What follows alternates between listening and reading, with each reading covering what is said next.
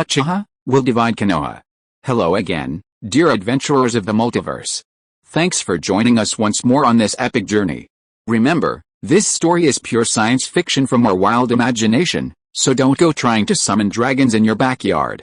The rights of this amazing novel belong entirely to its original author. We are only the narrators. Do you want more adventures?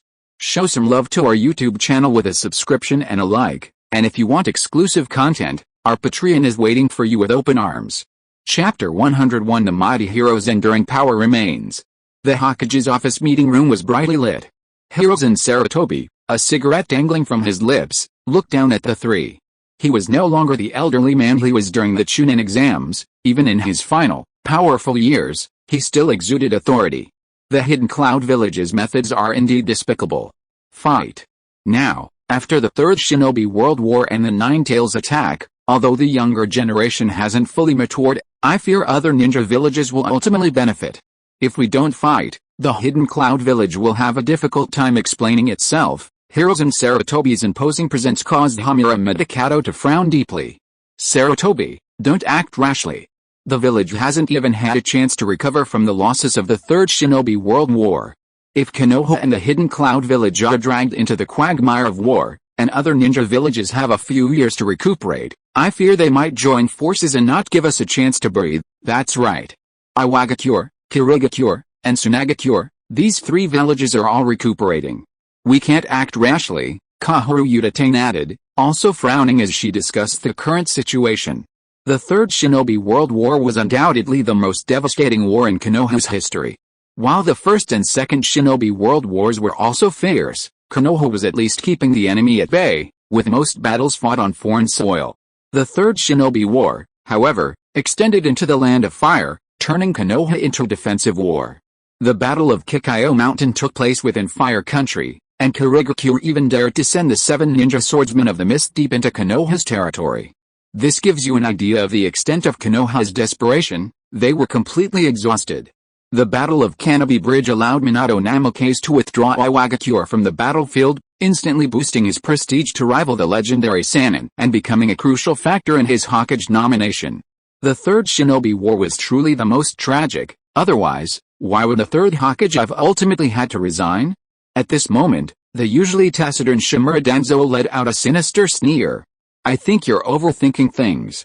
This incident happened within the Hyuga clan, which is a perfect opportunity to nip the unsettling elements within the village in the bud. Danzo, you, Medicato Hamura frowned upon hearing Danzo's words, wanting to retort, but Danzo only sneered. Am I wrong?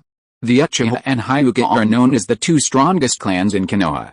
Their strength has made them practically villages within Konoha. The Uchiha are in charge of the police department. Who among you can command them? Furthermore, under the Hyuga clan's strict rules, the distinction between the main family and the branch family. In my opinion, the Hyuga clan's rigidity is deeply ingrained. Like the Uchiha, they are all stubborn and incorrigible. This is a good opportunity to teach the Hyuga clan a lesson, to show them that no matter how strong the Hyuga clan is, they still have to listen to the village. At this point, Danzo Shimura let out a sinister snort, and the Uchiha clan, if they really get caught up in war now, what if there's another Nine-Tails attack? Danzo's reminder caused Hamura Medicato and Kahoru Udatane to immediately frown and tense up. The Sharingan and the Nine-Tails were indeed their greatest fears. Hiruzen Sarutobi, upon hearing this, put down his pipe and said in a deep, resonant voice, Danzo, don't exaggerate. Konoha hasn't reached the point you're making it out to be. Hiruzen Sarutobi was still at his peak, and he couldn't tolerate anyone saying how bad the village was under his rule. With his aura fully unleashed, Hiruzen Sarutobi intimidated the three, saying in a deep voice, as long as I'm here, Konoha won't fall into chaos, and it won't. The lessons of the Third Shinobi World War were still vivid in his mind. He couldn't repeat the same mistakes. Thinking of the losses of the Third Shinobi World War, which ultimately forced him to resign, Hiruzen Sarutobi frowned, having already made his decision. The village needs to recuperate, and the Hyuga clan certainly needs a lesson to let them know who the Hokage of Konoha is now. Danzo, you can continue to secretly monitor the Uchiha clan. As for the envoy from Kumagakure who wants to cause trouble, then I'll give them a good sparring match, order Orochimaru to go to the border, and at the same time, notify all the ninjas there to be prepared for war at any time. I want to see if those Kumagakure brats have the guts to start a war. If Kumagakure dares to start a war, Konoha will fight back. At this moment, Hiruzen Sarutobi was unleashing his full power. His aura was incredibly strong. Midakato Hamura and Kaharu Uchiha smiled in the meeting room. Sarutobi, it's good that you have such confidence. They still believed in their old friend's abilities. Shimura Danzo, seeing the Third Hokage's domineering and authoritarian demeanor, felt a pang of jealousy. Damn monkey, it's you showing off again, every single time. Hiruzen Sarutobi, who could shoulder the burden during the most chaotic times, definitely possessed both skill and courage. The next day, as expected, the envoys from the Land of Lightning stormed into the Hokage's office building, causing trouble. Hiruzen Sarutobi, as Hokage, wouldn't get involved, so Midakato Hamura and Kaharu Uchiha, the higher-ups, had something to do. The two took turns arguing with the envoys from Kumagakure. Meanwhile, back at Root, Danzo Shimura's face was extremely grim, his one exposed eye gleaming with a sinister light. Gritting his teeth, he angrily said, "Monkey. What a trick. I've fallen for your scheme again." Only after returning did Danzo realize that while Konoha had suffered heavy losses in the Third Shinobi World War, Kumagakure wasn't in much better shape. Konoha dared to fight because of its strong foundation. Could Kumagakure's foundation compare to Konoha's? You monkey. You're so brazen because you know Kumagakure won't dare to start a war. Danzo was so angry he almost bit his teeth to pieces. Kumagakure had suffered heavy losses in the Third Shinobi World War, and even the Third Hokage had died. If they really went to war with Konoha, Konoha would be afraid of losing out, but Kumagakure was even more afraid of Iwagakure gaining an advantage. Well done, well done. You put the Hyuga clan in your place, then used Orochimaru to send a trip to the border to intimidate the enemy, and finally, after Konoha and Kumagakure signed a peace treaty again, you, monkey, got all the benefits. Just thinking about this made Danzo's teeth ache with anger. He was probably going to be the scapegoat for putting the Hyuga clan in their place again. Damn it, you, monkey, got all the benefits, and now I'm left to take the blame. Fine, Sarutobi, you're ruthless. Since you're heartless, then don't blame me for being ruthless too. Shimura Danzo's exposed eye revealed a sinister glint. Konoha doesn't belong to your Sarutobi family. Sarutobi, you've suppressed me your whole life. Shinosuke, a mere brat, won't dare ride on my head. Konoha's actions were swift. Orochimaru appeared outside the village gates in the afternoon. Master, please be careful on your journey to the border. Uchiha Yoru respectfully saw him off. The incident had happened last night, and today the Third Hokage had sent Orochimaru to the border to make his mark. This ninja hero was indeed not to be underestimated. Based on the timeline of the original story, Orochimaru defected the year after the Hyuga incident. However, in the early stages of his defection, Orochimaru took Anko to the Land of the Sea on the border, clearly indicating he was already preparing to defect. Yet, he was intercepted by the Third Hokage within Konoha.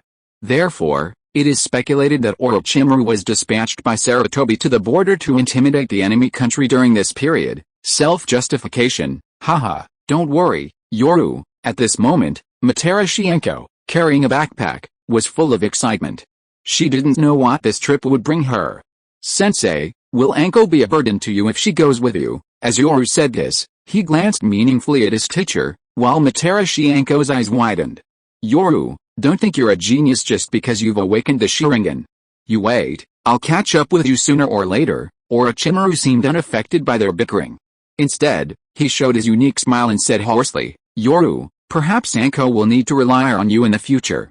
After all ninja missions are full of danger. Even a C-rank mission cannot be taken lightly. Clearly, Orochimaru was also implying that their plans were full of danger. It would be dangerous for Anko to follow anyone. She should either stay away now or get out of the game first, so that the two of them could move forward without distractions. Hearing this, Uchiha Yoru smiled. In the original timeline, Anko had clearly refused to defect with Orochimaru, so she was abandoned, but that was also a form of protection. Then, teacher, be careful. The two exchanged a glance and smiled. Orochimaru could use this opportunity to transfer all the data within Konoha. Under the setting sun, Orochimaru, wearing a Konoha vest and a Konoha headband, disappeared from sight with Materashi Anko. Seeing this, Uchiha Yoru sighed with melancholy. Yes, there is never anything foolproof. Only when one's strength reaches the point of being able to sweep away everything can one be fearless. Lord Uchiha Yoru." Just then, a soft voice called out beside him. Uchiha Yoru turned around and looked at the person who spoke to him with a puzzled expression. He saw Ninja wearing a blue hat and holding a senbei needle in his mouth, guarding the Konoha gate, awkwardly greeting him. Upon seeing the newcomer, Uchiha Yoru was immediately taken aback. "Genma Shirinu?" He then smiled and nodded in response, but inwardly he was sweating bullets. Had he given himself away? And you are? Genma Shirinu stepped forward with an awkward smile, looking at the man before him who was clearly younger than him but already a prominent figure in Konoha. He felt a surge of envy. "I'm Genma Shirinu, the fourth Hokage's bodyguard." Genma Shirinu's face clearly flushed with embarrassment as he said this. They, as his bodyguards, were still alive, while the fourth Hokage was dead? Genma Shirinu awkwardly scratched his head, then lowered his voice and said, Lord Yoru, do you have time later? We have to hand over our shift in half an hour." Seeing Genma Shirinu's cautious and embarrassed demeanor, Uchiha Yoru wanted to know what the other was planning, and he himself felt a little guilty. "Alright, I'll be at the first tavern up ahead." Uchiha Yoru nodded slightly, a broad smile on his face. Shirinu Genma, upon hearing this, secretly breathed a sigh of relief, a grateful expression on his face. At this age, having reached this point, he wasn't arrogant or condescending. Instead, he radiated sunshine, filling Genma with a mix of emotions. Back when the three of them became the fourth Hokage's bodyguards, they were practically floating on air. But in less than a year, they'd been brutally beaten down by society, learning firsthand what it meant to be cold-hearted and easily forgotten. Under the cover of night, three ninjas entered a private room of a small tavern. "Lord Yoru, we apologize for keeping you waiting." Shirinu Genma, name is Shirado, and Devishi entered the private room with apologetic expressions. Uchiha Yoru, however, smiled and waved, saying, "I haven't been waiting long either. Please sit." He was very curious about why these three had come to see him. He had carefully considered everything over the past half hour, but still couldn't find any oversight. Moreover, their attitude didn't seem to suggest they had discovered anything.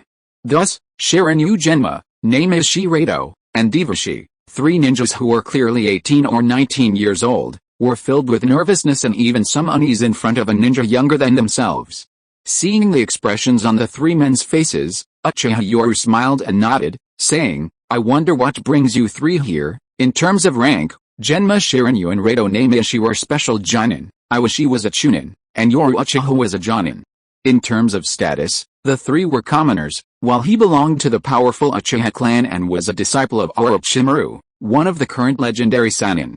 Therefore, it was not an exaggeration for the three of them to address him as Sir. Rado Nameishi and Iwashi smiled awkwardly, their eyes constantly gesturing towards Genma Shirinu.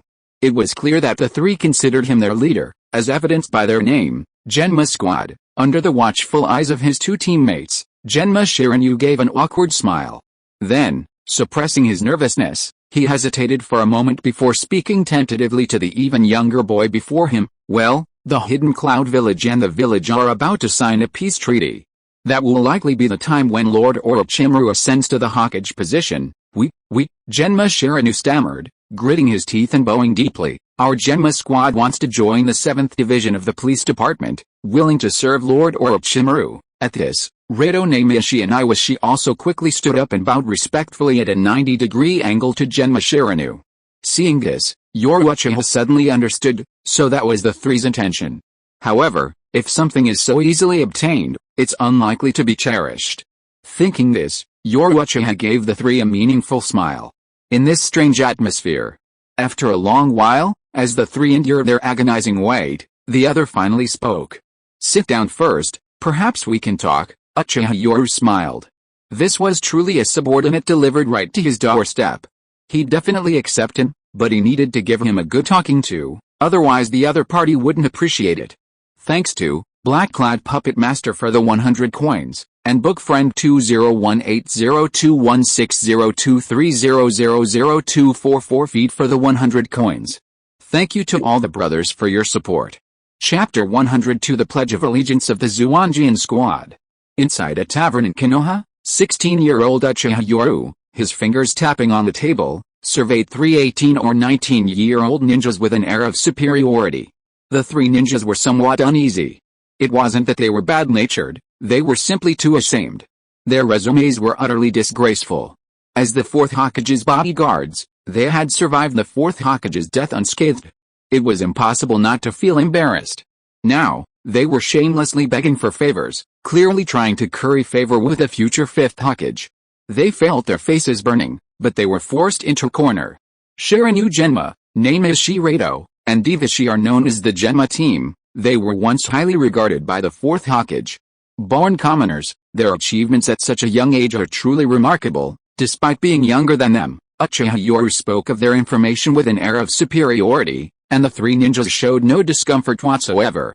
I haven't met the three of you before, but I seem to recall Orochimaru mentioning that the Fourth Hokage told him his bodyguard team of three, Genma, had learned the Flying Lightning formation. I'm curious if it's true. Uchiha Yoru's words startled the three, but then they remembered that he was Orochimaru's disciple, who in turn was the Third Hokage's disciple and part of the same team as Jiraiya. The Fourth Hokage was also Jiraiya's disciple. Although it was a bit convoluted, knowing this secret made perfect sense, and the three of them suddenly understood. Genma, upon hearing this, seemed to hesitate for a moment, then gritted his teeth and said in a deep voice, "Yes, the Fourth Hokage taught the three of us the Flying Lightning formation. If Lord Yoru needs it, we are willing to teach you everything we know." At this moment, Uchiha Yoru smiled. Was this a pledge of allegiance?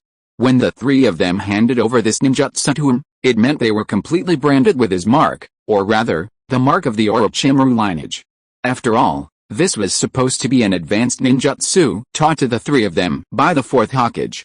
Although the Fourth Hokage was dead, this ninjutsu involved some secrets, so they would need to report to the current Hokage before passing it on. Right now, the three of them were clearly trying to use this ninjutsu as a stepping stone, a pledge of allegiance. Looking at the three, Uchiha Yoru immediately showed curiosity. I'm a little curious. Although this is our first meeting, I trust my eyes. You three aren't those kinds of people.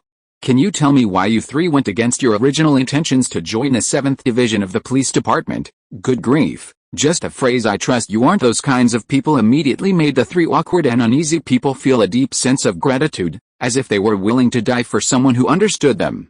They were suffering. Who could have imagined the Hokage would die? Besides, weren't they going to participate in the battle against the Nine Tails? The Fourth Hokage's space-time jutsu teleported the Nine Tails so far that even the Third Hokage was killed by the time he arrived. They were exhausted and still couldn't catch up, but no one listened to these reasons. Everyone saw that the Fourth Hokage was dead, while they, as the Fourth Hokage's bodyguards, were unharmed and alive. The rumors and gossip had tormented the three of them for some time. At this moment, Uchiha Yoru seemed like their mentor. The three felt heartbroken and aggrieved. Devishi's eyes reddened, and she slammed her hand on the table in anger, but still managed to speak with a nasal voice filled with grievance. It's not that we're afraid of death, it's not that we're afraid of what others say behind our backs, it's just that some people don't treat us like human beings. We're afraid that one day we'll die at the hands of our own people without knowing why. Devishi was filled with grievance. Shirinu Genma wanted to stop her, but after opening his mouth, he sighed helplessly. At this moment, it was as if a floodgate had opened, and Nameya Shirado also began to speak with grievance. It's not that we're opportunistic, we didn't want to either. Yes, we failed to protect the Fourth Hokage, we'll accept any punishment, it's just guarding the gate, we deserve it, but even execution is acceptable, but this is unacceptable. At this moment, Nameya Shirado and Devishi were filled with anger. Finally, Shirinu Genma sighed softly and told Uchiha Yoru the truth. Lord Yoru, the three of us have been a team since graduation. Recently, the Root members secretly attacked us. Root. Upon hearing this, Uchiha Yoru immediately understood. The other party assumed that the attack that night was by the Root members. However, he still shook his head calmly and said, although I don't know much about Root, I do know one thing, if the Root members had made a move, the three of you would probably have already secretly disappeared from Konoha. Although this sounded somewhat condescending, it was the truth. If the Root had truly attacked, the three of them would have already silently vanished from the village. However, upon hearing this, Devishi gave a bitter laugh, pointing to his head and mockingly saying, yes, it's a pity that the three of us have some important things in our heads, such as the mysteries of the Flying Thunder formation technique. The root uses a secret technique to enter the mental world and directly extract memories. This is a secret technique of the Yamanaka family, the intelligence department. Although they were commoners, they had served as the Fourth Hokage's bodyguards for a year, so they had some knowledge and naturally recognized the Yamanaka family's secret technique. I'm afraid it was difficult to act at first. Now that the heat has died down, the three of us are naturally useless. This is settling scores later. First, they'll figure out the Flying Thunder formation technique, and then one day a rogue ninja or someone will be charged with failing to protect the Fourth Hokage. Oh, and it's also possible that their reputation for being afraid to fight the Nine Tails will cause the three of us to disappear from the village without a trace. Seeing Devashi's mocking words, Genma Shiranyu and Reito Namiyashi beside him also shook their heads with bitter smiles. Their understanding of the root was indeed possible. Of course, there was another possibility, to exploit them, forcing the three of them to join Root and become cannon fodder for missions. Hearing this, Uchiha Yoru finally understood everything. These three were driven to desperation by Root, otherwise, they wouldn't have shamelessly begged to join Orochimaru's ranks. Clearly, in their eyes, Orochimaru currently held the most power and was the likely candidate to become the Fifth Hokage. Joining him would ensure their protection. Lord Yoru. It's not that we're afraid to die, it's just that we don't want to die so pathetically. Even if we're sent to the battlefield now, we wouldn't want to suffer the torment of Root. At this moment, Shiranyu Genma also spoke up. Since the incident with Devashi, the three of them had been furious, but after the anger subsided, they felt even more resentful. To put it bluntly, they would rather commit suicide than fall into Root's hands. Therefore, the three decided to join Orochimaru. Just as they made their decision, while guarding the gate at dusk, they saw Lord Orochimaru and Uchiha Yoru on a mission. Orochimaru and the others, who were on a mission, naturally wouldn't dare to intercept them, but Uchiha Yoru could. I've heard about Root's cruel methods from my teacher, Uchiha Yoru said, looking at the three with a face full of resentment. Root's actions are indeed hateful. Don't worry, the three of you will come with me to the police department tonight to complete the formalities. It's a waste that Konoha sent such an elite squad just to guard the gate. Hearing their experiences, Uchiha Yoru slammed his fist on the table to express his anger. Seeing this, the three of them, including Shiranyu Genma, were immediately moved. Since being targeted by Root, the three of them had been living in constant fear, afraid of disappearing from Konoha at any moment, or being taken back to Root's base for brutal torture and even their corpses being studied. Now they had finally found a patron, and their hearts could finally settle down. At the same time, Shiranyu Genma, Namiyashi Reito, and Dewashi exchanged glances, all showing a sense of relief at surviving a close call. The reputation of Root was simply too great, so great that they were all uneasy. Uchiha Yoru, however, smiled. After all, Danzo's Root had been scapegoated more than once, so one more wouldn't make a difference. He could even gain 3 capable assistants for free. After all, guards chosen by the Fourth Hokage were definitely capable. Especially loyal, since he had no plans to defect, ninjas with unwavering faith were always welcome. As for the three, they hadn't betrayed the village, they simply wanted to live. They had joined Orochimaru within the village, so they were still part of the Hokage's faction, not exactly deserters. That night, the three arrived at the 7th Division's office building. Thanks to Root's intimidation, the 3 elite ninjas were actually allowed to stay in the office building, supposedly to familiarize themselves with the work, but really to avoid Root's arrival. They decided to resign from their gatekeeper jobs the next day. Even the Hokage couldn't stop them. Choosing to stay with the Hokage might mean falling into the hands of Root, while joining the police department would at worst result in ridicule. They preferred that. As for trusting the Hokage, they weren't fools. During their year with the Fourth Hokage, they knew perfectly well the close and indulgent relationship between the Third Hokage and Root. In the following days, Konoha seemed peaceful, everyone seemingly basking in the joy of peace. Konoha's higher-ranking officials, Mitakato Hamura and Udatane Kaharu, were constantly dealing with a delegation from Kumagakure in the Land of Lightning. After all, they were seasoned veterans and naturally experts in this area. Root's Danzo seemed to be busy plotting something. And the Third Hokage was issuing Hokage orders throughout the Land of Fire. There were also strange signs of reinforcements appearing at the front lines, heading towards Kumagakure. Uchiha Yoru in the police department had been grinning from ear to ear these past few days. Although Konoha didn't have many clans, they weren't stingy with money, Even the Third Hokage had sent his own clansmen to deliver funds. Within Konoha, only the Hyuga clan seemed to experience a somewhat oppressive atmosphere. While it had always been like this time it felt different, with an almost suffocating tension. Time flew by, and a month later, the fourth Hokage of Kumagakure slammed his fist on the table in anger, cursing, "That old scoundrel, Hiruzen Sarutobi.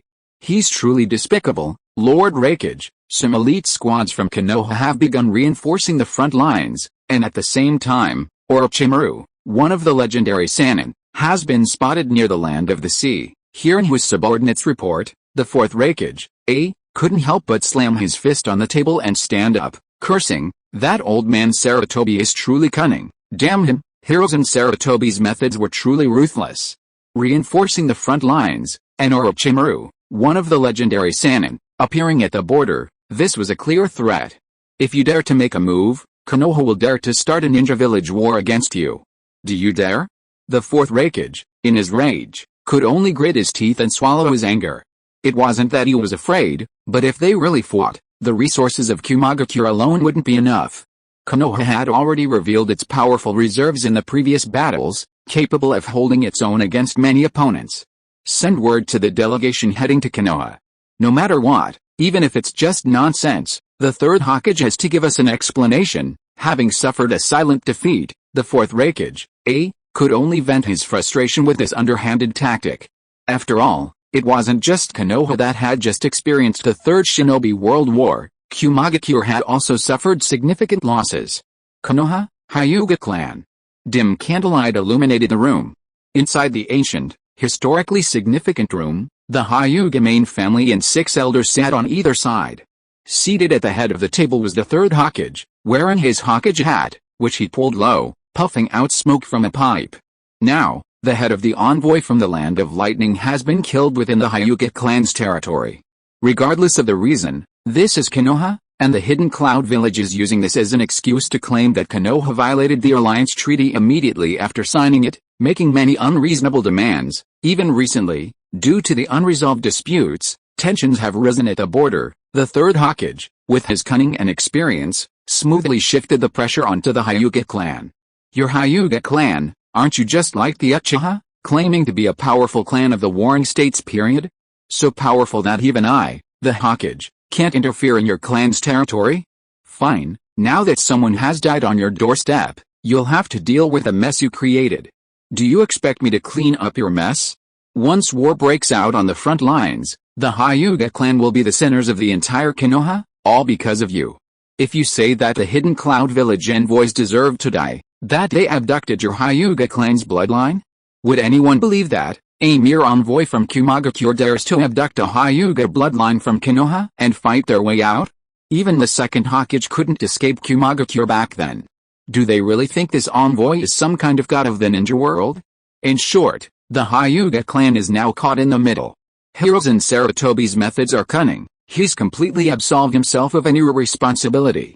Since your Hyuga clan's territory is practically your own, and no one can interfere, then you decide what to do about this. After speaking, the third Hokage calmly observed the Hyuga clan from his seat, confident of victory and able to give them a good talking to. Chapter 103 The Hyuga clan's counterattack. The Hyuga main clan. Inside the ancient, dimly lit house, the elders of the Hyuga main clan all wore grim expressions. Hiruzen Sarutobi's methods were indeed exceptionally ruthless. He seized the opportunity and struck decisively, truly swift and decisive. The clan head, Hiashi Hyuga, glanced expressionlessly at the cunning third Hokage and said in a deep voice, "Third Hokage, rest assured, the Hyuga clan will give Konoha a satisfactory explanation regarding the matter of Kumagakure." Even at this moment, Hiashi Hyuga maintained the dignity of an ancient clan, showing no sign of weakness. The third Hokage, seeing this, shook his head and gripped his pipe.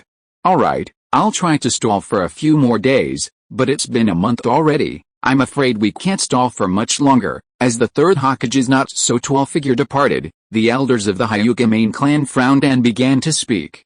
What a third Hokage! Not only has he intimidated Kumagakure, but he also wants to use this opportunity to put pressure on our Hyuga clan. What is Sarutobi? He was nothing but a third-rate nobody during the Warring States period, yet now he dares to ride roughshod over our Hyuga clan.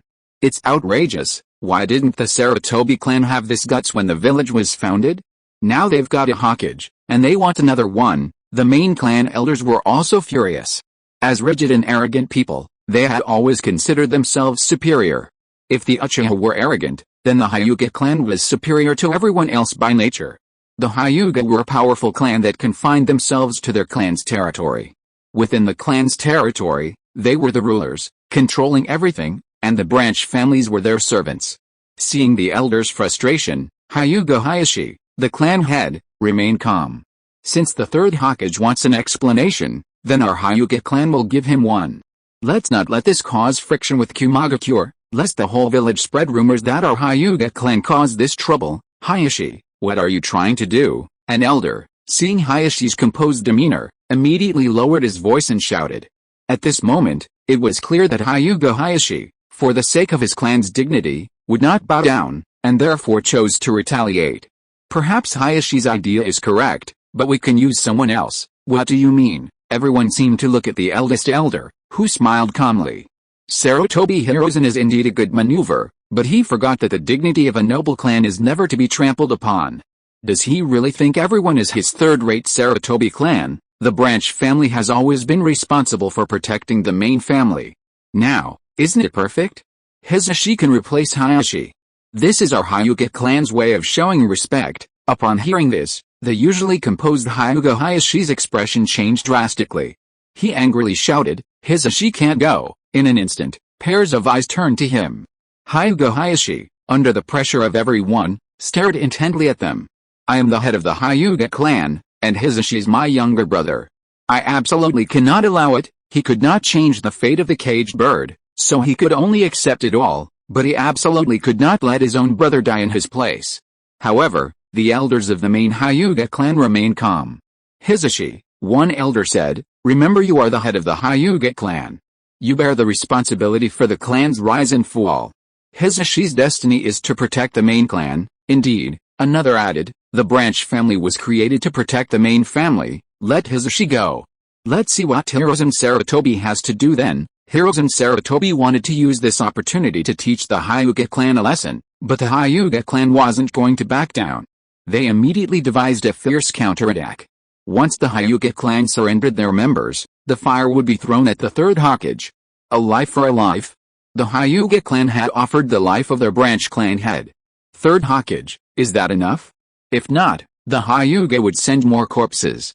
In short, as the third Hokage, he had the final say. The Hyuga clan's counterattack was extremely powerful, striking at the heart of the matter. It was a battle between experts, each move potentially fatal. The Hyuga branch family. Inside the quaint house, though lacking the imposing grandeur of the main family, it still exuded an air of antiquity. With a creak, the sliding door opened, and a branch family member inside immediately beamed with joy upon seeing the newcomer. Some even nervously activated the Byakugan, scanning the surroundings before saying in a low voice, Lord Hisashi, there's no one watching nearby. The one who entered was Hyuga Hisashi. Looking at the four trusted members of the branch family inside, the once lifeless Byakugan now held a flicker of excitement. The plan has changed, it needs to be implemented ahead of schedule, Hyuga Hisashi said in a low voice, looking at the four men. They were startled, but one of them exclaimed excitedly, Lord Hisashi, we've been waiting for this for ages, tell me how the mission went. Hyuga Hisashi had just returned from the main family, his heart filled with anger and resentment. Before, he might have simply accepted his fate, but now he had a new choice. For his child, for the future of the branch family, he was going to take a gamble. Lord Hisashi, to prevent the news from leaking out, all the Jonin and below in the village are doing it in secret. Don't worry, the seals were placed while the enemy was unconscious and asleep.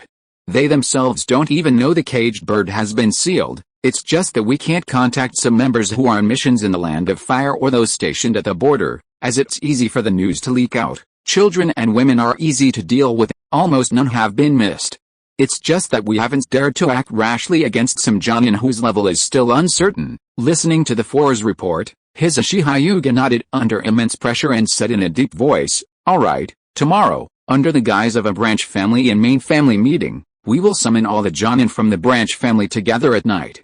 We will make it clear that those who are willing to join us will work together to help seal the caged bird. Those who are not willing but are still loyal to the main family will be subdued first, and we will start the uprising in the middle of the night." "So hasty," someone couldn't help but exclaim, but his Uchiha suppressed his worries. Now he had no choice but to act. The main family has begun to suspect. We can't wait any longer. If our uprising succeeds, the main family will absolutely not dare to act against the branch family members outside, because all of us caged birds will have lost our purpose. If the main family really makes a move, it will be a fight to the death. The main family members aren't that foolish. Therefore, the branch family members outside are safe. Once our uprising succeeds, we can send people to seal all the caged birds within the branch family members. From then on, the fate of the Hyuga caged birds will end in our generation, and the fate of the caged birds. When these words echoed in the ears of the 4 Hyuga branch family members, tears of excitement welled up in their white eyes.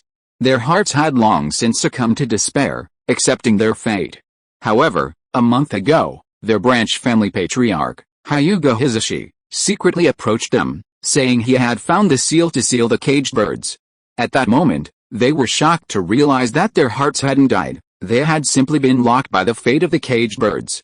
At this moment, they were no longer living for themselves, but for their descendants, for ending the fate of the branch family. Beneath the peaceful atmosphere of Konoha, a turbulent undercurrent was brewing. With the Third Hokage in charge, he was demonstrating his seasoned and shrewd methods, wielding power to the fullest. The mobilization of Konoha's elite forces did not escape the notice of other major powers. Moreover, Konoha had made no attempt to hide anything this time, clearly stating its stance: if Kumagakure dares to come, Konoha dares to fight. The Third Hokage's skillful methods also boosted the reputation of Sarutobi Shinosuke on the front lines. Meanwhile, within Konoha, undercurrents were flowing. The common people believed peace was imminent, as the Kumagakure incident was only a matter of high-ranking officials and wouldn't yet affect the common people. Otherwise, things could escalate and become difficult to manage, as this was also a diplomatic maneuver between the two nations. 3 days passed quickly. These 3 days were also the time given to Hyuga Hisashi by the main branch family, as he was, after all, the younger brother of the main family head and the head of the branch family. The setting sun cast its last rays, painting Konoha in crimson. Within the stifling and oppressive Hyuga clan compound, in Hyuga Hisashi's residence, the two brothers sat facing each other. They remained silent. Although there was a distinction between the main family and the branch family, the two brothers had grown up together and fought side by side on the battlefield. While their relationship had become somewhat distorted in this warped world, their brotherly bond had never faded, it was simply well hidden. "Tonight is the deadline," Hyuga Hisashi said calmly, as if discussing something trivial. Hyuga Hisashi, equally expressionless, nodded in response, understood. Tomorrow morning, hearing this reply, Hyuga Hisashi casually picked up his teacup and took a sip. "Hisashi, you haven't changed at all. You never lie." Hyuga Hisashi, who had been holding his teacup with a stern face, was startled by these words, his hand trembling as he nearly lost his composure. Suppressing his anxiety, Hyuga Hisashi calmly said, "Brother, I don't understand what you mean." Hyuga Hisashi didn't say anything, calmly drinking the tea in his cup in one gulp. He calmly put down the cup, lowered his head, and slowly said, "Perhaps time was too tight. Your people revealed a weakness tonight." Upon hearing this, Hyuga Hisashi almost lost his composure, but he still managed to hold back. Hyuga Hisashi, however, seemed not to notice. Lowering his head and letting out a soft sigh. Perhaps the Hyuga clan has truly become corrupt. The resentment between the main family and branch families has accumulated for over 100 years. "Hisashi, do you know how much I wished I were from the branch family, not you? But after becoming a father, looking at Hinata, I suddenly felt fortunate to be from the main family. At this moment, I suddenly understand the origin of the resentment between the main and branch families. But the Hyuga's deeply ingrained ideology, rooted in their bones for hundreds of years, is not so easily broken." As he spoke, Hyuga Hisashi slowly took out a scroll from his robes, and when he looked up, a rare smile appeared on his face. "Hisashi, you've protected me for so many years. This time, consider it my duty as an older brother. I've studied the caged bird seal, but I couldn't find a way. Perhaps you'll succeed this time. Here are some of my personal savings and the gentle fist technique known to the main family. Don't overthink things when you get there. Take good care of yourself." At this moment, The two brothers seemed to have returned to that war-torn battlefield. At that time, there seemed to be no distinction between the main family and the branch family. The two brothers were filled with unwavering faith amidst the encirclement. Hyuga Hisashi's eyes revealed complex emotions. He knew his actions had been discovered, but his older brother had chosen to keep it a secret. "Brother, I want to ask you, if the caged bird curse hadn't been broken, would you?" Though the words weren't finished, both understood the implication. Hyuga Hisashi nodded firmly without hesitation. "I would. Because I am the head of the Hyuga clan, and more importantly, your brother. If I die, there will be a new head of the Hyuga clan, and you, Hisashi, will still be a member of the branch family, as will Niji. The fate remains unbroken. Only as head of the clan can I protect Niji and Hinata." Even though his own brother had admitted he would watch him die, Hyuga Hisashi showed no disappointment upon hearing this answer. Instead, a smile appeared on his face. "So, what is it now?" Hyuga Hisashi already knew the answer, but he still wanted to hear his brother's reply. "Now I see an opportunity to break the caged bird curse. I don't want Niji to resent the main family in the future. Let the resentment between the main and branch families end in our generation," Hyuga Hisashi said calmly as he slowly rose. As they reached the door, Hyuga Hisashi paused suddenly, then murmured, "Hisashi, will you still protect me in the future?" Neither looked at the other, but even in their unseen gazes, a glimmer seemed to well up in their eyes. Hearing Hisashi's abrupt question, Hyuga Hisashi rarely sneered, and with a sigh of disappointment, the sliding door slowly opened. "The branch family will no longer protect the main family. If we're still fighting on the battlefield, I think I'll protect my elder brother as his younger brother," his hoarse voice echoed in their ears. At that moment, the usually stern and unsmiling Hyuga Hisashi gazed at the setting sun with a genuine smile.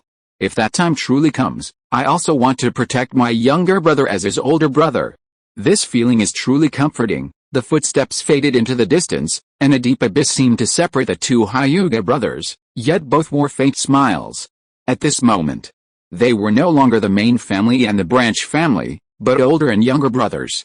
In the silent room, Hyuga Hisashi suppressed his complex emotions, his voice still slightly hoarse as he calmly said, "You heard that, didn't you?" The sliding door to the inner room opened, revealing two figures inside, Jonin from the branch family. Both were silently watching their branch family head. "We heard it, the relationship between the main and branch families was complex. They were originally brothers, bound by blood, but the system between the main and branch families had created an uncontrollable rift. Over the years, resentment had grown, but there were also those like Hyuga Hisashi and Hyuga Hisashi who still retained brotherly affection. After all, this was a ninja world, and the main family wasn't cold-blooded, especially after seeing their younger brother risk his life to protect them. Although the caged bird seal played a role, their blood was still hot. There were also countless members of the main family who had watched their younger brothers die protecting them, only to be consumed by remorse.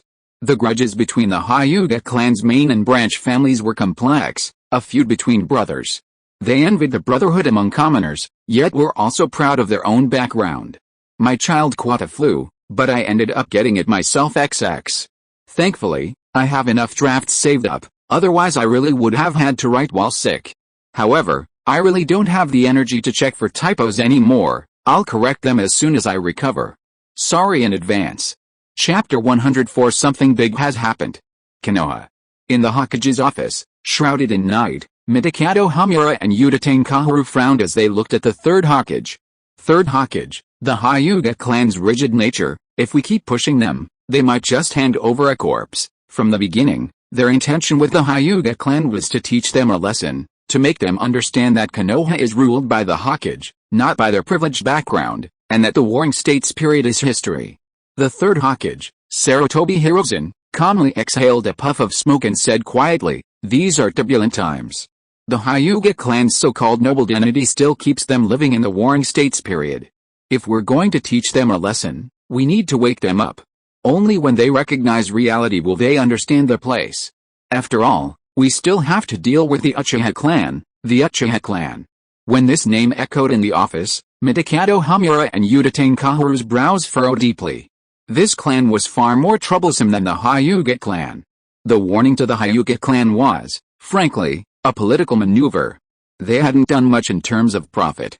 If the Hyuga clan were to cooperate with the Uchiha clan because of this, they would truly be on the opposite side of politics, facing not just a warning, but targeted attacks. The elders of the Hyuga clan's main branch weren't fools, nor were the other major clans of Konoha. No one wanted to be with the Uchiha, only those commoners who didn't understand high-level politics would. The Uchiha clan is not easy to deal with. Kaoru Uchiha was very aware of the Uchiha's strength, so she became serious when discussing the Uchiha. Sarutobi, the Uchiha clan far surpasses the Hyuga clan in both strength and number of ninjas, especially the elite Uchiha who have awakened the Sharingan. They can easily take on two opponents at once.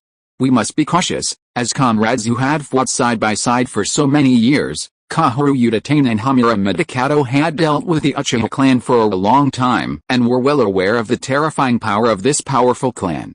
Upon hearing this, Hiruzen Sarutobi sighed, puffing out a thick cloud of smoke from his pipe. After the Hyuga clan in the village, the Uchiha clan is isolated and helpless. Recently, intelligence from the Land of Water suggests that radical factions are preparing to harass the border. We should send in the Uchiha elites. The Uchiha clan needs to be dealt with slowly. This isn't the Hyuga clan. Hearing Hiruzen Sarutobi's composed plan, Hamura Midikato and Kaoru Uchiha exchanged a relieved glance. Since you have a plan, that's good. The Uchiha clan does indeed need to be dealt with slowly. In the Hyuga clan compound, the branch family summoned all the Jonin from each branch family under the guise of a clan meeting. This scene naturally didn't escape the main family's notice, but they chose to ignore it. In the main family's eyes, how much trouble could the branch family, controlled by the caged bird seal, cause? At most, it would just be Hisashi Hyuga, the head of the branch family, making his final arrangements. That night, dark clouds shrouded the moonlight, seemingly foreshadowing a major event. In the dimly lit meeting room of the branch family, elite members, each wearing a headband and sporting cataract-like eyes, gathered together. The atmosphere was oppressive. Everyone present held a title of Jonin. Though most were special Jonin, a considerable level of strength even within Konoha. The Byakugan's gentle fist was renowned throughout the ninja world, but this close combat, pressure point-based bloodline, while powerful, was limited in its application. Most of the Hyuga clan's elite were special Jonin. After all, few bloodlines in the ninja world possessed the almost all-encompassing enhancement of the Sharingan. Furthermore, the Byakugan's most powerful ability wasn't the gentle fist, but its reconnaissance capabilities. It was practically born for war. What? It was clearly a member of the main family who killed him, so why did clan head Hisashi have to go? Damn it, not again. Why do we, the branch family, have to die for the main family? As Hisashi calmly recounted some events, the crowd erupted in anger, each branch family member expressing their pent-up frustration. Looking at the crowd, 4 people exchanged glances and secretly assumed defensive postures, seemingly ready to attack at the slightest sign of trouble. Hyuga Hisashi calmly observed the crowd and slowly took out a scroll from his robes. The fate of the caged bird seal has plagued the Hyuga clan for hundreds of years. This scroll represents breaking that fate. It's up to you to choose. As he spoke, Hyuga Hisashi slowly removed his headband in front of everyone. When the ugly cursed seal was revealed, his Byakugan opened, and with a surge of chakra, tadpole-like black runes appeared around the seal. What is this? At this moment, countless people stared in shock at the caged bird seal on Hyuga Hisashi's forehead, and then someone spoke up. This is a seal, a sealing technique to seal the caged bird seal, and also the one that breaks the caged bird seal's fate. The main family has enslaved the branch families for so long. Are you willing to live like this forever? Even if you are willing, what about your children? We are not rebelling, we are just fighting for freedom, for freedom. The opportunity to break the fate is right in front of you. If you agree, we will join forces to seal the caged bird seal for you now. One by one, the Jonin who had already pledged allegiance to Hyuga Hisashi removed their headbands. As their chakra deliberately fluctuated, the seal marks appeared around the caged bird seal. For a moment, the branch family members were filled with shock. How could this be? The fate had been broken just like that? There weren't many people, after all, these were Jonin level, and the value of a special Jonin was not low. Apart from the branch family elites who were outside, there were only 15 people here. Including his 4 trusted confidants, Hyuga Hisashi numbered 5. The remaining 10 branch family members displayed a range of emotions. Some were excited, others incredulous, and still others shocked, believing it to be a dream. These complex expressions revealed the emotions the branch family had suppressed for years. Is this real? Even now, some couldn't believe it. Many of them had tried to defy the fate of the caged bird seal, only to end up in utter despair. Now, suddenly, a glimmer of hope appeared. It all seemed too unreal. Looking at everyone, Hyuga Hisashi's expression was grave. He said in a deep voice, "The Hyuga clan doesn't have the capability, but you know Root, right? Lord Orochimaru joined Root long ago. After reviewing countless Root documents, this sealing technique was developed." Root? Hearing this name sent chills down everyone's spines, but at this moment, they were filled with gratitude. After all, this was the only way to make it believable. Root's most famous human experiments were the Wood Release Project. Only a place like this could develop a seal to break the caged bird seal's fate. Hyuga Hisashi nodded secretly. Just as Yoru-kun had said, someone needed to take the blame. Yoru-kun was Orochimaru's disciple, and Orochimaru was a member of Root, so the blame naturally fell on Root. With Root taking the fall, the nature of the matter would change. After all, if Orochimaru directly intervened, it would be tantamount to interfering in the affairs of a powerful family, which was a taboo. But with Root's backing, and Root being a force under the Hokage's control, it would be the Hokage's faction interfering in the Hyuga clan's internal affairs. With such a powerful backer, the main family would have to direct most of their resentment towards the Hokage's faction. Gentlemen, your families have all been secretly sealed away these past few days. However, they are unaware that the branch ninja and Jonin within the village have also been completely eliminated. As Jonin, you should understand the importance of information secrecy, so you are the most crucial part, and the final step. With Hyuga Hisashi having the Root's endorsement, they were filled with excitement. In their minds, this meant the Konoha leadership had intervened in the Hyuga clan's affairs, not that they themselves wanted to rebel. Clan head Hisashi, I'm willing. Sure enough, someone stepped forward. Faced with the opportunity to break the caged bird seal, they were filled with excitement. The first person stepped forward, excitedly revealing their forehead. Thus, with Hyuga Hisashi and 4 trusted confidants secretly on guard, they finally managed to remove the caged bird seal from everyone's foreheads without incident. Under the cover of night, the Hyuga clan's years of peace had made the main branch members forget their vigilance. After all, no one had expected anything like this to happen within the village. Within the branch family compound, the elderly, women, and children were awakened one by one, emerging bewildered. They didn't know what had happened, but it must be something serious. Some toddlers and children drifted off to sleep under gentle, soft fists. All of this was happening silently. Dark clouds shrouded the moonlight. Hyuga Hisashi, who had never felt such tension even on the battlefield where life and death hung in the balance, had his palms drenched in sweat, his entire back soaked with cold drenching.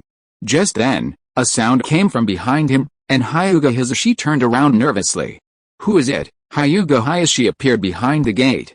Before Hyuga Hisashi could react, 2 Jonin from the Hyuga branch family quickly appeared on either side, forming a pincer movement. Clan chief, some people were filled with shock and fear upon seeing Hyuga Hisashi, but Hyuga Hisashi calmly looked at Hyuga Hisashi. I still hope you call me elder brother, don't be so reckless in the future. Some people have the desire to rebel against fate, while others have become accustomed to being enslaved. Those people are fine, they just fainted, his calm voice echoed in the night. Hyuga Hisashi walked slowly towards Hyuga Hisashi as if nothing had happened. Just as the 2 brothers passed each other, Hisashi said calmly. After leaving the Hyuga clan compound, go straight to where you are going. Don't linger. Don't stop even if the village discovers you. And take care. After passing each other, Hyuga Hisashi slowly disappeared into the direction of the solemn main gate of the clan under the night sky, while Hyuga Hisashi looked at his elder brother's back with complicated emotions. Brother, take care of yourself from now on. Under the cover of night, Hyuga Hisashi hurriedly led the rest of the clan out of the clan compound. Fortunately, thanks to the Hyuga clan's management system, the branch family was located on the outer perimeter, while the main family enjoyed the protection of the branch family without a care in the world.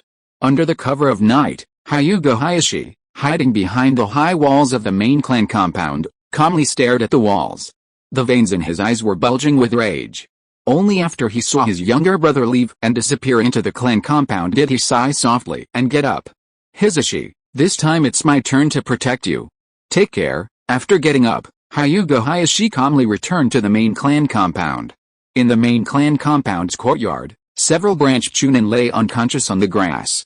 Some people would resist when there was hope, but others had already accepted this enslavement. They had developed a servile mentality towards the main clan.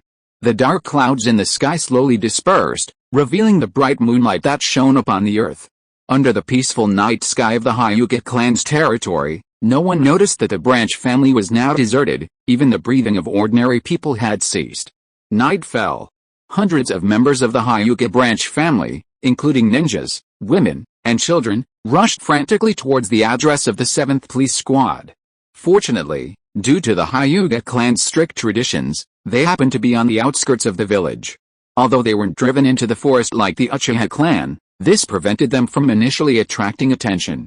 Such a large-scale operation immediately shocked the night patrols of the police force, the ninjas on watch in the village, and some Anbu members, who all stared in astonishment at the scene unfolding in the middle of the night within the village. Halt! What are you Hyuga clan doing? A series of dark figures flashed by, including patrol teams from the police department, members of the Anbu, and Konoha squads on duty, appearing before this massive group. Although they shouted, they were filled with shock. Good heavens! Not only were there a large group of elderly, women, and children, seemingly all with their families, but there were also at least 100 ninjas, all staring with wide, white eyes. Everyone was stunned by this scene. Something terrible had happened. Although they didn't yet understand, everyone knew that Konoha had never seen such a large force before. Faced with the obstruction from all sides, Hyuga Hayashi, as the head of the branch family, stepped forward and shouted righteously, "Get out of the way." The Hyuga branch family, under orders from Root, has been released from the caged bird seal and is now heading to the police department to pledge allegiance to Lord Orochimaru of Root. Who dares to stop us? Everyone, keep moving forward. No one is allowed to stop. Anyone who dares to obstruct us is committing treason. We are going to pledge allegiance to Root. To Lord Orochimaru. At this point, not even the patrols, let alone the Hokage, could stop them. Faced with a rampaging Hyuga branch family, everyone panicked, especially the members of the branch family, whose eyes were filled with madness. Quickly report to the Hokage, quickly report to the police department chief. The patrols, Anbu, and village squads of the police department cried out in alarm. They knew this was no longer something they could handle. They had to report it. Something terrible had happened. Konoha was instantly thrown into turmoil. Under the cover of night, shadowy figures, like fleas, leaped about beneath the surrounding houses. Countless people, awakened by the sudden movement, stared in shock at the migrating army. When this army announced their intention to join Root and Orochimaru, everyone was stunned. No one dared to stop them. They had no idea what was happening and could only watch helplessly as it unfolded. Fortunately, the Nine Tails attack had occurred recently. After that disaster, Konoha had begun to prioritize contingency plans for civilians, women, and children in emergencies. After all, while ninjas reacted quickly, civilians couldn't. The Nine Tails losses were so severe because Konoha had never experienced such turmoil within a village. The fact that the Hyuga branch family would use these plans for tonight's mass migration was something no one had anticipated. Even Hisashi Hyuga later felt fortunate that the village had strictly enforced these plans, including those of the powerful clans. Chapter 105 Danzo. Look what you've done. The Konoha Hokage's office building was brightly lit under the cover of night. What's going on? Have the Hyuga branch family members gone mad? They just suddenly all came out and moved into the 7th Police Division's office building in the middle of the night. The Hokage's office was packed with people, and the Third Hokage, unusually, showed anger. Good heavens! Such a huge thing had happened right under his nose, and he didn't even know? What were they trying to do? This enraged Hiruzen Sarutobi, who is always proud of his control over the village. Almost all the Jonin in the village had come in the middle of the night, wanting to ask if something serious had happened. But the Hokage was even more bewildered than they were. At this moment, they were even more confused. Was there something the Hokage didn't know? Reporting to the Third Hokage, the Hyuga branch family, led by their patriarch Hyuga Hayashi, has moved entirely and is now inside the 7th Division office building of the police department. The entire building is packed with people. I'm asking what happened, not where the Hyuga branch family moved to. The Third Hokage was furious. Although the Hyuga branch family had only moved from the left to the right, this wasn't just one or two ninjas moving, it was an entire clan. The Hyuga branch family's banner is that they've pledged allegiance to Root and Lord Orochimaru. When our people intercepted and questioned them along the way, the head of the Hyuga branch family, Hyuga Hisashi, was extremely adamant, saying that they had received a great favor from Root and had already broken the caged bird seal, so they were returning the favor by sending their entire clan to pledge allegiance to Lord Orochimaru of Root. Yes, an Anbu member honestly and directly told the truth, but then hesitated, which enraged the Third Hokage. Say what? Speak up. Everyone here is an elite of Konoha, speak freely. Hearing that the Third Hokage had already spoken, the Anbu member had nothing to fear and directly shouted in a deep voice, reporting to the Hokage, the Hyuga branch family members are all saying that Root is elusive and that Lord Orochimaru is also a member of Root, therefore, their pledge of allegiance to Lord Orochimaru is the same as pledging allegiance to Root. Good heavens! Upon hearing this, the surrounding Jonin widened their eyes in astonishment. This was quite a spectacle, a truly dazzling spectacle. As Jonin, they were familiar with certain aspects of the village, such as the Hyuga clan's main and branch family system, and the Root organization of Konoha. This was a ruthless move. The members of the various clans turned green with disbelief, staring at the Third Hokage. You may be the Hokage, but you can't interfere in the affairs of these powerful clans, they thought. The various clans of Konoha united to form the village. They defied the village's orders. How can you, the Hokage, arbitrarily interfere in their affairs? If you dare interfere with the Hyuga today, you'll dare interfere with the Nara, Akimichi, and others tomorrow. Bang! Just then, the Hokage's office door burst open, and a flurry of eyes rushed in. Shimura Danzo, his face grim and one eye exposed, strode into the office, leaning on a wooden cane, and shouted, Sarutobi! Konoha has been in such turmoil under your management. Before Danzo could finish speaking, Sarutobi Hirozen angrily stood up and slammed his fist on the table, yelling, Danzo! I am the Hokage, good heavens! Shimura Danzo stared wide-eyed at the Third Hokage, who had been attacked with explosive tags in the middle of the night. He hadn't even had a chance to reprimand him for the chaos Konoha had suffered, and here he was, already attacking him. This was too much? This was outrageous. The Third Hokage, Sarutobi Hirozen, glared furiously at his friend Shimura Danzo. Damn it! I knew old Kage wasn't clean, but I didn't expect you to be this ruthless. They turned a blind eye to your dealings with the major clans, which served as a warning, but you can't go this far. Just as Shimura Danzo was filled with frustration and anger, a Root member suddenly appeared beside him and quietly reported the situation. Shimura Danzo's face turned green, and his one exposed eye widened in shock. Sarutobi. At this moment, Shimura Danzo was utterly bewildered and shocked. Damn it, he knew nothing about this. What caged bird? He had no idea. Meanwhile, Sarutobi Hirozen glared angrily at the incompetent and troublesome Danzo, as if to say, look what you've done. Now I have to clean up your mess again. Just then, Mitakato Hamura and Udatane Kaharu, two high-ranking advisors, slowly walked in. Their faces showed displeasure as they entered, especially when they saw Shimura Danzo. Before they could even sit down, they couldn't help but say in a low voice, Danzo, you've gone too far this time. Danzo was incredibly aggrieved, his one exposed eye bulging wide. He wanted to argue, but how could he? It was clearly Orochimaru's doing. Only Orochimaru had the ability to develop a way to break the caged bird technique, and he was still considered the second in command of Root. Was it wrong to use Root's name? No, it was Orochimaru who did it, but it was also Root. As the leader of Root, Shimura Danzo was truly in a bind, unable to explain himself. Looking at the three-seated men, Shimura Danzo felt utterly aggrieved.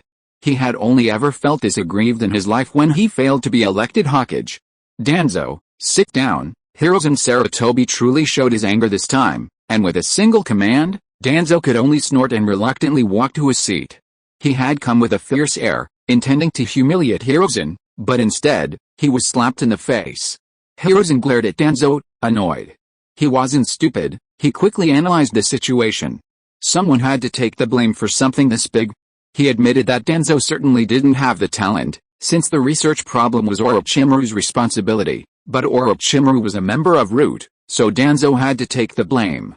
The Third Hokage, barely suppressing his anger, glared at Danzo, fearing he would be accused of being incompetent and a troublemaker. Kaharu, Kaminagami, you two need to reach a conclusion with the envoy from Kumagakure tomorrow.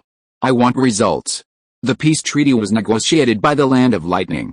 If they don't want to talk, then there's no need to. He needed to act quickly and decisively, ending the negotiations with the Land of Lightning and then stabilizing the situation within the village.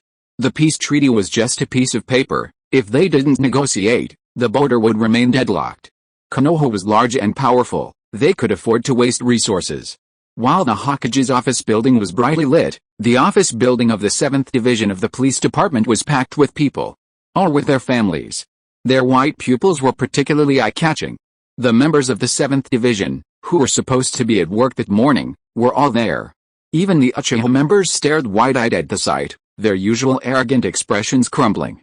Good heavens, had they wiped out the entire Hyuga branch family? The office building was filled with the sounds of babies crying and people whispering. When Yuzuki Yugeo arrived at work late at night and saw this scene, she was extremely worried and hurriedly pushed open the office door. "Captain, there are too many people outside, what should we do?" Yuzuki Yugeo shouted as she entered, only to find 15 Hyuga clan jonin standing densely packed inside the office. Uchiha Yoru, who was sitting in the office, was now surrounded. Upon seeing the newcomers, Uchiha Yoru immediately said in a deep voice, "What kind of panic is this? Yuzuki Yugeo, go and appease the Hyuga clan members." "Yes, Shisui, go to the clan and discuss this with the clan head and elders. Our Uchiha clan territory has just expanded considerably since its relocation. There's a vacant lot on the east side that we're preparing to build a training ground. We've requisitioned it. I'm requisitioning it on behalf of Orochimaru sensei. It will temporarily serve as the Hyuga clan's residence." "Yes, what are you all standing there for? By order of Orochimaru sensei of Root, the Hyuga branch family is relocating. Just focus on appeasing them." "Yes." After issuing these orders, Uchiha Yoru directly invoked the Root banner. In Konoha, it's always more effective to use the Root's name. If he used the Uchiha's name, wouldn't that be asking for trouble? Even Orochimaru's name wasn't as effective as Root's, since the Third Hokage was very lenient with Root, something all the major clans knew. After issuing the order, Uchiha Yoru turned to Hyuga Hisashi and solemnly shouted, "Hisashi-senpai, rest assured, you are the vice-captain of the 7th Division. Orochimaru sensei has also given orders that, in the name of Root, the 7th Division of the police department is willing to accept the elites of the Hyuga clan. Captain Hisashi, please lead the clan's elites to appease the clan members and prepare to proceed to their temporary residence." His booming voice seemed as if he was afraid others wouldn't hear that he was acting on Root's orders. Although he wasn't from Root, his teacher was, and he was right to listen to his teacher, Orochimaru. It was both reasonable and legal. Meanwhile, outside the 7th Division of the police department, a dense crowd of figures thronged, and the rooftops under the night sky were filled with Konoha ninja who had rushed to the scene. The ninjas stared in disbelief at the scene. "Iruka, am I really not seeing things? It's all the Hyuga clan?" The Hyuga clan moved in the middle of the night. Iruka, a recent graduate, also looked at the dark mass of people with shock. It was the first time he'd encountered something like this, and he couldn't help but shake his head, saying, "This should definitely be the Hyuga clan. Moving in the middle of the night seems a bit strange. After all, the Uchiha clan's mass relocation hadn't been that long ago, so another large-scale relocation by the Hyuga clan wasn't unbelievable to them, just shocking." It seemed these two powerful clans of Konoha had a penchant for relocating their clan territories. The ninjas on the rooftops, watching the scene through the moonlight, couldn't help but whisper among themselves. "Good heavens, I was sleeping when I suddenly heard this commotion. I thought the Nine Tails had reappeared." "You're right, so many people moving in the middle of the night, that's quite a scene." "SHH, don't talk nonsense. What moving? Didn't you see that these Hyuga members are acting strangely?" "How are they acting strangely? They're all from the branch family." "Branch family? Branch family?" Most of the civilian ninjas were suspicious. The Hyuga clan was too powerful for them to understand, so they naturally didn't know the difference between the main family and the branch family. Only a few ninjas knew something about it, and for them, it was mostly shock. "Let me tell you, don't talk nonsense. This Hyuga main family and branch family, this isn't a branch family, it's enslavement. Treating the branch family members like slaves." "Exactly. At least when you become a bodyguard for a noble family, They have a choice. This branch family has absolutely no choice. Sigh, the branch family is truly pitiful. But this time, they've probably been driven to desperation. Aren't they afraid of being trapped like birds in a cage? SHH, keep your voices down. Didn't you hear that noise over there? This time, Root has made their move. Our Hokage has long disapproved of the Hyuga main family enslaving the branch family, so he secretly broke the caged bird rule. I never thought Konoha would have such a cruel system. The Hokage is truly merciful. TCH, what kind of century-old, powerful family has this? These rules are truly inhumane. Countless ninjas, like fleas, leaped across the rooftops under the cover of night to watch the spectacle, whispering amongst themselves and spreading the news far and wide. Inside the office building, the Hyuga branch family members were like monkeys in a zoo, watched by countless people, many of whom even showed pity and sympathy. This wasn't some kind of wealthy family, it was practically family members enslaving each other. Might Guy, who had arrived late at night to maintain order, also showed a heavy expression after hearing the details. Kakashi, do you think the distinction between the Hyuga main family and the branch family is right? Might Guy was a commoner, he didn't understand or comprehend the rules of wealthy and noble families. But Kakashi did, because the Hokage clan was also considered a wealthy family, only they had fallen on hard times when they joined Konoha. A fallen samurai family.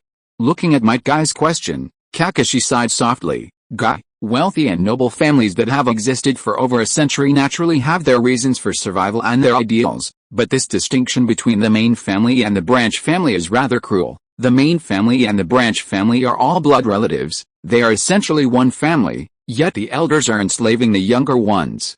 At this moment, Might Guy couldn't help but shake his head and sigh. Kakashi, I don't understand or can comprehend the lives of the wealthy and powerful, but I know that once a person loses their freedom, they will never have a strong heart. As he said this, Might Guy suddenly seemed to remember something, and immediately gave a thumbs up, his face breaking into an excited smile as he shouted, Yo-ho! This is youth. Long live Orochimaru-sama. At this moment, Might Guy couldn't comment on the philosophies of the Hyuga main family and branch family, but he was filled with excitement at Orochimaru's actions. This was the kind of courage a future Hokage should possess. Beside him, Hatake Kakashi, seeing Might Guy's embarrassing display of strength, felt a surge of fighting spirit. Beneath his mask, he smiled and slowly extended his thumb, just like Guy. Guy, for the village, for Konoha, go for it, yo-ho. This is youth, Kakashi. You've finally been resurrected, Might Guy shouted excitedly, acting like someone with a problem, but at this moment, the members of the branch family felt no resentment, only gratitude.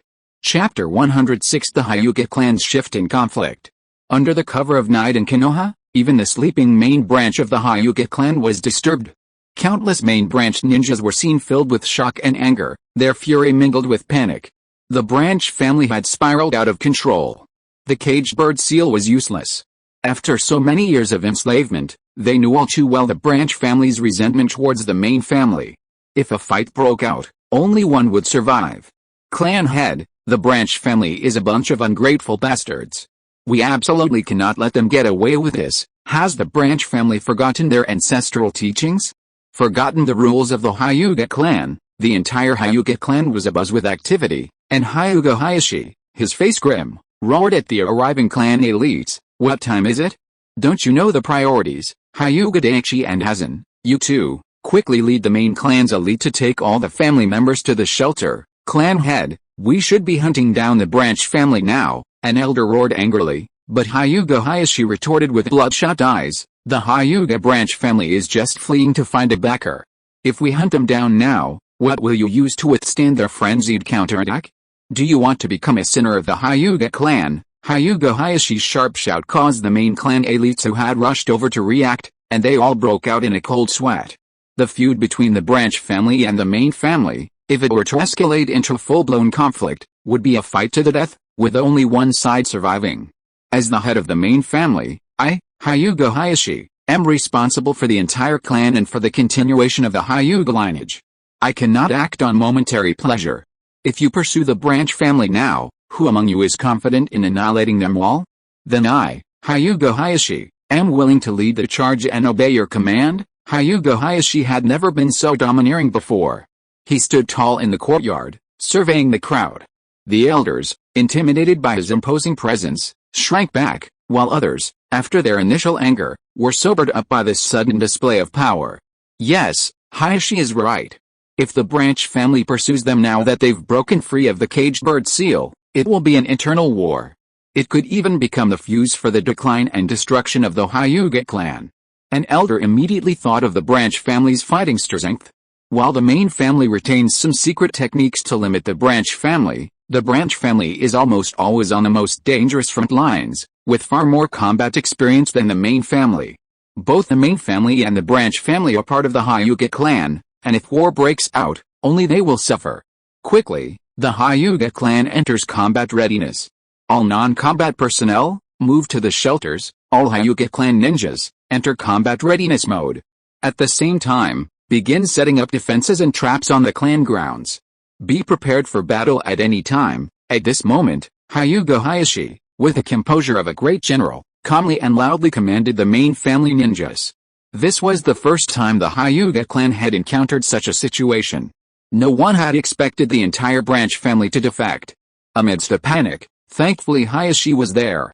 All the ninja within the Hyuga clan compound began tense preparations for battle. The cries of countless family members and infants echoed under the night sky as they sought refuge in shelters. Explosive tags. Each chunin will be equipped with 100 explosive tags, each Jonin with 50, and each Jonin with 1,000. The entire Hyuga clan is on high alert. All Jonin of the main clan are ready to lead their clan members into battle at any time. With Hayashi's impassioned command, the Hyuga clan transformed into a completely different entity from the outside world, a veritable steel fortress of war machines. Heavy, sealed crates were opened, and stacks of thick explosive tags were brought out, along with countless sets of spare armor, kunai, shuriken, and everything else needed for war. In less than half an hour, the Hyuga clan had formed a defensive line.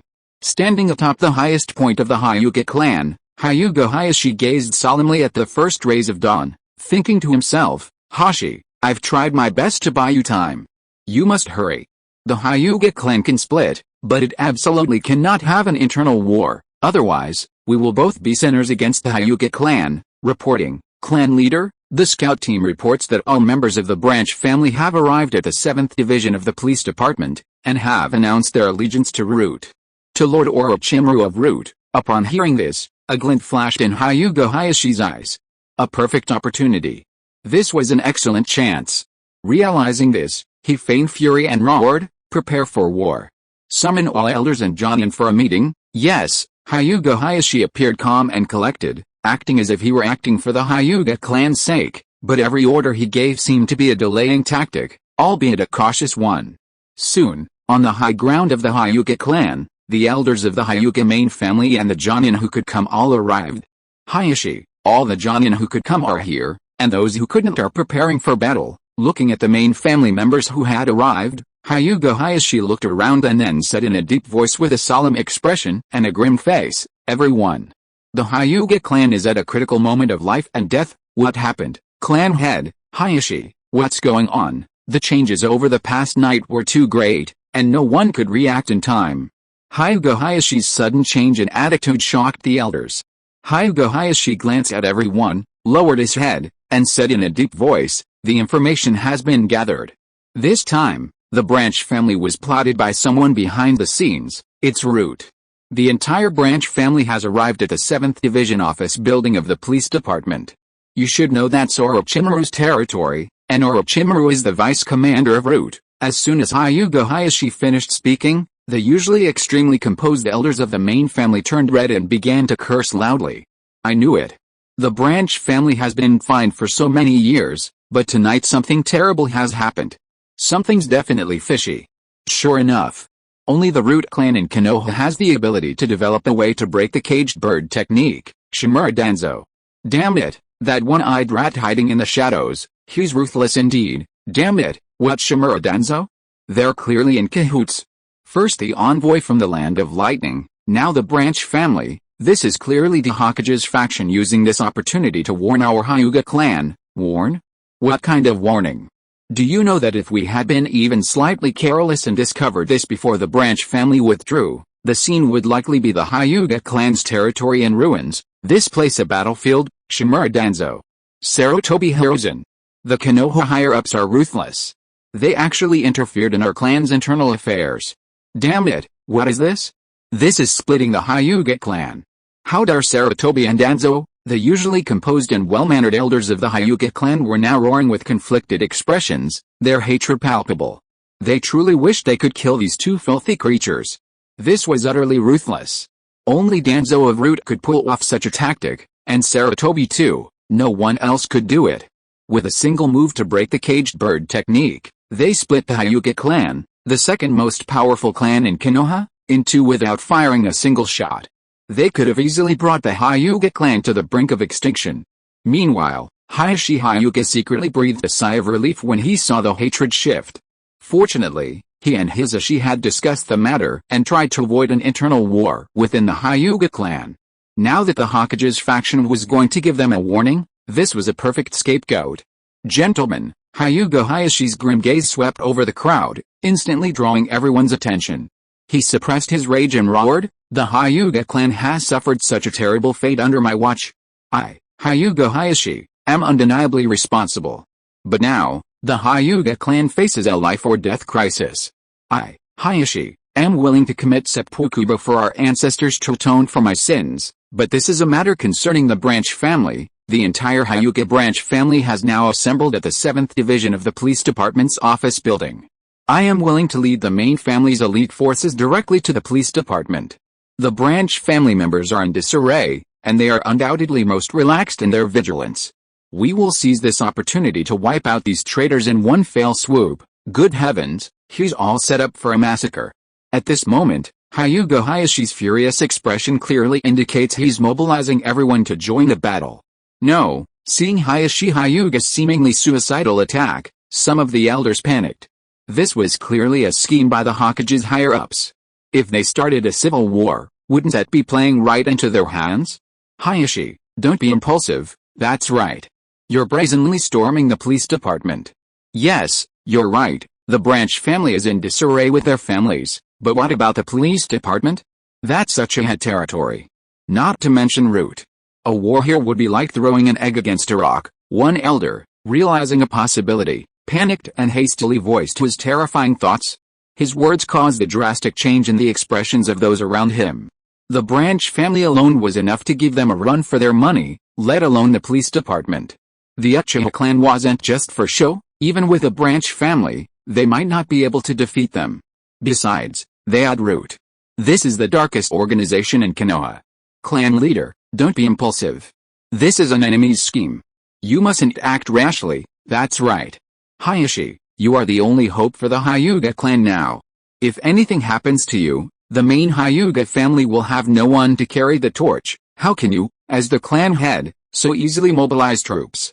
Do you know that once we go to war with the branch family, we'll root the police force, and the branch family, which already hates us, let it go? It's not that we're afraid, but once war breaks out, only one of the main family and the branch family can survive. Hayashi, shut up. How can you be so impulsive? Do you want the honor of the Hyuga clan to perish in your hands? Each shout was an expression of their desire to prevent war from starting. For a moment, Hayashi secretly breathed a sigh of relief, but his face still showed resentment. Elders. Shimura Danzo has gone too far. The Hokage has gone too far. Good heavens, this transference of hatred is truly professional. Sure enough, everyone who heard Hayashi's frustrated and resentful shouts revealed their anger. Sarutobi Hiruzen, what a brilliant move. He split our Hyuga clan into two without firing a single shot. Well done. No wonder he's the longest reigning Hokage, and no wonder he developed the Sarutobi clan into the third largest clan in Konoha. I admire him, one elder said through gritted teeth, his eyes filled with unforgettable hatred. What are you trying to say? You think we can go after Hiruzen Sarutobi? That old fox probably already has people in place, otherwise why would a branch family member be using the Root's name, Shimura Danzo?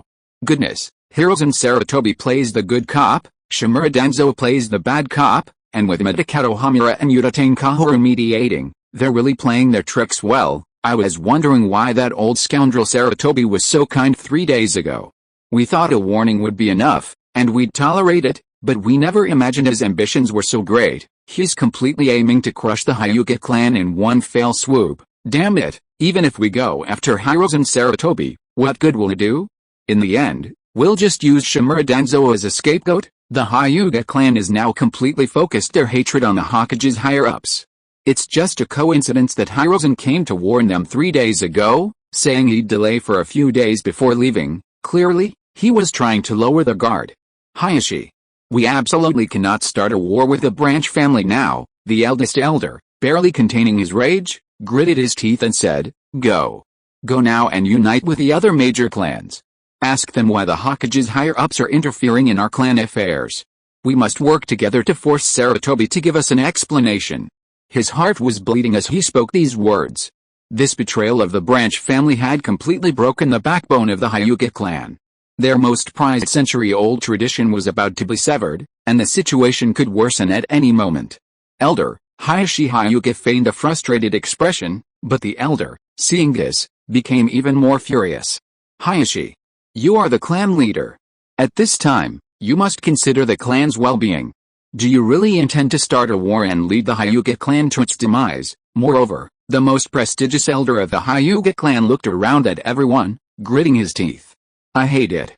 But even if the branch family has many faults, they are still our clan, our blood relatives. Are we going to do something that hurts our own people and pleases our enemies? If we start a war with the branch family now, the police department, Root, and everyone in Konoha will be watching the spectacle. Then, the Hyuga clan of Konoha will decline in this upheaval, becoming an insignificant clan, or even extinct. As the elder's hoarse voice described this, everyone seemed to be infected by the atmosphere, and they all showed sorrow.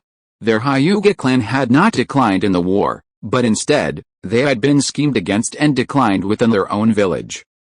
Clan chief, the first elder is right. Even if the main family and branch families harbor deep resentment, they are still of the same blood. War will only lead to the decline of the Hyuga clan. As the first elder spoke, everyone realized the reality. It wasn't that they didn't want to deal with the branch family, but they couldn't bear the consequences of war. Hyuga Hayashi glanced around at everyone, suppressing his anger and gritting his teeth. The first elder is right. Our main family's enemy isn't the branch family, but Danzo.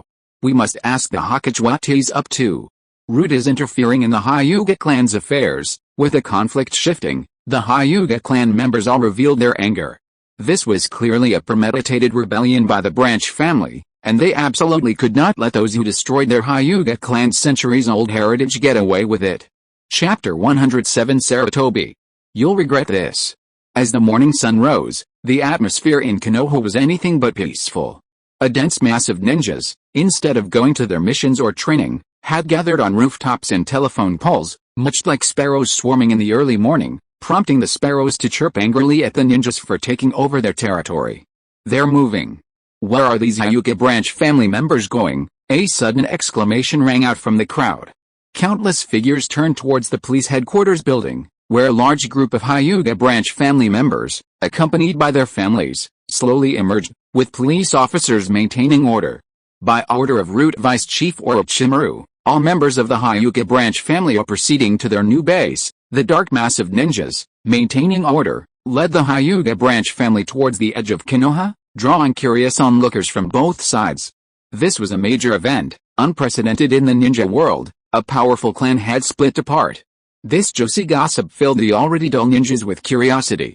Uchiha Yoru looked at Kakashi with a solemn expression and shouted, Kakashi, you are now ordered to go to the Hokage's office and report everything that has happened here to the Hokage. Hyuga Hisashi, the leader of the Hyuga branch family, also shouted solemnly, Kakashi, please report to the Hokage that the Hyuga branch family has been ordered by Root to relocate to new residence. Boom.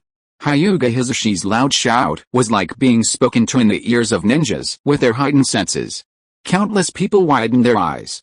Wow, this was going to be a spectacle. As expected, I knew someone would think the Hyuga clan's caged bird system was too cruel. That's right, the Hokage is truly merciful. Countless civilian ninjas, unaware of the gravity of the situation, were still indignant on behalf of the Hyuga branch family, some even praising the Hokage's kindness.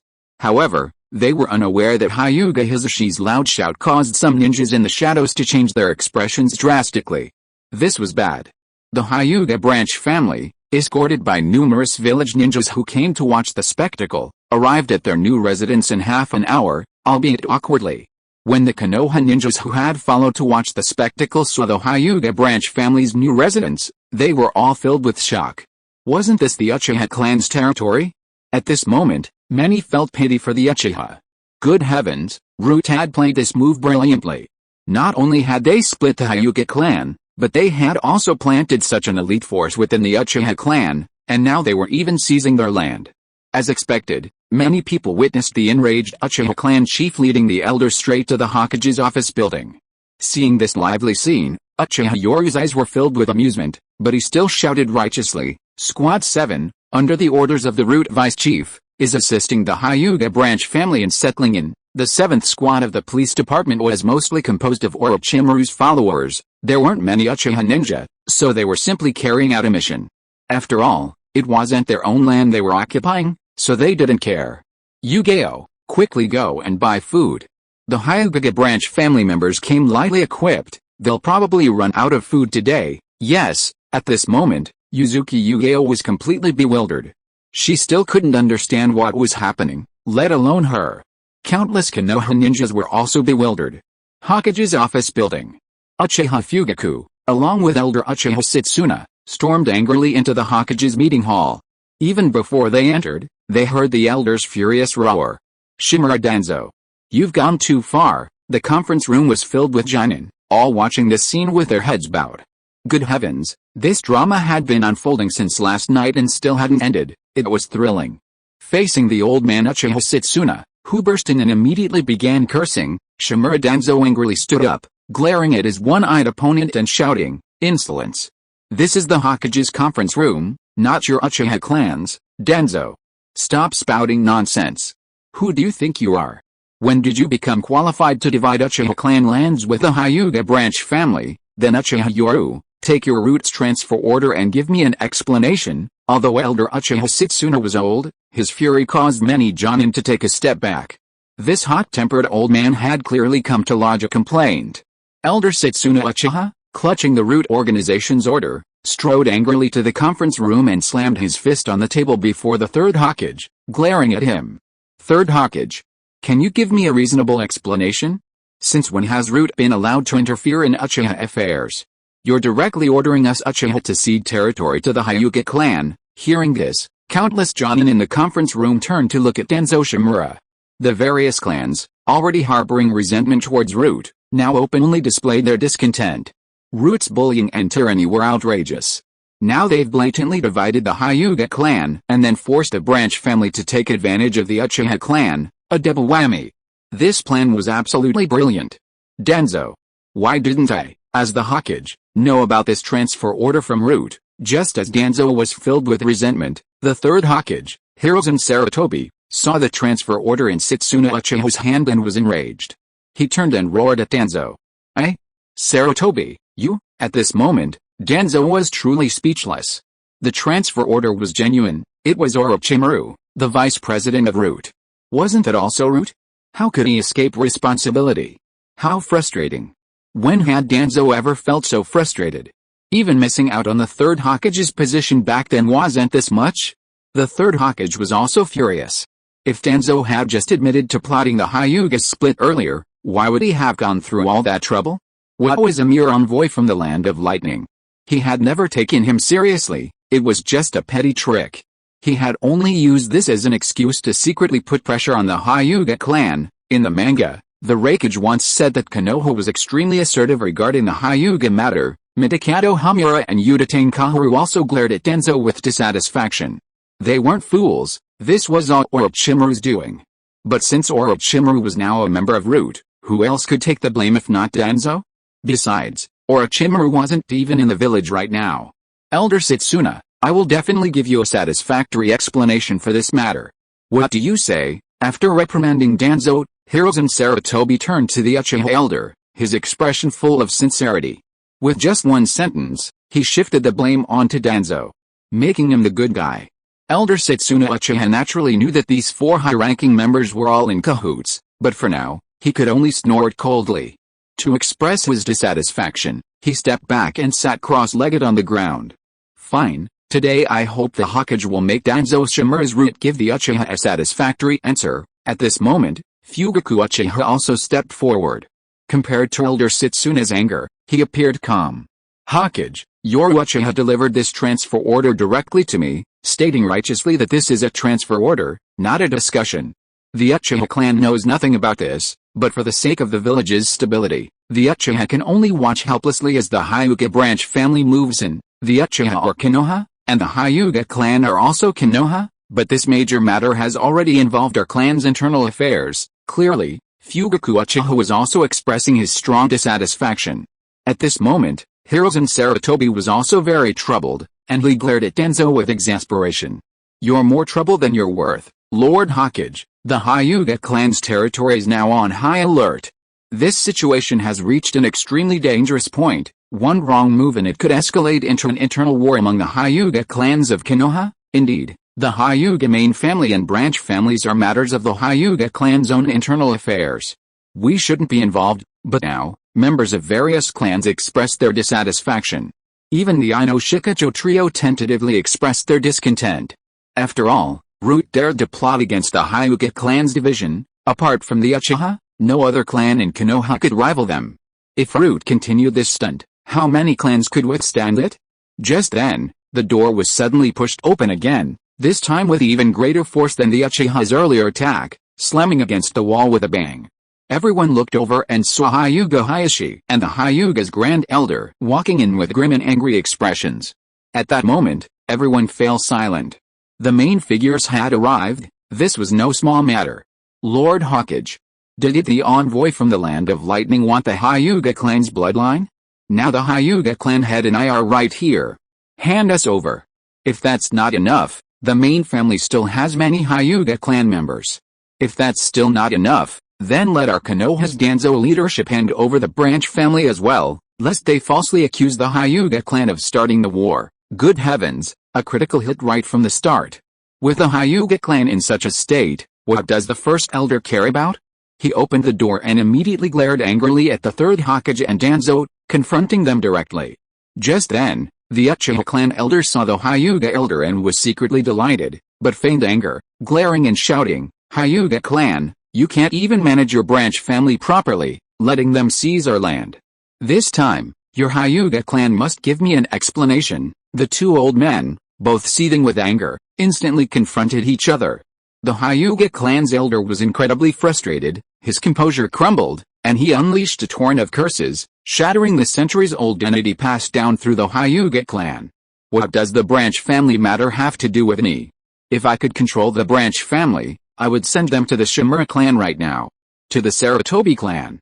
You have the guts to go and cause trouble for Danzo, but stop babbling at me, Danzo. You're ruthless. You actually went to great lengths to break our Hyuga clan's caged bird technique. You're amazing. I admire you. The Hyuga elder, who had just finished criticizing the Uchiha, turned around and looked at Shimura Danzo, his face full of anger, but he also gave a thumbs up. Our Hyuga clan's centuries-old heritage has fallen to my hands today. Haha, Shimura Danzo, you just wanted to intimidate us, didn't you? Name your price. How many ninjas does your root clan need? Come, if I try to bargain with you for a fixed number today, I'll jump off this Hokage tower. Danzo, just name your price. Whether your root clan wants money or people, don't worry, this time the Hyuga clan has no more caged birds. Join your root clan and you can use your cursed seals as you please. If you still think it's not enough, I and Hayashi from the Hyuga clan can join us. Becoming your loyal followers, Danzo, is fine, just say the word. With this Hyuga clan elder unleashing his full fury, almost all his anger was poured out. At this moment, Mitakato Hamura and Udatane Kahoru both chose to remain silent. This powerful clan had already fallen, couldn't they at least allow him to vent his anger? All the Jonin present looked at Danzo with apprehension. Although they had long known that Root was ruthless, this time it was too cruel. At the same time, they looked at the Hyuga clan with pity and sympathy. This was the one who had been tricked the most, the branch family was gone, and they almost had a clan war. Shimura Danzo. From this moment on, I have decided to relieve you of your Root duties. Root will be temporarily supervised by the Anbu. After the Hyuga elder finished venting, the third Hokage, Hiruzen Sarutobi, also looked furious. He stood up and slammed his fist on the table in anger. He had slammed his fist on the table countless times today. He directly berated Danzo. You, Shimura. Danzo's exposed eye was filled with ferocious, aggrieved bloodshot veins as he glared angrily at everyone. He was wronged. He was aggrieved. But what the hell could he do? Sarutobi. You'll regret this. Seeing Shimura Danzo still relentlessly arguing with him at this point, Sarutobi Hiruzen was enraged. He slammed his fist on the table and roared, Danzo. I am the Hokage. Danzo was speechless, his face turning ashen. He had suffered more injustice today than his mother had in her entire life. In his anger, he thought of Orochimaru, and then looked at Sarutobi Hiruzen's righteous and furious glare. Danzo's teeth itched with hatred. You, Sarutobi. You and your master are both scoundrels. Orochimaru went to the border under the guise of not being in the village, but actually pulled off this scheme, making me take the blame. The Hyuga branch family ended up in his hands. Master and disciple are cut from the same cloth. The elder made him take the blame, and now the younger one too. Very well. Sarutobi, you and your master are ruthless enough. I won't let you get away with this. Filled with rage towards Sarutobi and Orochimaru, the master and disciple duo, Shimura Danzo slammed his fist on the table in a fit of anger and stormed out of the meeting room. Danzo. You've been relieved of your duties en route. Hearing Sarutobi's angry shout just as he stepped out the door, Shimura Danzo nearly fainted. Suppressing his frustration, he roared, I'm going home. A sudden gust of cold wind swept through the Hokage's meeting room, instantly clearing Shimura Danzo's head. At that moment, he seemed to realize something, and a rage flashed in his one exposed eye. So, now I'm being framed. It's all Sarutobi's doing. He genuinely didn't know about Orochimaru's research on the caged bird seal, but what about Sarutobi? Sarutobi probably knew all along, yet he chose to remain silent, just like what Root had done, causing trouble and then Sarutobi stepping in as the peacemaker, only to have Shimura Danzo take the blame. Sarutobi, however, gained a divided Hyuga clan. Given the animosity between the main and branch families, it was fortunate they didn't fight. A powerful clan, second only to the Uchiha, was split in two, falling to the same level as the Ino Shikacho trio, no longer posing a threat to Konoha. It seemed Orochimaru had gained the Hyuga branch family's power, but Sarutobi knew he was about to face Orochimaru. Good heavens! Everyone was just a pawn on the chessboard, only he, Sarutobi Hiruzen, would have the last laugh. Thinking of all this, Shimura Danzo broke out in a cold sweat, turning to look at the righteous Sarutobi Hiruzen in the meeting room. He thought to himself, monkey. Is this how you became Hokage? But I won't admit defeat, thanks to Snotty Liuli for the 5,000 Kidian coins, and what is Salty Fish transforming into a dragon, for the 100 coins. Thank you to all the brothers for your support. Your reading of the official version is the author's source of motivation. Chapter 108 Hyuga Split. Konoha. This day was like an earthquake, but upon reflection, everyone realized that the Hyuga clan had split in this turmoil. Part of the Uchiha clan's territory had been seized, and Danzo had been suspended from his post. For the village, Konoha's second largest clan had officially disintegrated into two groups, falling directly from the top tier to the Ino Shikacho trio. Although both the branch family and main family of the split Hyuga clan were stronger than the single Ino Shikacho clan, they were no longer as overwhelmingly powerful as before, and their strength was limited.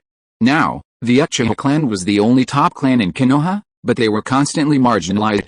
It seemed that only the village's higher-ups benefited. The split of the Hyuga clan signified that the ruler's control over the village had become even stronger. In the Hokage's meeting room, Sarutobi smoked his pipe until noon, when the turmoil was temporarily quelled by his methods, and all those involved were summoned. Hyuga Hayashi, the head of the Hyuga main family, and the elders, along with Hyuga Hizashi from the branch family, were also present, as was Uchiha Yoru, the captain of the 7th Division who had been ordered to act during this turmoil. The individuals in question sat at the front, but the Hyuga branch and main family seemed clearly separated, each seated on either side. In the center sat Uchiha Yoru, representing Orochimaru, and the head of the Uchiha clan. Behind them were the heads of various clans and the Jonin from Konoha. This gathering represented almost the entire Konoha leadership. The Konoha F4 were missing the important figure Shimura Danzo. Looking at this scene, Uchiha Yoru kept his head down, making it impossible to discern his thoughts. Since everyone's here, let's discuss how to resolve this matter. The Third Hokage, After exhaling a cloud of smoke, surveyed the crowd with a dignified expression before seemingly asking a question. At the peak of his ninja power, his imposing presence was still terrifying, directly overwhelming everyone. In the oppressive and somber atmosphere, after a long silence, Uchiha Yoru, head bowed, spoke in a deep voice. Third Hokage, I only received orders from Orochimaru-sensei, and these orders were issued in the name of Root. As a member of Konoha, I carried them out almost without hesitation. This was my mistake, he began with a heartfelt apology, then solemnly declared, from this day forward, I, Uchiha Yoru, will learn from this lesson. Any orders issued by Root, even those in the name of Orochimaru-sensei, will be carefully considered. If I cannot make a decision, I will immediately inform the Hokage. Uchiha Yoru's voice echoed in the meeting room. This was the first time the Konoha leadership had seen this recently controversial figure. Beneath the Uchiha's uniquely handsome exterior lay less arrogance and more approachability, but this sincere apology made those who understood secretly curse the little fox. What apology? This is clearly shirking responsibility, completely absolving yourself of any responsibility, and even pushing the entire Root organization into the mess. Following Uchiha Yoru's speech, the Uchiha clan head, Fugaku, also spoke with a stern face and a stiff voice. The Uchiha clan's territory is indeed quite large, which seems to have attracted the envy of some. Even though the Uchiha have moved to the edge of the village's forest, some people are still uneasy.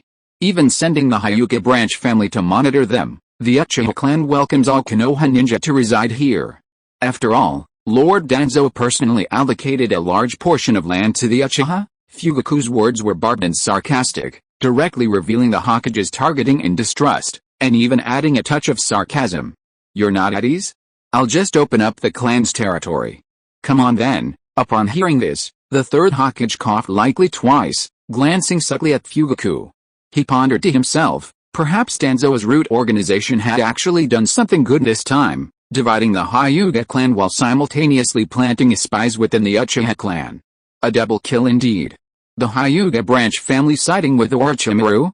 In his eyes, Orochimaru was his disciple. Wasn't this also a weapon he could use? Ahem, I understand the Uchiha clan head's anger. After all, Root has indeed gone too far.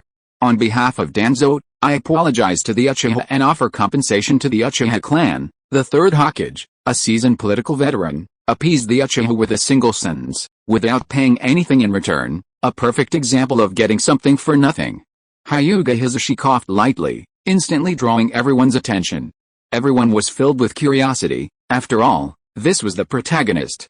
Hyuga Hisashi calmly met everyone's gazes, then began to speak in a remarkably composed tone. Gentlemen, I won't go into the details of the Hyuga branch family's caged bird fate. The caged bird has plagued the branch family for so many years, with each generation having members unwilling to be enslaved by fate, secretly gathering strength to rebel. Hyuga Hisashi recounted the branch family's tragic destiny as if telling a story, causing everyone to frown. The branch family's fate was indeed quite tragic. Finally, some time ago, we branch family members made a breakthrough in our century-long struggle against our fate. We broke the caged bird's destiny, and we are overjoyed. But we are also terrified. We branch family members are terrified of how to coexist with the main family, of going to war.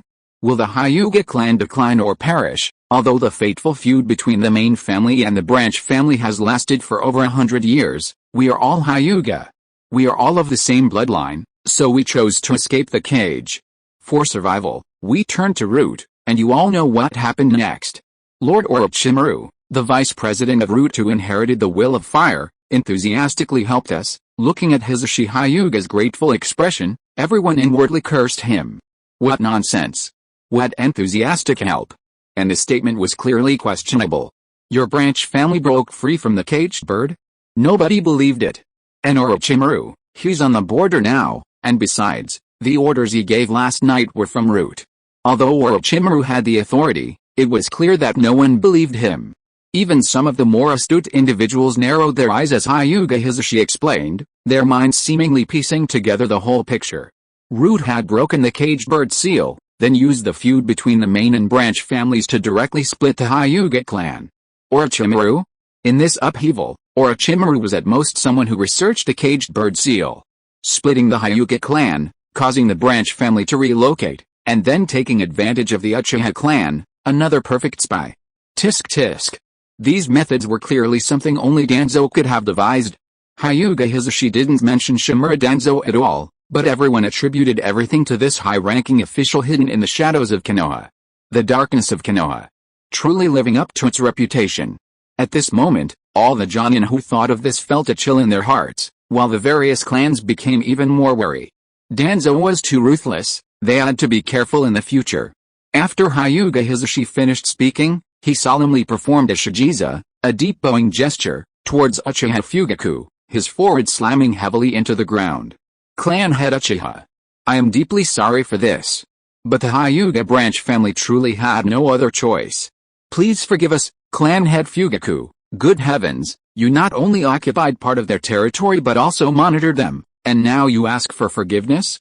At this moment, everyone looked at Uchiha Fugaku with pity. Not forgiving him would be heartless, and the Uchiha's reputation would be even worse. Agreeing, however, meant not only losing territory but also being monitored. For a moment, Uchiha Fugaku feigned a grim and ugly expression. In my opinion, Hisashi, you should lead your clansmen to stay here temporarily. We'll discuss the clan land later. As for the Uchiha clan, the village will definitely compensate them. The Third Hokage, Hiruzen Sarutobi, managed to seize the opportunity, appearing to want to peacefully resolve the matter with a smile, but he was actually quite cunning. The Hyuga branch family's presence on Uchiha territory was a complete check and balance, a force for surveillance. This time, even he couldn't help but want to give Danzo a thumbs up. Well done. However, Fugaku Uchiha was extremely frustrated, but inwardly he sneered, thinking, this time, the Uchiha clan is probably going to win. Fugaku gave a resentful snort, although he didn't agree, he had no choice but to accept it. While somewhat unwilling, he considered another point. Orochimaru now possessed the power of the Hyuga clan's branch family. It seemed the fifth Hokage was determined to succeed him. However, Fugaku was unaware that the Konoha leadership had already devised a plan to deal with Orochimaru. Thank you, clan head Fugaku. Thank you, Hokage-sama. Hisashi Hyuga respectfully thanked the two, secretly relieved. He and Fugaku had the same thought. This time, Root had been unfairly blamed, and from now on, they would only be able to rely on Orochimaru. Everyone was plotting. The Uchiha and Hyuga branch families shared the same intention, to see Orochimaru rise to power.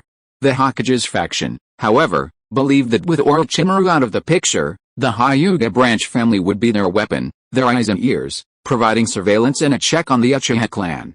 Finally, regarding the Hyuga main family, the Third Hokage feigned a worried expression, shaking his head and sighing. This is originally a matter of the Hyuga clan's internal affairs, and I shouldn't interfere. However, I still don't want to see the Hyuga clan turn against each other. I wonder what the Hyuga clan head thinks. At this moment, everyone looked at the Hyuga main family. The elders of the main family had extremely ugly expressions, and Hyuga Hayashi, barely suppressing his anger, gritted his teeth and said, word by word, the Hyuga main family and the branch family are connected by blood, and we don't want to see rivers of bloodshed. But Hokage-sama, has Root overstepped its bounds this time? That hit the nail on the head. This was the answer everyone was concerned about, the answer all the major clans wanted to know, whether the Konoha leadership was truly going to interfere in clan affairs. If this happened once, it would likely happen again. Each clan silently looked at the Third Hokage. If they didn't receive a satisfactory answer this time, they might band together for support when facing certain tactics from the Konoha leadership, such as Root's removal of members. At this moment, the Third Hokage, Hiruzen Sarutobi, frowned and solemnly addressed the crowd, saying in a deep voice, Gentlemen, I truly knew nothing about the Hyuga clan's internal affairs this time, let alone that Root was involved. The moment I learned of it, I suspended Danzo Shimura from his duties pending investigation, and as Hisashi just said, the Konoha leadership has never interfered in the caged bird incident. I can guarantee that, at this point, Hiruzen, who had been blatantly lying, stood up and bowed deeply to the main branch of the family, expressing his apology.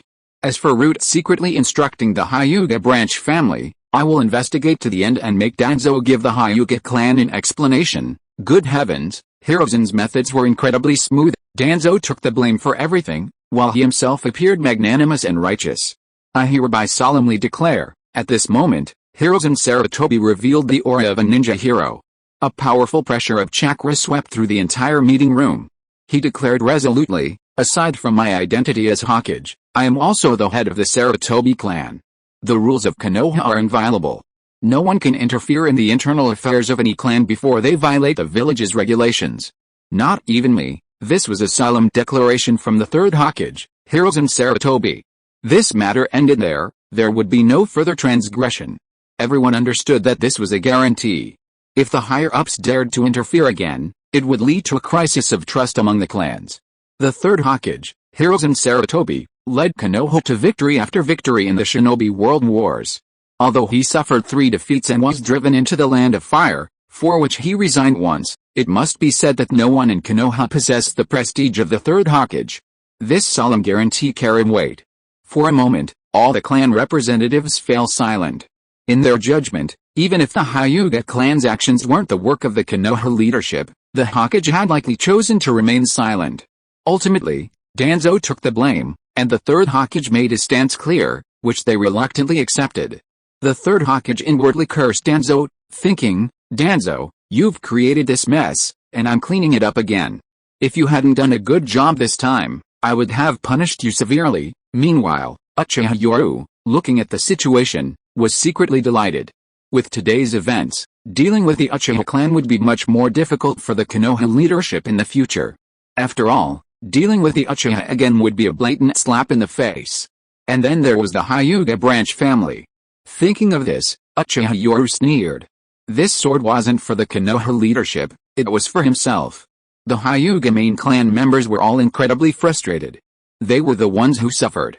Hisashi had claimed that their branch family had broken the caged bird seal, even though they knew it was nonsense. But what could they do?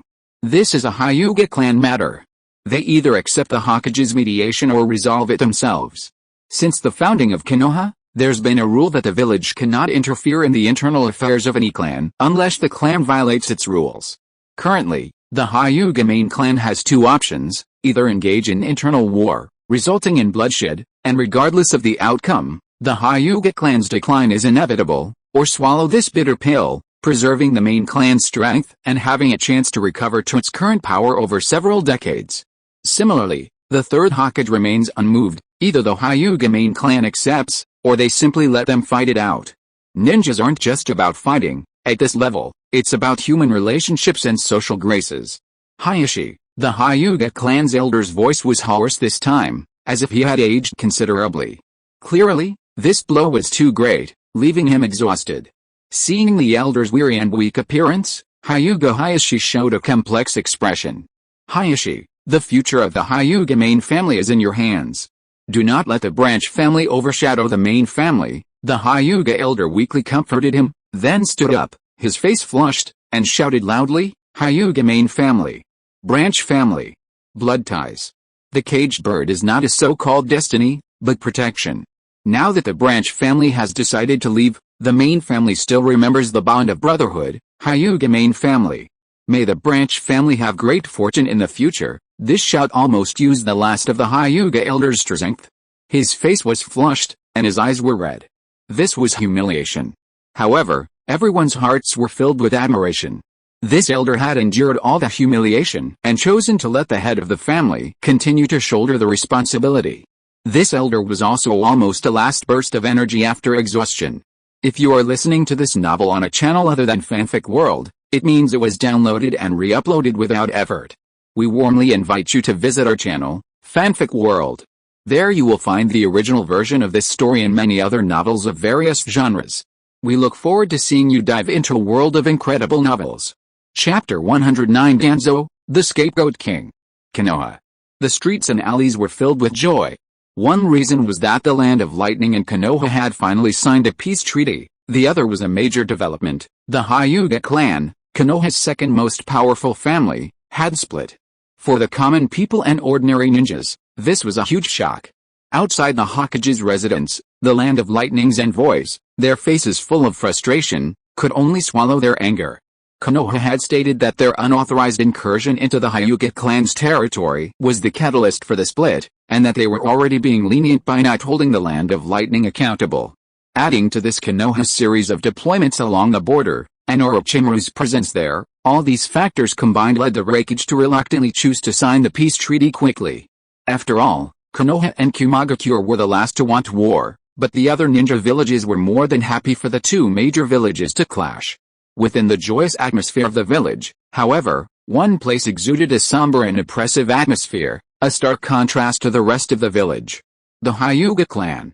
Inside a solemn and ancient house, all the elite members of the Hyuga clan's main family were present, while outside, a massive Hyuga ninja knelt on the floor.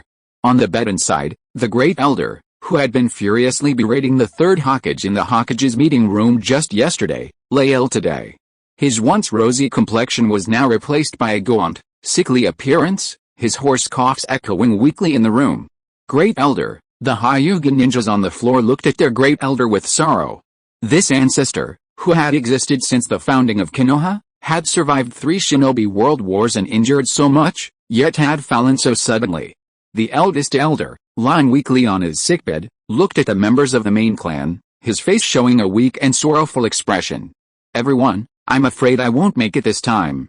I failed my ancestors." Watching helplessly as the Hyuga clan has come to this, "Elder, please don't say that." "What, elder, you'll be alright." For a moment, someone in the room murmured in sorrow, while others comforted the eldest elder of the Hyuga clan. But at this moment, as if in a final burst of energy, the eldest elder forced himself to sit up slowly. Amidst everyone's worry, he stared intently at Hyuga Hayashi. "Hayashi, the Hyuga clan's division is not your fault. You need not blame yourself. This is fate. I estimate I cannot hold on any longer, leaving you with a mess." Seeing the elder's almost final words, Hyuga Hayashi also said in a sorrowful voice, "Elder, Hayashi will definitely restore the glory of the Hyuga clan." A hoarse laugh echoed in the room. In his final moments, the elder exuded a hint of his former power. With a glare, the servants on either side of him quickly made way. The caged bird seal is like a deep chasm that has torn the main and branch families of the Hyuga clan apart. It is the beginning of the Hyuga clan's conflicts. Even if the root is not involved this time, the Hyuga clan will face the same situation again as long as someone breaks the caged bird seal. I am grateful. Do you know that, at this moment, the Grand Elder looked around at everyone, and 2 lines of tears streamed down his cloudy eyes. "I have spent countless days and nights in fear and worry. If the caged bird seal were to disappear one day, what would become of the Hyuga clan? Rivers of blood. I have woken up countless times from nightmares, and all I see is rivers of blood flowing through the Hyuga clan's territory, so I am grateful. The nightmare has finally appeared, but rivers of blood have not appeared." At this point, the Grand Elder looked at everyone and said in a hoarse voice, "You must remember. Since the caged bird seal has disappeared, the feud between the main and branch families must end in your generation. Never pass it on to the next generation. I do not want to see the final decline of the Hyuga clan at the hands of our own people, the main family. The branch family. They are all our own brothers in flesh and blood." Seeing the first elder still worrying about the future of the Hyuga clan, Hyuga Hayashi showed a sorrowful expression and stepped forward to support the first elder. "First elder, rest assured, I will definitely revitalize the Hyuga clan in the future, and I will never repeat the same mistakes." Looking at the young clan leader Hyuga Hayashi, the first elder smiled, but then looked at everyone, his eyes filled with worry. It was clear that there was still hatred in the main family, and they hated the branch family for causing the clan's decline. Remember this. The Hyuga clan split wasn't caused by the branch family, but by that old scoundrel Shimura Danzo's scheming against our Hyuga clan. You hate the branch family? Then how many Hyuga clan members will be left if war breaks out? If any of you still hate the branch family in the future, then you are sinners against the Hyuga clan. Only by becoming strong and revitalizing the Hyuga clan can we succeed. Your target is Shimura Danzo. He's the one who plotted against our Hyuga clan from behind." The elder's grief-stricken roar echoed in the room, clearly heard by the clan disciples outside. His voice was filled with deep-seated hatred. "Clan head. Hyuga Hisashi has arrived." What? Just then, someone reported with a pale and worried expression, causing everyone to gasp in surprise. At the same time, countless eyes blazed with anger. It was because of the branch family that this had happened. "Shut up," the elder, seemingly deflated, roared weakly at everyone. After the tiger's lingering power intimidated them, he weakly raised his hand towards the door and said, "Hisashi is someone I invited. Summon him." Summon Hisashi in. Tap tap in the oppressive atmosphere, a figure slowly appeared in everyone's sight. Countless gazes held hatred, anger, frustration, and helplessness. Under the complex expressions of the gazes, Hyuga Hisashi calmly and slowly walked into the room. "Greetings, Elder." Reaching the elder, Hyuga Hisashi sincerely bowed deeply. The elder, weak and leaning on the armrest for support, surprisingly did not show anger under the incredulous gazes of everyone. Instead, he smiled. "Hisashi, you've come."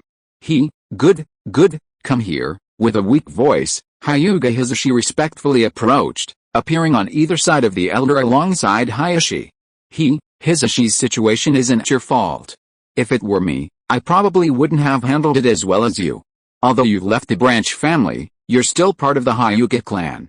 Don't tarnish the Hyuga clan's reputation in the future." At this moment, the elder seemed like a kind old man. With a weak smile, he took Hisashi's hand and placed it on top of Hisashi's. Hisashi. Before the main family and the branch family, I hope you remember that you are still blood relatives. I hope the hatred between the main family and the branch family can end in your generation." Under the elder's expectant gaze, the Hyuga brothers Hisashi and Hisashi were moved, and they both nodded solemnly. Very well. Although the Hyuga clan has split under my rule, we are still one family." With a hoarse laugh, the Hyuga clan's elder slowly took out a scroll from his robes and, in front of everyone, tremblingly handed it to Hisashi. "Hisashi, I am not qualified to judge the rights and wrongs of the main family and the branch family. This is the secret technique of the main family's gentle fist. Today, I will pass it on to your branch family. I hope you will remember that the blood of the Hyuga flows in our veins, and you must never disgrace the Hyuga clan, elder." They had tolerated the elder's choice not to fight with the branch family, but when they saw the main family's secret technique scroll being handed over to the branch family, some members of the main family were filled with disbelief and looked at the scene angrily. The first elder, however, ignored their anger. He turned and took out his token of authority from his robes, placing it in Hyashi's hand. His voice was hoarse and weak as he said, "Hisashi, I've left you with a mess. From now on, the Hyuga clan is in your hands. I, as the first elder, relinquish my power to the clan head. I hope the clan head will revitalize the Hyuga." Although the Hyuga clan had many elders, only this old man truly held real power and could challenge the clan head's position. Now that it was in Hyashi's hands, the Hyuga clan would truly be under Hyashi's control. First elder, Hyuga Hisashi clutched the scroll in his hand, tears welling in his eyes. After setting aside their hatred, they were indeed connected by blood. A mournful cry echoed throughout the Hyuga clan. The first elder, the tiger of the Hyuga, had finally passed away. His brilliant life had come to an end, though not perfectly. He had done everything within his power. The elder, leaning on Hisashi Hyuga's shoulder and closing his eyes, might have had regrets in his final moments, but Hyashi's face was filled with shock. In his final moments, the elder whispered in his ear, "The Hyuga cannot fight amongst themselves. You did well. Remember, never attack the branch family before you have absolute strength." Clearly, this aging tiger was not as lenient as he seemed. If he could destroy the branch family without causing serious damage, he would have been ruthless. But because a fight would result in mutual destruction, he chose to endure, and he also instilled this patience in the future Hyuga. The day the main family rises will be the day to destroy the branch family. Before leaving, this aging tiger took the blame for the Hyuga's division upon himself, while simultaneously transferring the main family's hatred onto Danzo Shimura. Perhaps it wasn't perfect, but it marked the end of his life. Hyuga Hisashi left amidst the murderous gazes of countless members of the main family, carrying the gentle fist secret technique scroll in his arms. Hokage's office building. The Hyuga clan's elder has passed away. The third Hokage, Hiruzen Sarutobi, gazed out the window towards the distant Hyuga clan, slowly exhaling a puff of smoke. Gone. Another old friend gone. A hint of melancholy flashed deep in his eyes. But Hiruzen Sarutobi quickly composed himself and turned to look at the exhausted Hamura Medicado and Kahoru Utatane, sighing, "Thank you for your hard work." The two had been busy with diplomacy with the Land of Lightning's envoys lately. Although it wasn't about fighting, it was still incredibly busy. They were old comrades in arms, and both shook their heads. Kahoru Utatane couldn't help but frown, saying, "Danzo has gone too far this time, interfering in the affairs of the major clans." The root's coercion of ninjas from the various clans had already caused some discontent. This time it's really excessive. Hamura Mutakato nodded in agreement. That's right. If this isn't handled properly, it could lead to an internal war within the Hyuga clan, and the village might even lose a major clan because of this. Danzo's actions this time are too dangerous. Fortunately, Shimura Danzo didn't come, otherwise he would have been incredibly frustrated. It really had nothing to do with him, so why couldn't he clear his name? However, he was also frustrated, blaming everything on Orochimaru. Orochimaru, who had received the news and was preparing to return from the border, smiled disdainfully. He was ready to sever all ties with Konoha, and as for what his disciple had done, using his name was of no concern to him. In the Hokage's office, Hiruzen Sarutobi looked at his two friends and nodded in agreement, saying, "That's right. Danzo has gone too far this time. If not handled properly, it will be a major loss for the village. We must give Danzo a good warning this time." There were only 3 people in the office. They were inseparable and had been comrades for many years, so they naturally understood each other's thoughts. Kahoru Uchiha frowned and said in a deep voice, "Danzo is wrong, but let's put that aside for now. Hiruzen, how do you plan to deal with the Hyuga branch family?" "That's right. The split of the Hyuga clan is a good thing for the village. After all, such a super powerful clan is a force to be reckoned with, but it's also a double-edged sword," Hamura Mutakato said objectively. While Konoha didn't have many clans, there were still quite a few, such as the Ino Shikacho clan. Although powerful, they were at least under the village's control.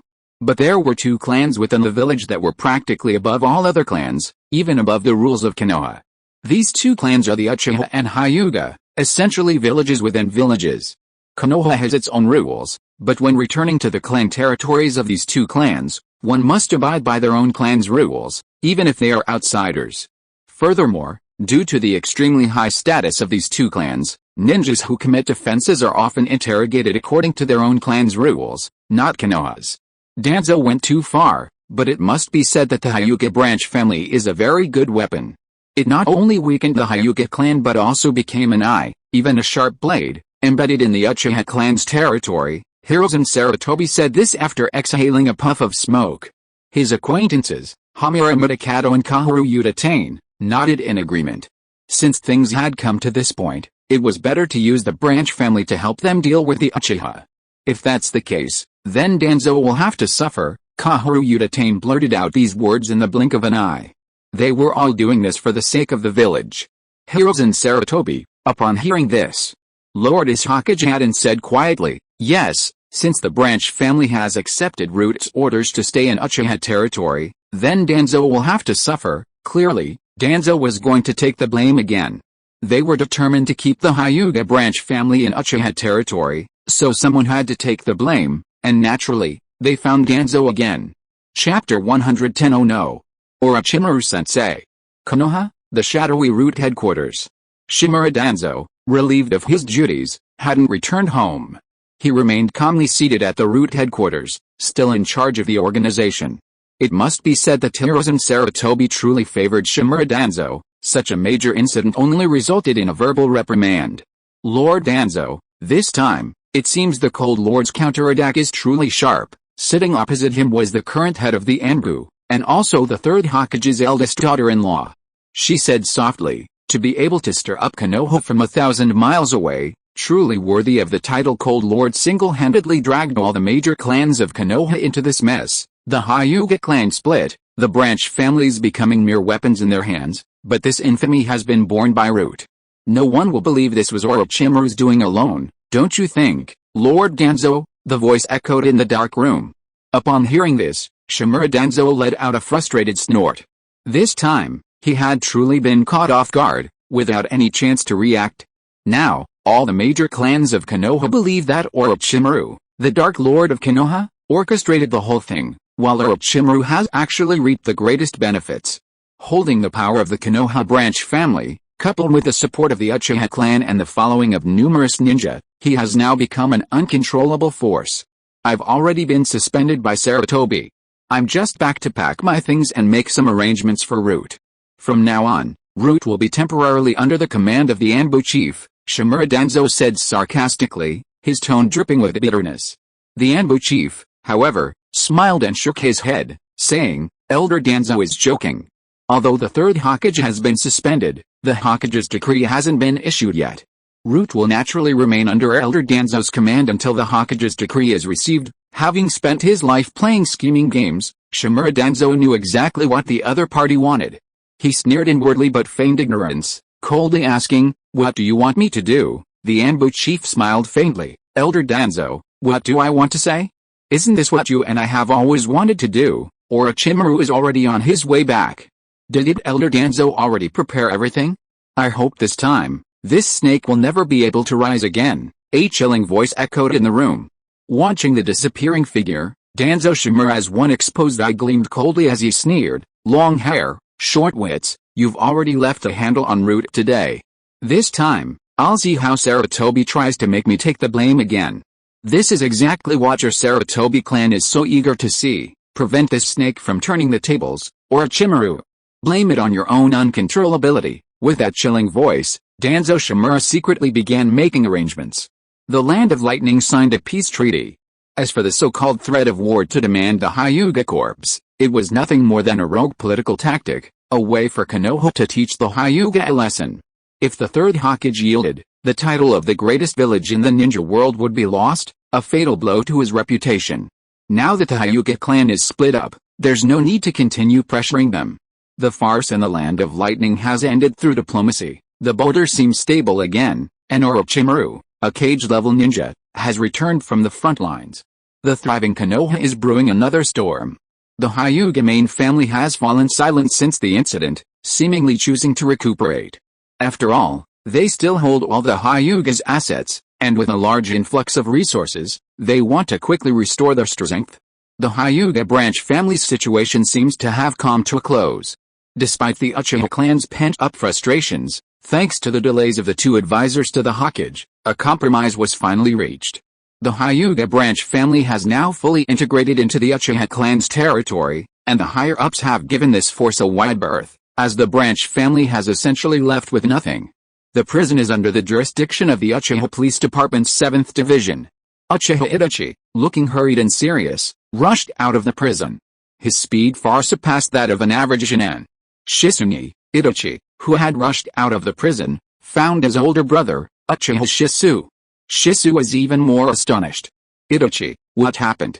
Even if you're here for training, there's no need to rush like this." The two had originally agreed to train here, but Itachi had come in a panic.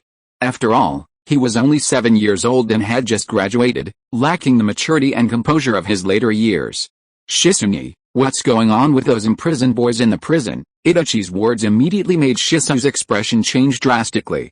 In an instant, he used a body flicker technique to appear in front of Itachi. At this moment, Itachi had never seen his older brother Shisui look so serious. "Itachi, what are you doing in prison?" Uchiha Shisui's tone was more serious than ever before. Seeing this, Uchiha Itachi took a deep breath and said in a deep voice, "Recently, I heard from Brother Shisui that there are many heroes in the prison who just returned from the front lines, but they committed crimes because they haven't recovered from the war.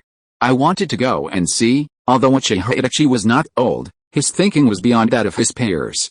He said in a deep voice, "Brother Shisui, tell me honestly, why are there a group of teenagers in the prison, many of whom are even about my age? They couldn't have committed a crime, could they? And they're being held in solitary confinement in another prison. Brother Shisui, what are you doing?" Faced with Itachi's incredulous questioning and desire to find out the truth, Uchiha Shisui breathed a sigh of relief, while a forced, self-deprecating smile appeared on his face. "Itachi, perhaps Brother Yoru is right. As the son of the clan leader, you should bear everything. I shouldn't have treated you like a child." Shisui Uchiha, his eyes gleaming with three tomo, calmly surveyed his surroundings. Finding no one eavesdropping, he said in a deep voice, "Go to the waterfall. I will tell you some things. Itachi, you must also take responsibility." Shisui remained cautious. The sound of the waterfall could easily obscure any eavesdropping. The two moved like shadows through the forest, quickly reaching the waterfall not far from the Uchiha clan's territory, the place where Shisui's story originally ended. The roar of the waterfall echoed through the heavens and earth.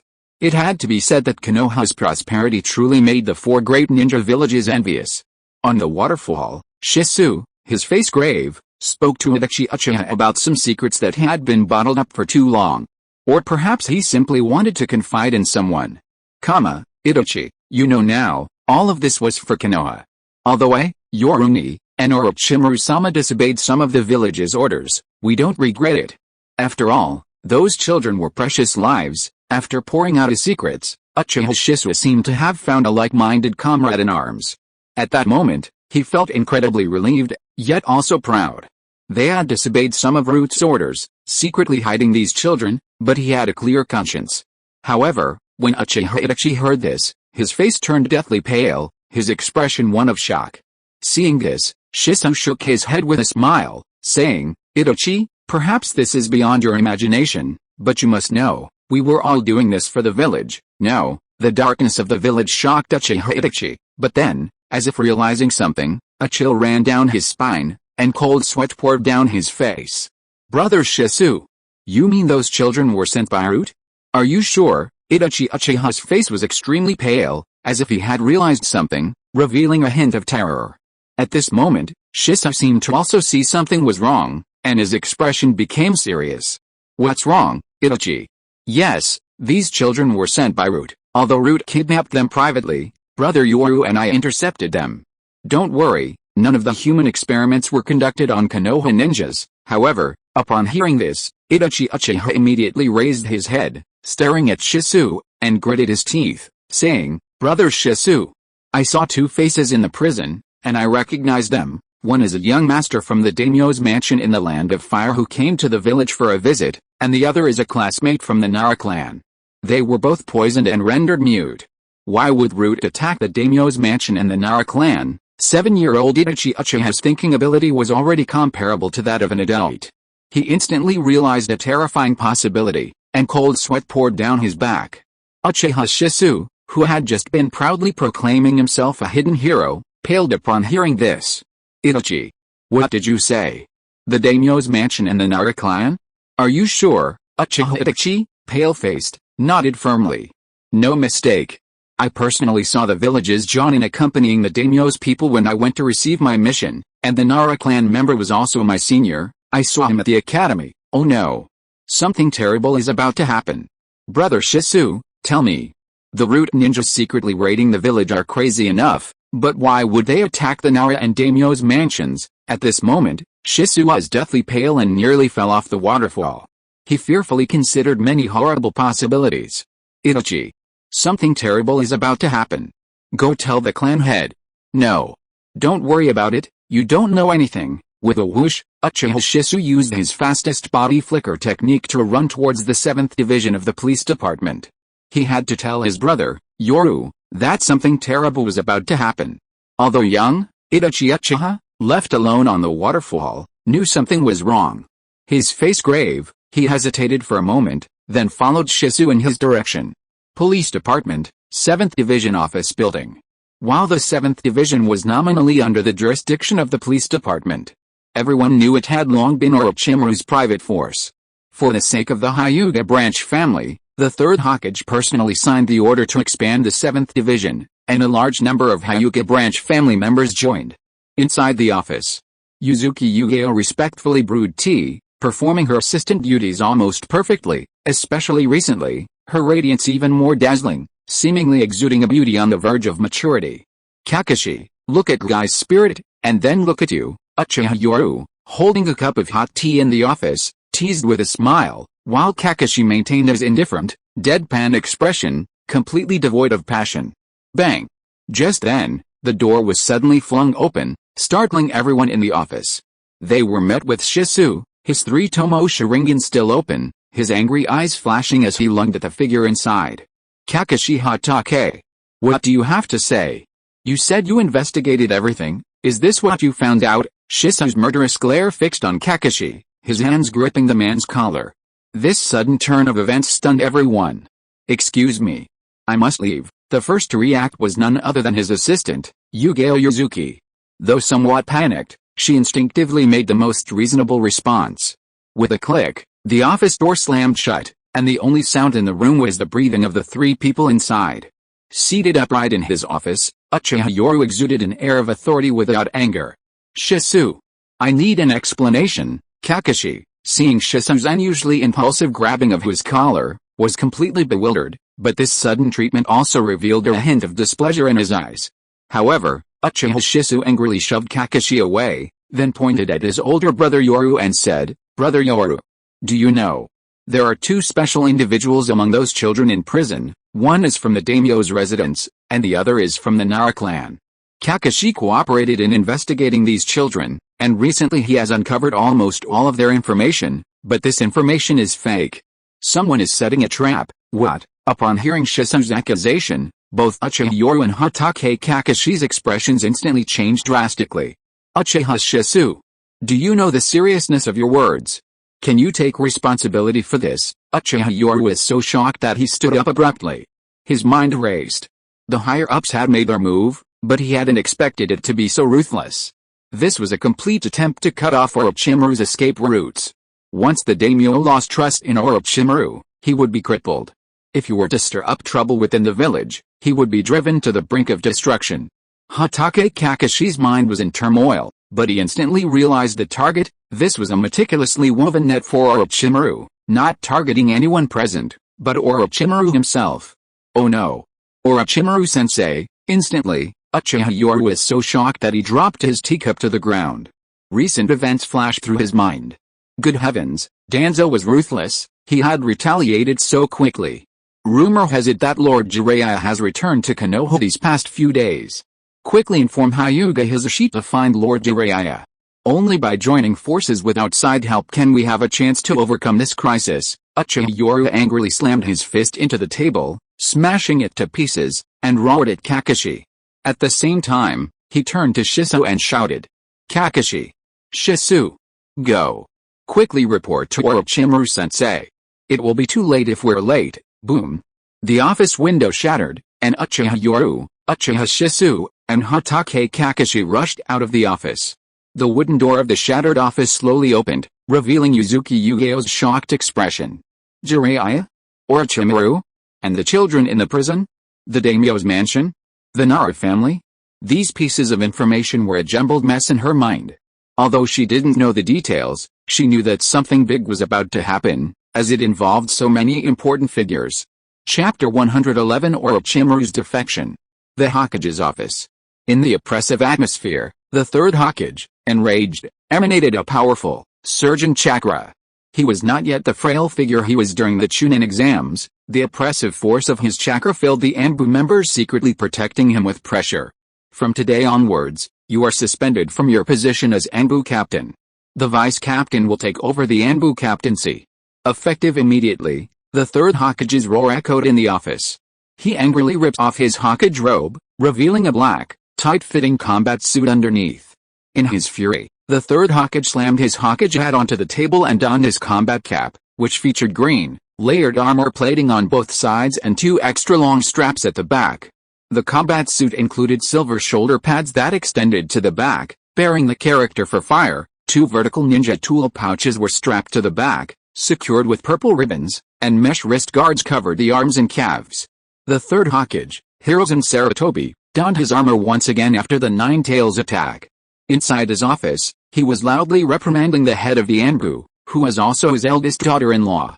His daughter-in-law's face was filled with resentment as she said bitterly, "Third Hokage, I did all this for Konoha?" "Shut up!" Enraged, Hiruzen Sarutobi roared, pointing at his daughter-in-law and shouting, "Your ambition is too great.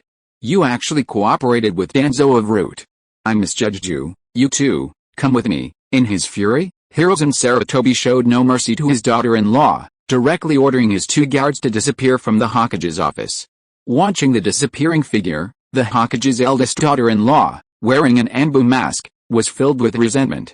"Old man, do you cherish your disciple more than your son? I'll ruin your disciple this time. Let's see how you show favoritism then." Jealousy drives people mad. The Third Hokage's favoritism towards Orochimaru filled her with envy. Turning away, she didn't choose to let things rest. Instead, she went out and said to her trusted confidants in a deep voice, "Go. Expose the news that Orochimaru is secretly abducting village ninjas for human experimentation. Also, Orochimaru's bases, the departing Third Hokage, Hiruzen Sarutobi, probably never imagined that the development of this matter would exceed his expectations and everyone's control." In the dimly lit underground base, three figures appeared outside the secret room, looking at the wooden door. Hiruzen Sarutobi, clad in armor, had an extremely gloomy face. The sounds of operation inside could be clearly heard through the wooden door. Hiruzen Sarutobi, his face grim, crouched outside the door, gesturing with his fingers. Two Anbu guards nodded solemnly, ready to rush in. Inside the research room, a small snake suddenly flicked its tongue, slowly crawling out a coded signal on the table. Upon seeing this, Orochimaru's face broke into a hoarse smile. "How, it seems you're ready to close the net, teacher." Just then, the wooden door behind him was kicked open with a loud crash, and two Anbu guards rushed in from either side with lightning speed, accompanied by the footsteps of the third Hokage. Master and disciple met again.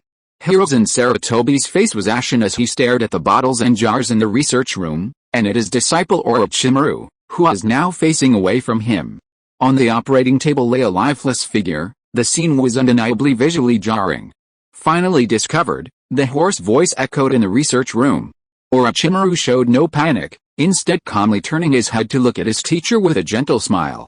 What a pity. Looking at Orochimaru's eerie smile, Hiruzen Sarutobi's expression turned to disbelief. "Orochimaru, what's going on?" Danzo and the others urged Orochimaru to restart the wood release project, but the things in this research lab had absolutely nothing to do with wood release. On the contrary, some of the oddities terrified him. Recently, from Jinan to Chunin, even Jonin from the Anbu have been going missing. Plus, there's been news that your behavior is suspicious. An Anbu guard, after a moment of shock, slowly stated a fact. Another Anbu member, somewhat incredulous, exclaimed, "Lord Orochimaru, why would a ninja like you do such a thing?" From the tone of these two Anbu members, one could see how powerful Orochimaru's reputation was in Konoha at this time. "How, I'll kill you too." Facing the Anbu's questioning, Orochimaru gave a hoarse laugh, his golden snake eyes coldly fixed on the two, as if speaking casually. However, upon hearing this and seeing Orochimaru's cold, serpentine eyes, the two Anbu were instantly jolted. "Orochimaru, so it really was you. What are you doing here?" Although he was certain, Hiruzen Sarutobi couldn't help but question him, this was all beyond his control. At this moment, facing his teacher's questioning, Orochimaru seemed to have shed all pretense, revealing a relaxed smile. "Since I've been discovered, there's no use pretending to be a good person anymore. As you can see, I'm developing ninjutsu, developing ninjutsu." These 4 words echoed in the dim space. The third Hokage's pupils contracted, and the two Anbu, upon hearing this, were both shocked and filled with rage. Was he really going to attack his own comrades in the village just to develop ninjutsu? At this moment, the third Hokage's shock confirmed his suspicions. Forbidden jutsu. Danzo and the others had actually entrusted such a dangerous forbidden jutsu to Orochimaru. Damn it. "Orochimaru, what are you trying to do?" Hiruzen Sarutobi glared angrily at Orochimaru, as if he were seeing his disciple for the first time. Orochimaru was researching such a dangerous forbidden technique. Didn't he know that researching forbidden techniques without permission violated the village rules? Everything. Faced with Hiruzen's question, Orochimaru's face gradually revealed a fanatical and twisted smile. "I want to master all ninjutsu, understand all the truths of this world, just like the first person to blend yellow and blue together, creating a new color called green. I just want to do the same thing. If blue is chakra, then yellow is the seal, and green is ninjutsu. Just like the infinite variety of colors, there are thousands upon thousands of ninjutsu in this world. But to master all ninjutsu and the truths, one must spend a long period of time. Only those who understand everything are qualified to be called the ultimate individual. For me, the lifespan of the physical body is too short, too fleeting." At this moment, Orochimaru seemed to be reciting his own ninja way, his face filled with a strange smile that the world could not understand. He himself was excitedly and intoxicated, his arms outstretched. "Even if you're called Hokage, it's all over once you die." Seeing Orochimaru's crazed and ecstatic expression, Hiruzen Sarutobi's pupils constricted in shock. He knew Orochimaru had truly gone astray this time. "Haha, you guessed right, it's the immortality technique." Looking at Hiruzen Sarutobi's expression, Orochimaru roared even more frantically, tears welling in his eyes. "Isn't this what you wanted to see? Wasn't this just a pretext for you to lose your Hokage title after your reputation was damaged, like White Fang, so that you could achieve your goal of a peaceful village?" Seeing Orochimaru's descent into madness, Hiruzen Sarutobi felt both furious and boundless rage. How could this be? How could he have such a delusion? "Orochimaru, You've gone into darkness. This is an impossible ninjutsu, Hiruzen Sarutobi roared, his hands rapidly forming hand seals and slamming together. Instantly, a burst of white smoke appeared, and the Monkey King, Enma, appeared. In Hiruzen Sarutobi's mind, any ninjutsu that claimed immortality was utter nonsense, impossible, nothing more than a dark and seductive art. If such a ninjutsu truly existed, how could even the Sage of Six Paths have vanished? And the god of shinobi, he had personally witnessed the existence of such power, yet even such a powerful figure was eroded by time. Although Hiruzen Sarutobi was the Hokage of the 5 great shinobi villages, his knowledge was always limited to what was already known. Just as Orochimaru said, green, the fusion of yellow and blue, is only accepted when it appears. Without this color, ninjutsu, no one would believe it exists. Orochimaru's ninja way had gone from nothing to something, completely exceeding what the normal ninja world could accept. Sarutobi-sensei, are you going to stop me? Orochimaru laughed maniacally, his hands rapidly forming hand seals. Instantly, an invisible wind blade raged through the secret room, shattering all the bottles and jars in the research room, and splattering blood onto the walls. In the dimly lit chamber, Hiruzen Sarutobi's face contorted with struggle. It was all his indulgence of Orochimaru and Danzo that had led to this. He watched in agony as Orochimaru cruelly murdered 2 Anbu members. At that moment, Orochimaru appeared behind Hiruzen, the two back to back, neither looking at the other. Orochimaru's golden snake eyes turned, casting a wicked glance at his teacher, a single, unidentified tear sliding down his cheek. Sarutobi-sensei, wasn't this all something you tacitly agreed to? In that instant, Orochimaru seemed to sever his last remaining attachment to Konoha.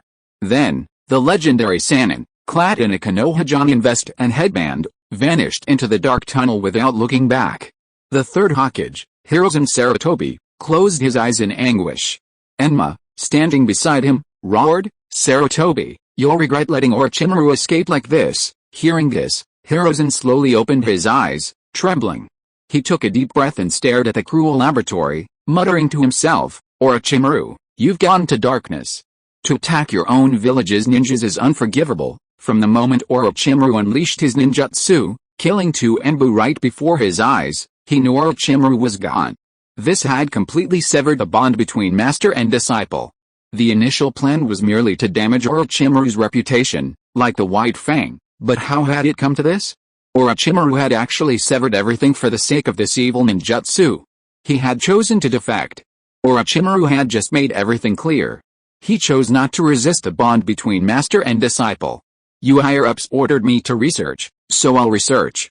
I'll bear the infamy. I won't fight for the title of Hokage, and I've severed all ties with Konoha. At this moment, Hiruzen Sarutobi roared in anguish. Danzo, all of this was caused by his indulgence.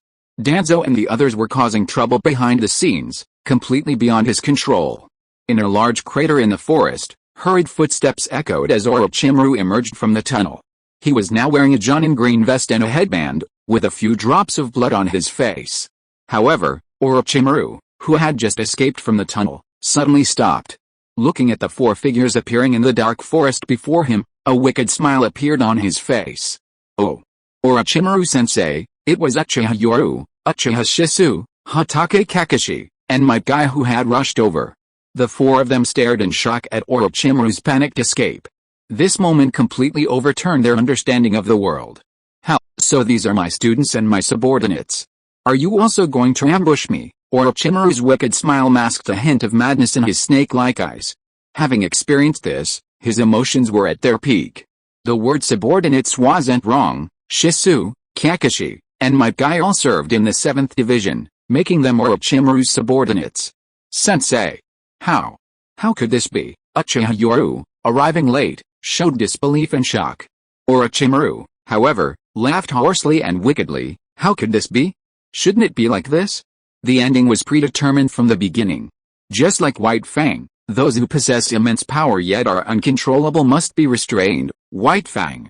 When this name echoed in Kakashi and Might Guy's ears, they were shocked and incredulous. Why? They knew very well that while Orochimaru's research was cruel, it was also under orders. How could this be? Orochimaru, wielding a kunai, stared at the 4 with his manic, snake-like eyes, radiating a dangerous aura. At that moment, A python summoned from around the secret base for security purposes slowly slithered down from the treetops, its tongue flicking.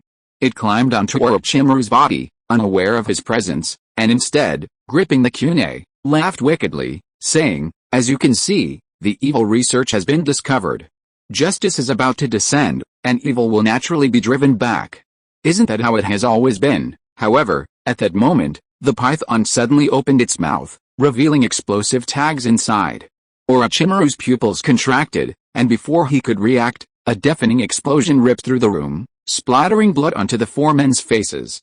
Lord Orochimaru, as the smoke cleared, Orochimaru's waist was now a pool of crimson, and he couldn't help but smile, but this time the smile was even colder. The Third Hokage, clearly, this move was a trap set by the Third Hokage when he infiltrated the base, using Jinjutsu to confuse the giant snake. It was truly a fatal blow, delivered when the snake was most relaxed. Chapter 112 Danzo, will not take the blame for this. How, Third Hokage, it seems you've made up your mind, a horse, evil laugh echoed through the dark forest. Orochimaru, severely wounded in the waist, stared at the four, his body gradually turning to dust. Mud clone. When? The four were shocked. They couldn't deny Orochimaru's mastery of ninjutsu. He had likely already used the smoke to create a mud clone the instant he was severely injured by the explosive tags. How could this be? How could it turn out like this? Uchiha Shisui stared in disbelief at the heavily wounded Orochimaru fleeing. In his mind, the village's hero had escaped in such a sorry state. This completely shattered his understanding. The Third Hokage and Orochimaru had turned against each other. And he even wanted to kill Lord Orochimaru. All of this echoed in Shisui's mind, while Kakashi, his face pale with shock, stared at the scene, just like White Fang. Was this referring to his father? Might Guy, as an ordinary ninja, had witnessed everything. Although he didn't know the specific reasons, he had learned some information because of Kakashi, and he was equally shocked. Whoosh! Whoosh! One after another, figures of the Anbu, flashed in, their crisp footsteps echoing through the dark tunnel. The Third Hokage, clad in armor, slowly emerged from the darkness. Anbu, pursue Orochimaru. The Third Hokage's hoarse voice reverberated through the dark forest. Everyone was shocked, even the newly arrived Anbu members showed disbelief. Orochimaru was a hero of Konoha, second only to the Hokage. Seeing their astonished expressions, the Third Hokage roared, "By order of the Hokage. Anbu, pursue Orochimaru." "No. I don't believe it." Uchiha Shisui stared in disbelief, but the Anbu members, seeing the enraged Hokage, could only reflexively obey the order. Uchiha Yoru's expression changed drastically, while the Third Hokage, clearly in a foul mood, glanced coldly at the four of them and shouted, "By order of the Anbu, pursue Orochimaru, one of the legendary Sannin." Whoosh! Whoosh! The Third Hokage and the Anbu members vanished, but at that moment, Uchiha Yoru's face changed drastically, turning deathly pale. "No. There's still a chance." Uchiha Yoru seemed to have grasped at a last straw. He turned to Shisui, Might Guy, and Kakashi, roaring, "Quick! You three go to the prison. Protect those children. At the same time, order all members of the 7th Division of the Police Department to drop everything and assemble at the prison. As long as those children are safe, there's still a chance. I, as the captain of the 7th Division, order all members of the 7th Division to defend the prison at all costs. These children absolutely cannot be harmed." The three of them snapped to attention. Kakashi reacted the fastest, hurriedly telling the others, "Quick! Guy, go to the 7th Division and relay the order. Everyone abandon their current missions and assemble at the prison." At this moment, Uchiha Shisui seemed to grasp at a last straw. In his panic, he seemed directionless, nodding frantically upon hearing Kakashi's words, "Yes, yes, quick, let's go protect the children in the prison. This is our last chance." The darkness of Konoha had filled him with utter despair. Even the village hero Orochimaru could treat them this way. What about the children? If the news leaked, someone would likely take action too. Suddenly, the cry of an eagle echoed across Konoha. The ninjas in their homes, training grounds, or preparing for missions abruptly looked up at the black eagle circling overhead, their faces paling with terror. Something terrible had happened. This massive event reminded them of the Night of the Nine Tails. Countless people, gripped by fear, seemed to relive that night, even though it hadn't been that long ago. Under the bright sunlight, black dots flickered across the houses of Konoha, the rapid movement of ninjas. At the same time, The village's signal immediately put all Konoha ninja into a state of high alert, with everyone quickly taking their posts. Pursue Orochimaru, one of the legendary Sannin. This was a direct order from the Anbu. Hiruzen Sarutobi, who was just about to return, saw this and roared in fury. Who gave this vile woman the audacity? If his previous order had been for the Anbu to pursue Orochimaru, it would have been done in secret, at least unknown to the public, meaning there was still a chance for Orochimaru's fate to be resolved. But now, it was a complete announcement to the entire village. The Third Hokage was enraged. Someone was trying to drive Orochimaru to his doom. The Sarutobi clan. Sarutobi Hajiki, your entanglement with Orochimaru's forces is quite deep. You should know your place. Back in her clan, the Third Hokage's eldest daughter-in-law didn't stop there, instead coldly staring at the Jonin within her clan. Upon hearing this, Sarutobi Hajiki gritted his teeth and said in a deep voice, "Yes, I know what to do." At the same time, many elders of the Sarutobi clan sat in the room, their eyes filled with ambition. "Go ahead and do it boldly, now that we've made our move, we can't hold back. If Orochimaru isn't completely defeated and instead takes that position, you should know that the Sarutobi clan will be targeting the future Hokage with all our might." That's right. The Sarutobi clan has completely offended Orochimaru. To put it bluntly, even if someone else becomes Hokage, we can't let Orochimaru take the position. I've already spread the word that Orochimaru is using ninjas from his own village for human experiments. This time, Orochimaru will be severely injured, if not killed. One by one, the Sarutobi clan leaders and elders spoke of the current situation. They had no choice. When their ambition grew to want another Hokage from the Sarutobi clan, they had already embarked on a path of no return. Adding to the fact that they directly disobeyed orders by spreading the message, and that the suspended Third Hokage's eldest daughter-in-law had even issued a message to all the village ninjas in her capacity as the head of the Anbu, at this moment, none of them could turn back. Turn back? If Orochimaru took over, would he let them go? Even if he did, the Sarutobi clan would definitely be targeted. So they could only grit their teeth and move forward. Moreover, it was clear that Orochimaru had been nailed to the pillar of shame this time, and once he was nailed to it, there would be no chance of turning back. Hokage's office. Denzo. How could this happen? How could this matter have escalated so much? Kaoru Uchiha was furious at the sudden commotion in the village. She pushed open the office door and saw Denzo, who had just entered, and immediately began to berate him. At this moment, Shimura Denzo was facing Utakato Hamura's questioning in the office, and now another one had come along. He was also frustrated. I was just following plan, this wasn't Root's doing. If it wasn't Root, who else could it be? The whole of Konoha is in a frenzy. Look outside the village, through the window, all that could be seen in Konoha was black fleas everywhere. No, it was swarms of ninjas leaping wildly across the rooftops. It was utter chaos. Shimura Denzo was speechless, staring in shock at the scene outside the window. Impossible. Who is it? Damn it. We agreed to keep the news under wraps, only revealing a tiny bit. Look at this, the whole village knows. Do you really want to drive Orochimaru to his death? Do you want Orochimaru to follow in White Fang's footsteps? Kaoru Uchiha was furious this time, retorting without any mercy. Shimura Denzo looked at his two old friends, one angry and the other dissatisfied. He was bewildered, but then he seemed to realize something. No. That's a hawk from the Anbu. A hawk from the Anbu. It's not from my root organization. No matter how arrogant I am, Anbu Hiruzen would never let me interfere. Denzo seemed to have grasped something, and suddenly became furious, retorting angrily. Good heavens, trying to make him take the blame again? Dream on. Fine. Third Hokage Hiruzen, you're ruthless. I thought I was ruthless enough, but you're ruthless than anyone else. You're trying to force Orochimaru to his death. At this moment, Denzo seemed to realize something, and suddenly became enraged. Forcing Orochimaru into this state, wasn't this Hiruzen trying to completely kick Orochimaru out and let his son take over? Hearing this, Kaoru Uchiha and Hamura Medikato were stunned, but looking at the hawks circling above Konoha outside the window, the two exchanged extremely grim glances. This time, Hiruzen has gone too far. They cursed Hiruzen in their hearts. He had truly lost his temper this time. Hadn't he forgotten the lesson of White Fang? That's enough, this time it's completely out of control. However, just then, the door was suddenly pushed open, and the Third Hokage appeared, looking furious. Shimura Danzo immediately became agitated, his face full of resentment, about to berate the third Hokage, but the latter preemptively accused him. Danzo. I'm the Hokage. Who told you to make such a mess of things? Sarutobi Hiruzen, who stormed into the office, roared furiously the moment he saw Shimura Danzo, his roar echoing throughout the entire Hokage's office building. At that moment, Shimura Danzo seemed stunned. He had never seen Sarutobi so angry before, his murderous gaze was terrifying, and for a moment he forgot to refute him. Danzo. I just warned you. You've been suspended from your post.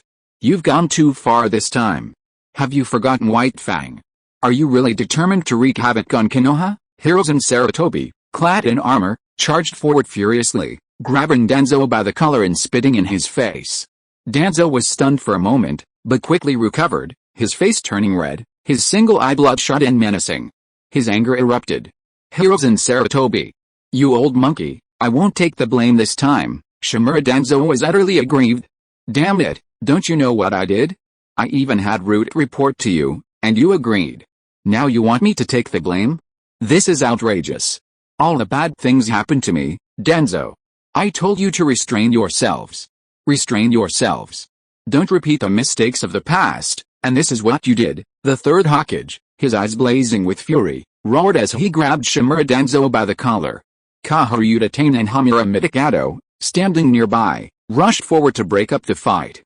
Although they hadn't witnessed such a scene in countless years, and it even brought back a sense of nostalgia, they knew it wasn't the right time and quickly pulled the enraged Hiruzen Sarutobi away.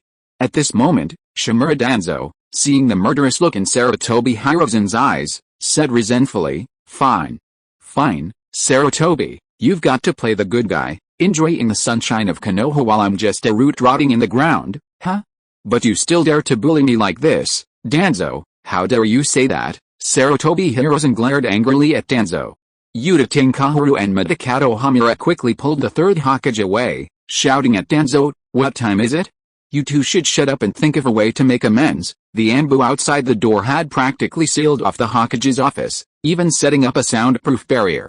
Although the office had been calmed down, Sarutobi Hiruzen was still furious. While Danzo had never suffered such humiliation in all his years, it was incredibly frustrating.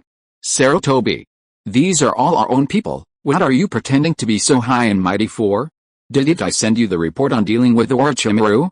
You agreed to it yourself, and now that things have gone wrong, you're blaming me. Danzo was furious at this moment, pointing aggrievedly at Midikado Hamura and Uchiha Kahoru. They were involved too, and they know everything. Why don't you say anything about them? You're pointing your finger at me as soon as you walk in the door? Root may be the darkness of the village, but you can't treat it like this. And what does this have to do with us? At this point, Takashimura Danzo became even angrier. He was furious too. Orochimaru was a cage-level shinobi of the village. Shinobi of this level are intimidating beings like tailed beasts. Who would be stupid enough to force someone to defect? It's your Sarutobi clan. Your Sarutobi clan wants a hereditary system, wants to make the village's Hokage your own, and now you're telling me you blame my Root clan? Without your tacit approval, would Root dare to do this? Without your tacit approval, could your Sarutobi clan be so arrogant? Now your Sarutobi clan has made a mess of things, made it impossible to control, and what? It's my problem now. Shimura Danzo had never felt so satisfied, venting his anger freely. Sarutobi Hiruzen was even more furious after hearing this.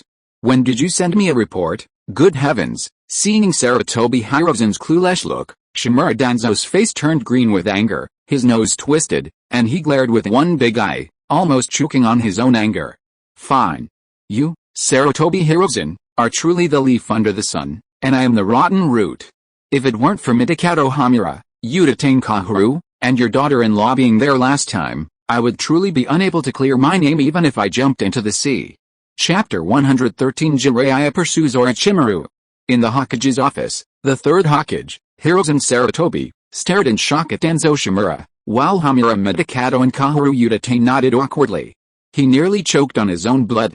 Danzo, you, this time, Danzo Shimura finally got his revenge. Gritting his teeth, he pulled a scroll from his robes and threw it directly at the third Hokage. Open your eyes and take a good look at this scroll. Did I, from Root, send it to you, and then have Root members take it back to me intact? Look carefully at when I ever planned something that everyone knew about. Don't I regret what happened to White Fang? Don't I know how much damage it would do for the village to lose a cage-level fighter? Now the village is full of your Sarutobi clan, and oh yes, and your ambitious, arrogant eldest daughter-in-law who only wants to be the Hokage's wife did it too. This time, Shimura Danzo showed no mercy. He had planned to win over Orochimaru after Sarutobi abandoned him again, making him a weapon in his hands. But now, things have gone awry. This weapon has no hilt, it's all blade, already hurting people everywhere. Seeing the scroll Danzo threw at him, Sarutobi Hiruzen opened it, his face turning red. He had been careless. He had been far too careless. Kaharu Uchiha and Hamura Medicato knew this wasn't the time for infighting, and said in deep voices, now is not the time to shirk responsibility, but to decide how to deal with Orochimaru's matter. When the topic of Orochimaru came up, Danzo Shimura, Hamura Medicato, and Kaharu Uchiha all looked at Hiruzen Sarutobi. Facing their gazes, the third Hokage, Hiruzen Sarutobi, turned pale and slumped into a chair, looking utterly dejected. Too late. Orochimaru has fallen into darkness. He's researching the forbidden techniques you gave him. He wants to develop an immortality ninjutsu. He's even attacked my Anbu. What? The three were shocked, but seeing Hiruzen Sarutobi's dejected state, they knew this was a serious matter. The three men felt a chill run down their spines.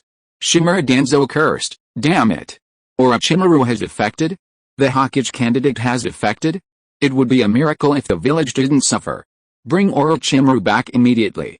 How? Kaharu Uchiha stamped her foot angrily upon hearing this. We've pushed too far.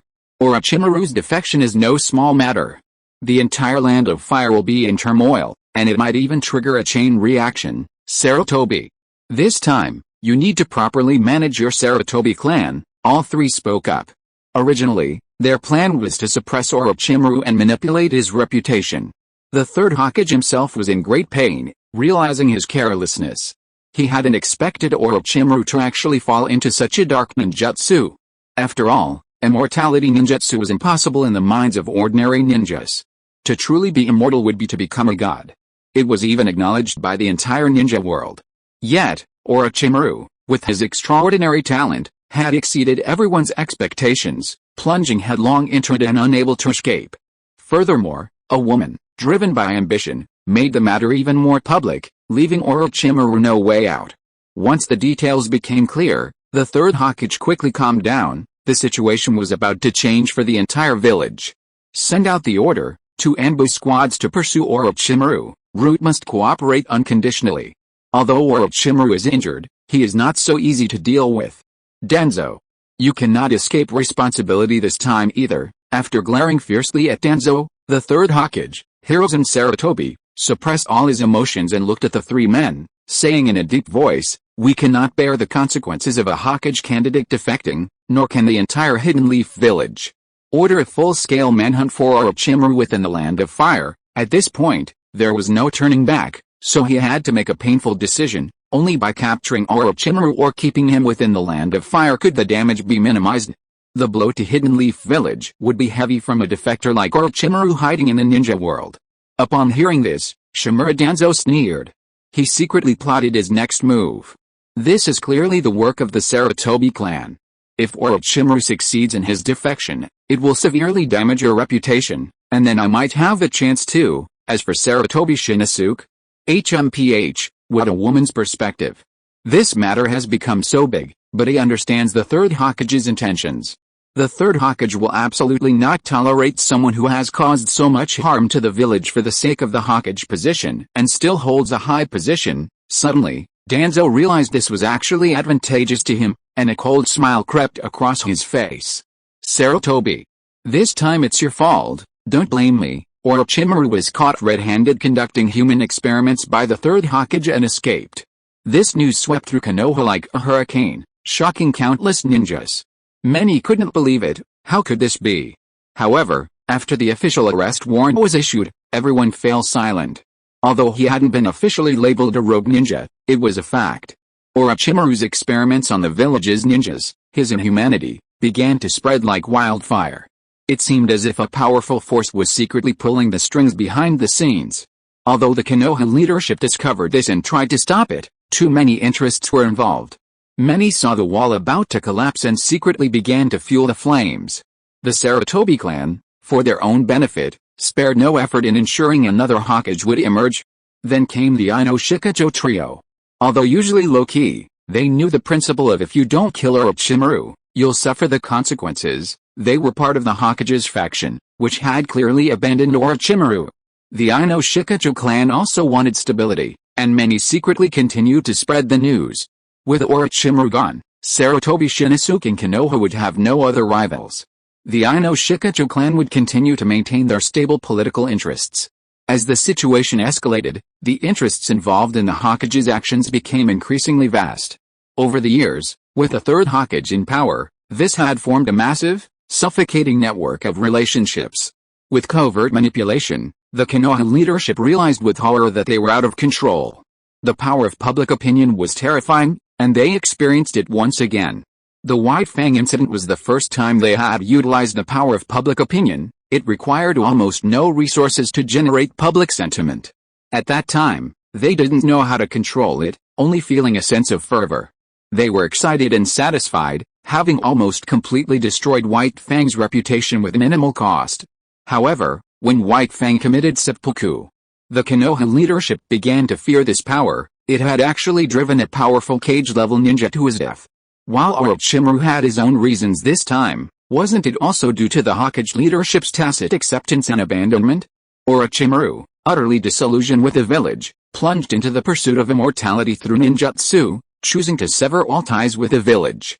Truly, fate was cruel. No one had anticipated such an ending. Even within the Sarutobi clan's territory, fear flickered across the face of the Third Hokage's eldest daughter-in-law. She realized she had lost control. Public opinion was out of control, completely spiraling out of control. She wanted to destroy Orochimaru's reputation, but only in terms of prestige. She never considered his defection.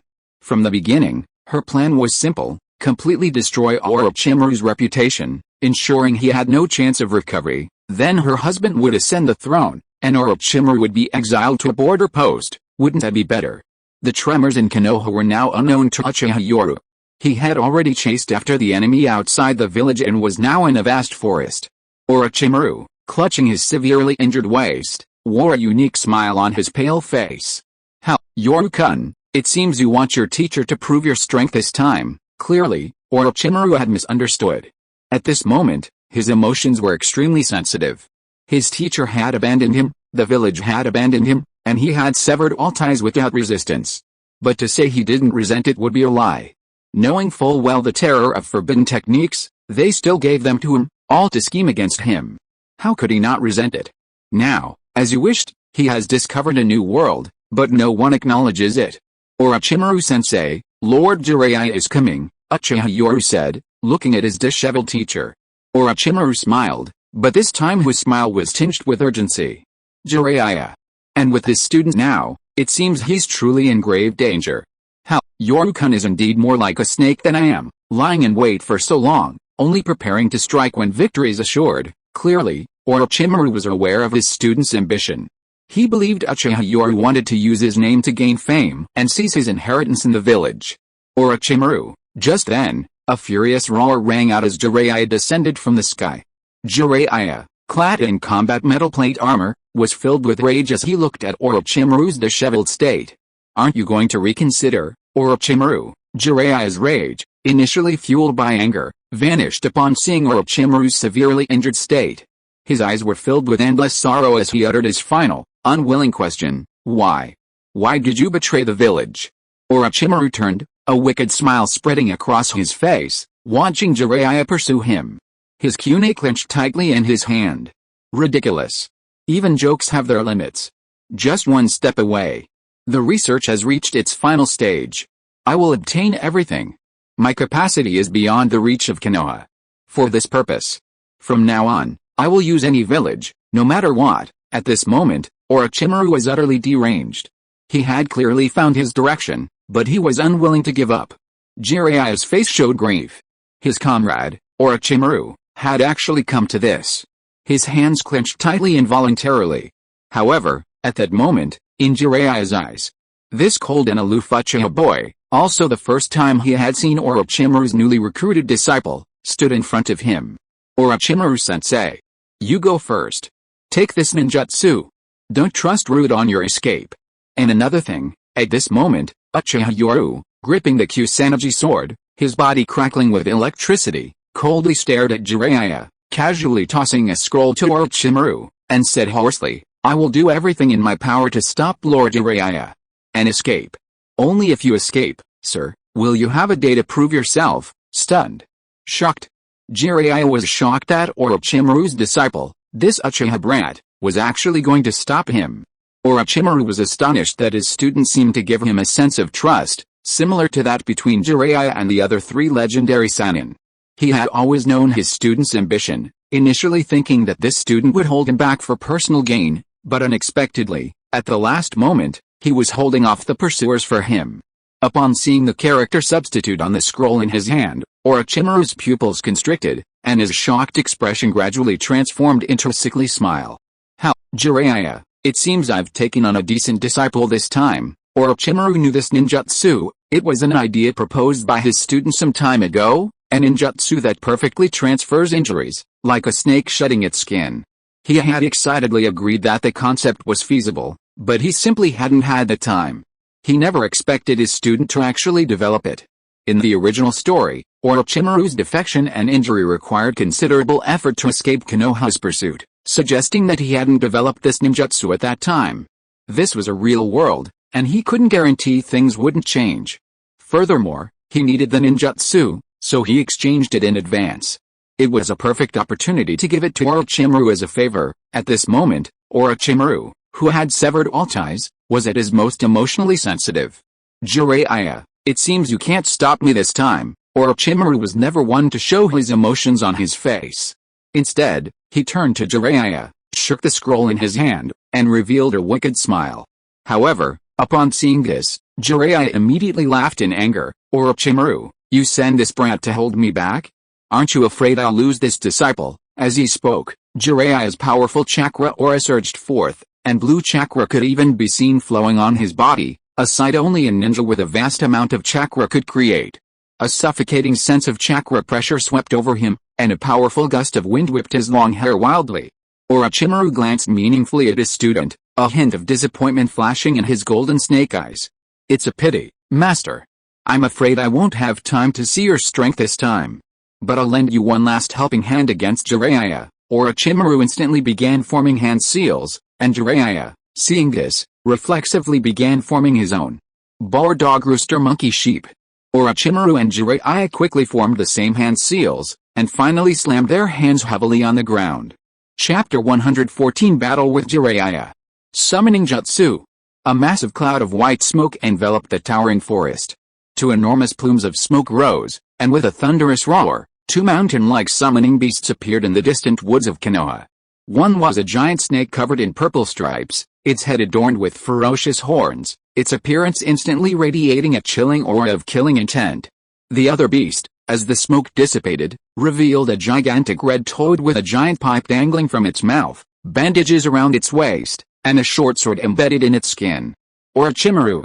Where's the sacrifice this time? Manda, true to its reputation as the most arrogant summoning beast, didn't immediately fix its snake-like eyes on its enemy upon being summoned. Instead, it stared at Orochimaru above its head. At this moment, Orochimaru, atop Manda, let out a hoarse laugh. Manda is your old rival this time, but you can act recklessly. Cooperate well with your student in this battle, and the sacrifices won't be lacking. With a threatening glare at his disobedient summoning beast, Manda snorted in dissatisfaction, and Orochimaru's body slowly turned into mud. Orochimaru, Jiraiya, on Gamabunta's back, was furious to see Orochimaru reduced to a mud clone. Gamabunta arrogantly exhaled a thick cloud of smoke, causing Manda to frown and show her displeasure. Jiraiya, are you having a class reunion? Gamabunta's disgruntled voice echoed through the forest, startling countless birds into flight. This time, Jiraiya, unlike his usual playful self, wore a serious expression. Gamabunta, this is urgent.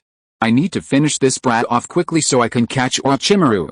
A swift victory is essential. However, Uchiha Yoru, atop Manda's head, knew the difference in strength between the two sides.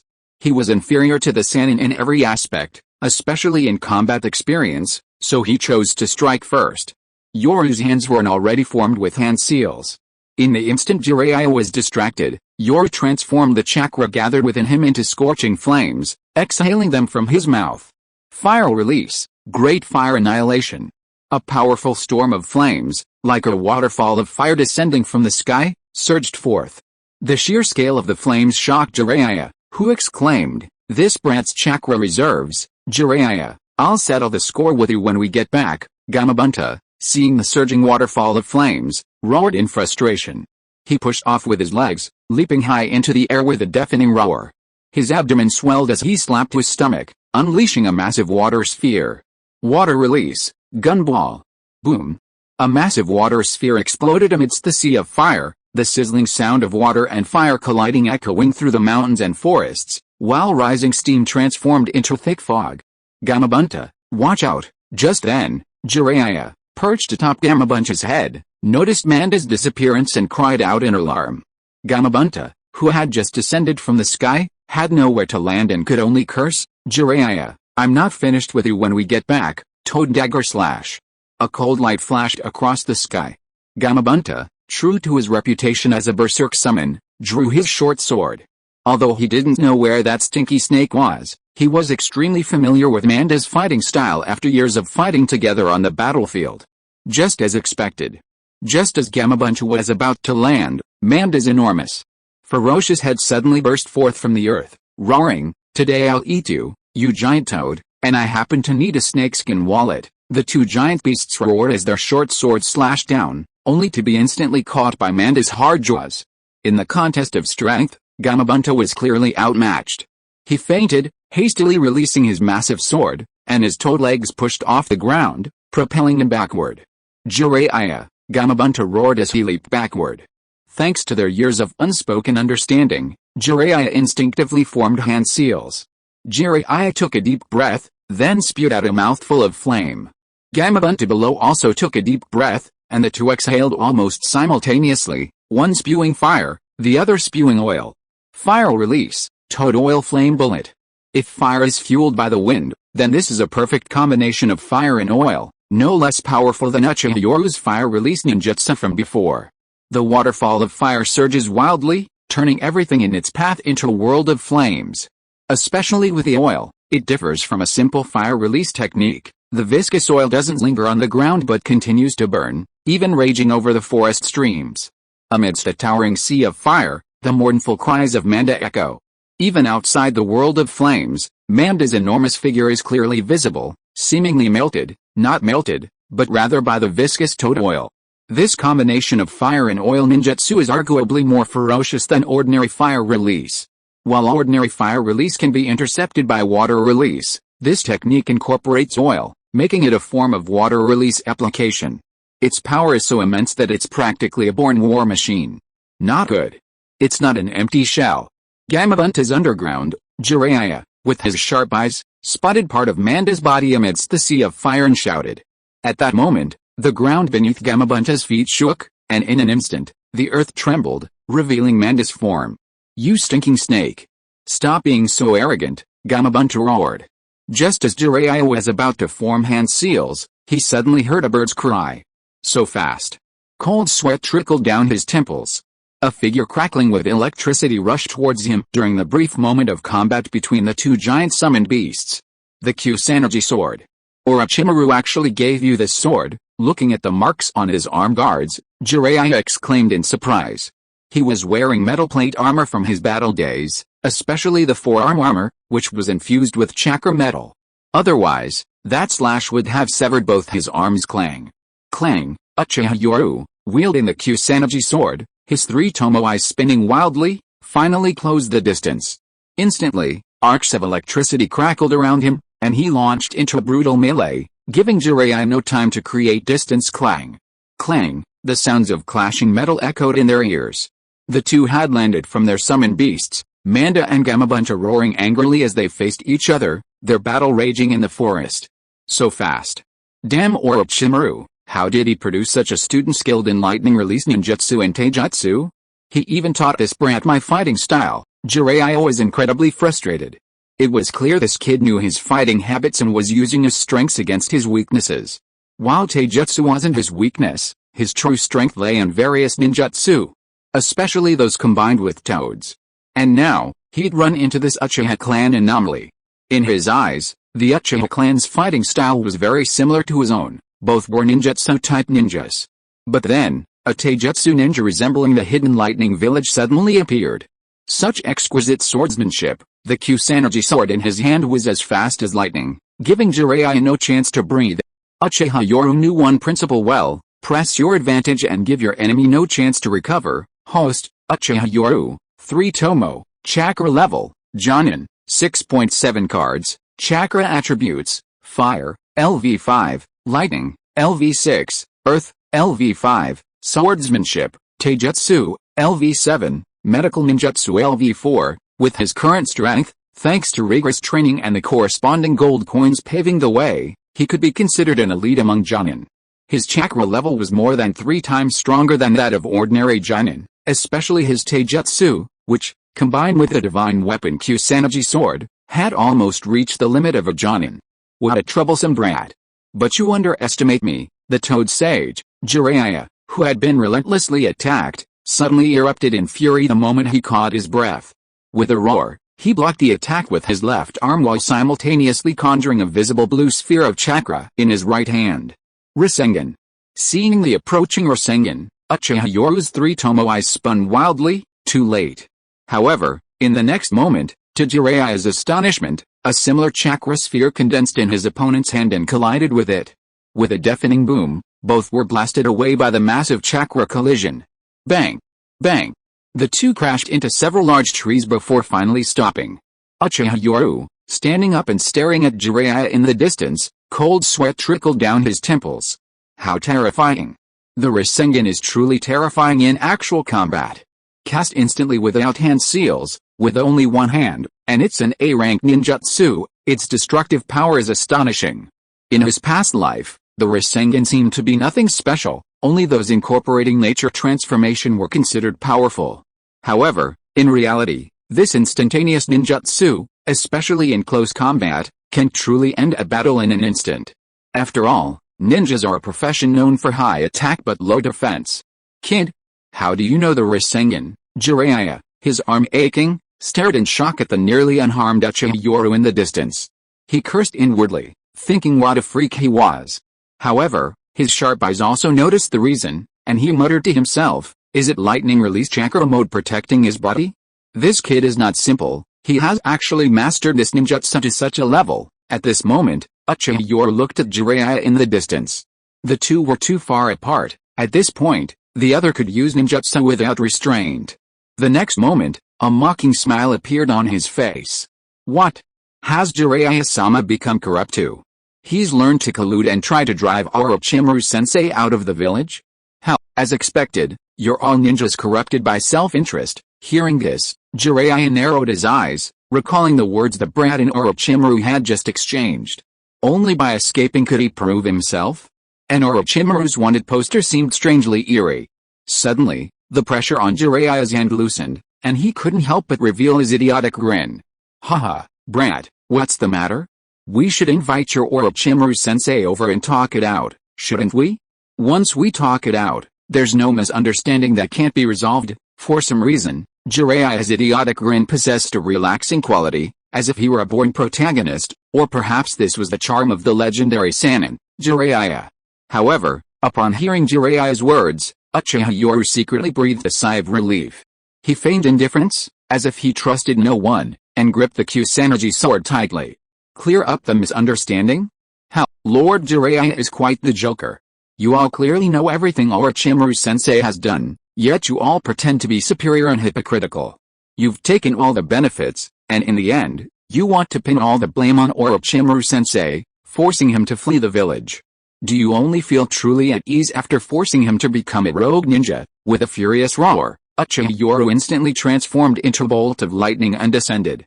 Seeing this, Jiraiya instinctively wanted to unleash a ninjutsu, but quickly restrained himself, taking 2 kunai from his weapon pouch to fight the impetuous and extreme brat before him. Kid, what are you talking about? The Toad Sage, Don't understand a word you're saying." Although Jiraiya was anxious to catch Orochimaru, he knew that understanding the current situation was paramount. Only by knowing everything could he uncover the secrets behind it all, as if Orochimaru had been wronged. "Don't understand? How? Of course you don't understand." Uchiha Yoru, wielding the Kusanagi sword and sneering, was unleashing his full power. While not every strike was fatal, each attack was delivered with all his might, a relentless barrage of killing blows. "Do you understand the wood release plan? Do you understand?" Jiraiya, who had initially intended to retaliate, quickly restrained himself upon hearing the brat's furious outburst. He chose to let the brat vent his anger and see what information he was getting at. "Do you understand what I mean by I researched wood release ninjutsu for you? You don't understand what I researched forbidden techniques for you either. You understand nothing, so why do you know that Orochimaru-sensei becoming the 5th Hokage will harm your interests?" As Uchiha Yoru roared his accusations, Jiraiya's expression changed drastically, filled with shock and anger. What did all this mean? No wonder Orochimaru suddenly got into trouble. His teacher, the 3rd Hokage, had told him that Orochimaru had gone astray and needed him to return. At that moment, he seemed to understand. Thinking of his teacher and the current state of Konoha, a surge of anger rose within Jiraiya. He had seen through his teacher's authoritarian political ideology. Anyone who disagreed was considered to be violating the will of fire. In his heart, his ideals were always the most suitable for Konoha, and other wills would only plunge Konoha into turmoil. Even if Orochimaru was forced to relinquish his Hokage candidacy for this reason, did he really need to go to such lengths to eliminate them? Chapter 115 Heavenly Curse Seal Status 1. Outside Konoha village, the earth shook violently as Manda and Gamabunta clashed. These massive summoning beasts were war machines, and the sheer scale of the battle naturally attracted countless Konoha ninja rushing towards the scene. They all believed that Lord Jiraiya had caught up with Lord Orochimaru, and that the battle was a clash of the 3 legendary Sannin. Clang! Clang! In the midst of their fierce battle in the forest, Jiraiya's hands were starting to go numb. He looked up in shock at the brat before him. "Kid, you haven't learned a single one of Orochimaru's techniques, have you? How about we become the Toad Sage?" Despite Jiraiya's seemingly carefree nature, he possessed his own fighting style and personal charisma. This casual demeanor, while seemingly relaxing, was actually a means to gather more information.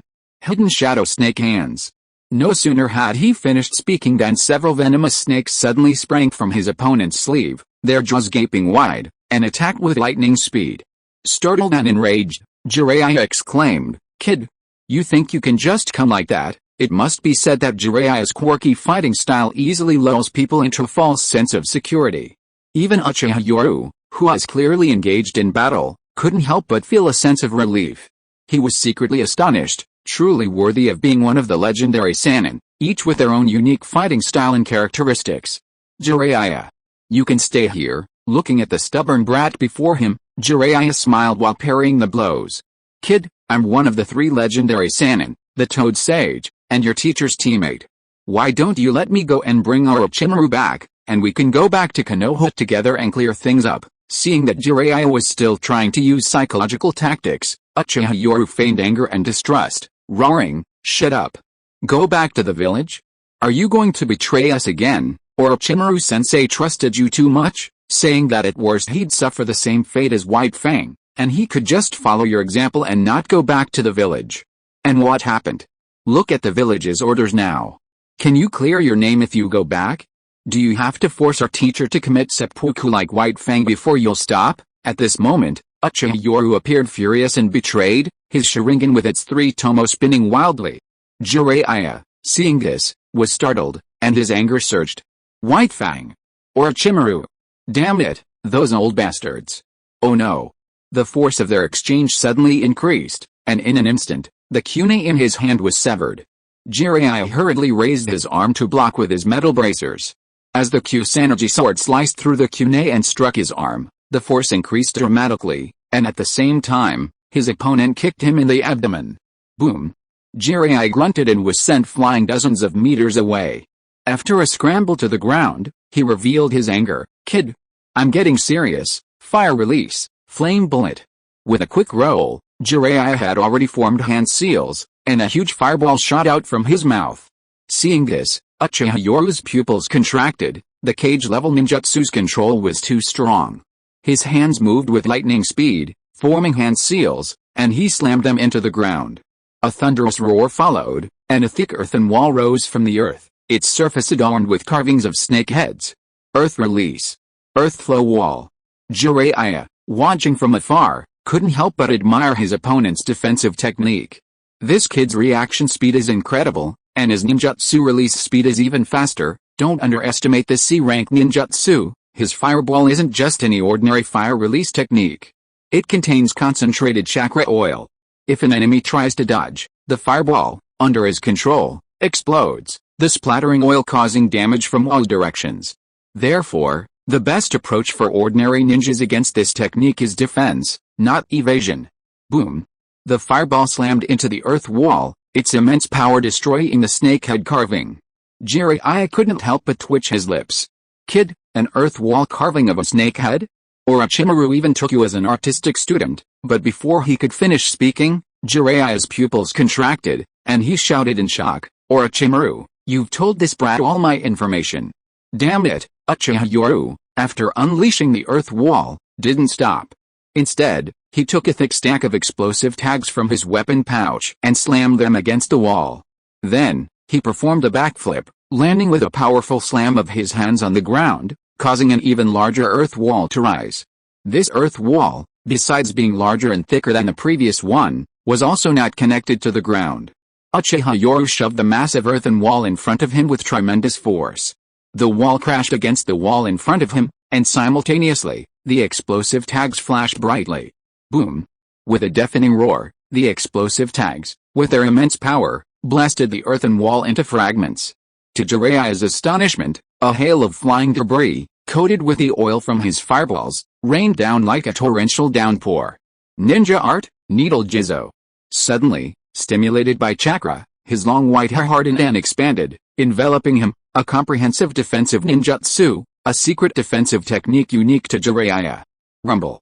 The rain of fire oil-coated debris poured down, piercing and breaking the surrounding tree trunks, which were now engulfed in flames. The fire rain came and went quickly.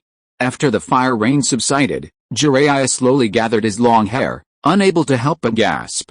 Orochimaru has taught you all the war ninjutsu that Iwagakure, Hidden Stone Village, is good at using. However, the next moment, the sound of 1,000 birds chirping resounded throughout the heavens and earth. At this moment, when Jiraiya saw Uchiha Yoru's figure, a look of shock appeared on his face. Danger. He sensed a dangerous aura. This is. Jiraiya stared in shock at Uchiha Yoru in the distance. The boy's appearance had changed drastically, or rather, a 3-tomo cursed seal on his neck was burning and slowly spreading across his body. Black flame patterns covered half of his body, especially his cheeks, half of which were covered with such flame cursed seal patterns. Cursed seal.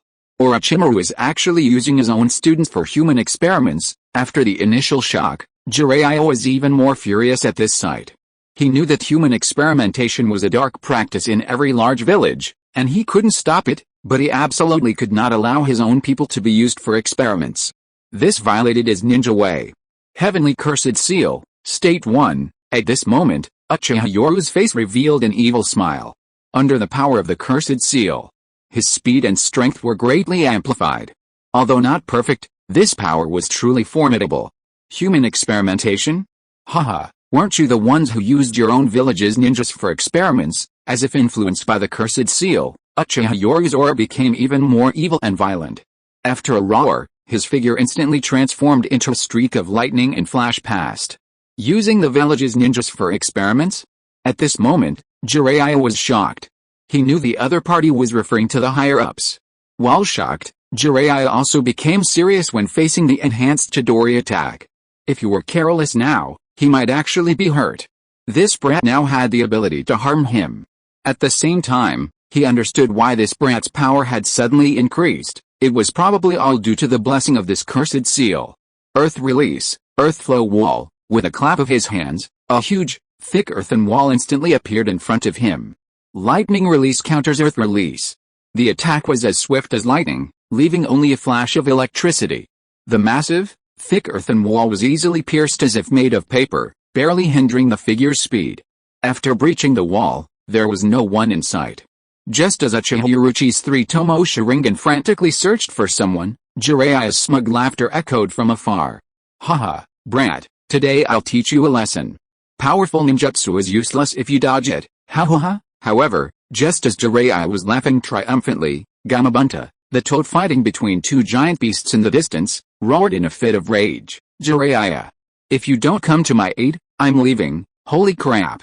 Turning his head, Jiraiya saw Gamabunta being utterly thrashed by Manda in the distance.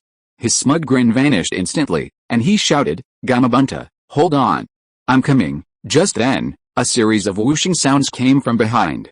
Turning back, Jiraiya saw the brat throwing shuriken, a disdainful smile appearing in his eyes. But the next moment, his smile froze. Shuriken Shadow Clone Technique. Behind him, Uchiha Yoru sneered and threw a barrage of shuriken with all his might. Simultaneously, his hands moved swiftly, forming hand seals. In an instant, the shuriken in the distance began to spin and change, one becoming two becoming four. In a flash, a deluge of shuriken rained down from behind. Jiraiya shouted in frustration, damn brat, he even knows this ninjutsu, but Jiraiya's hands were quick as well.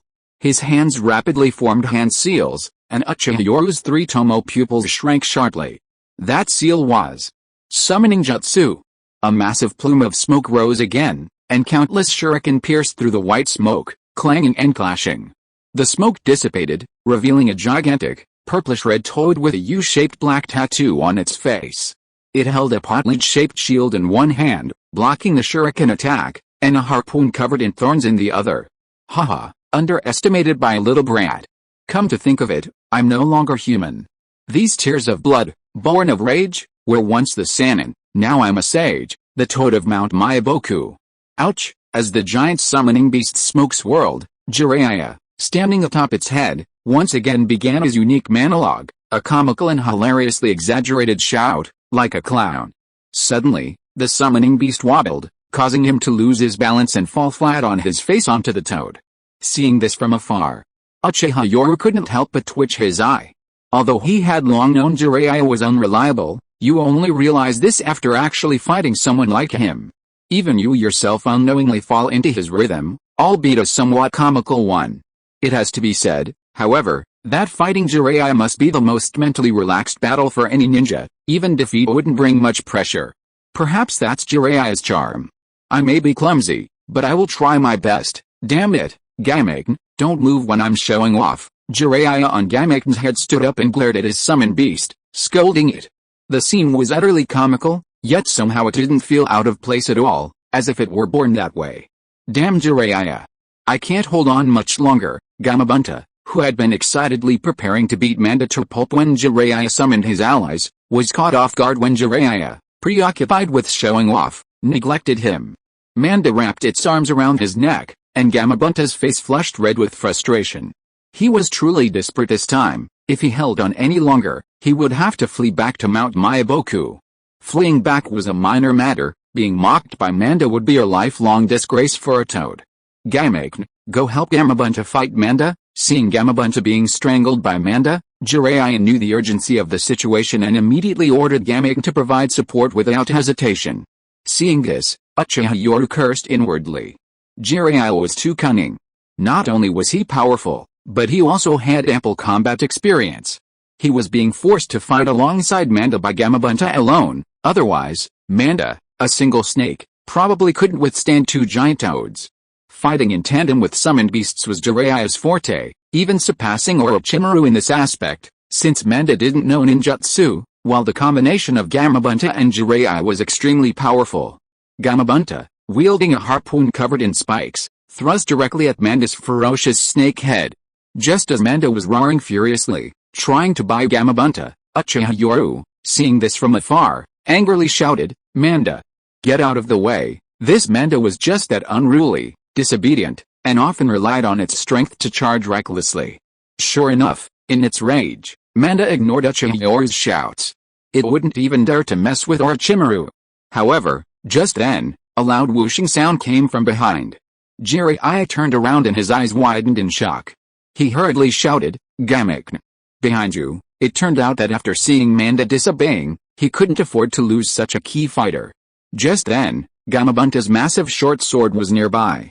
Suddenly, his body crackled with lightning, and Uchiha Yoru roared, kicking the massive short sword hard.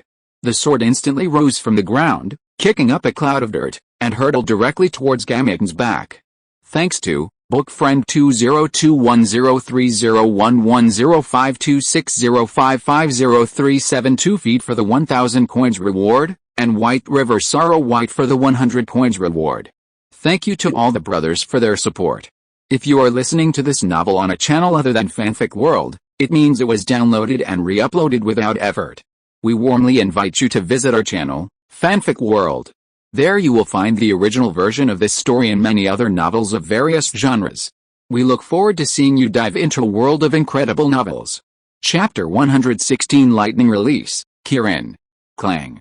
Gamabunta spun around and deflected the incoming short sword with his massive steel fork.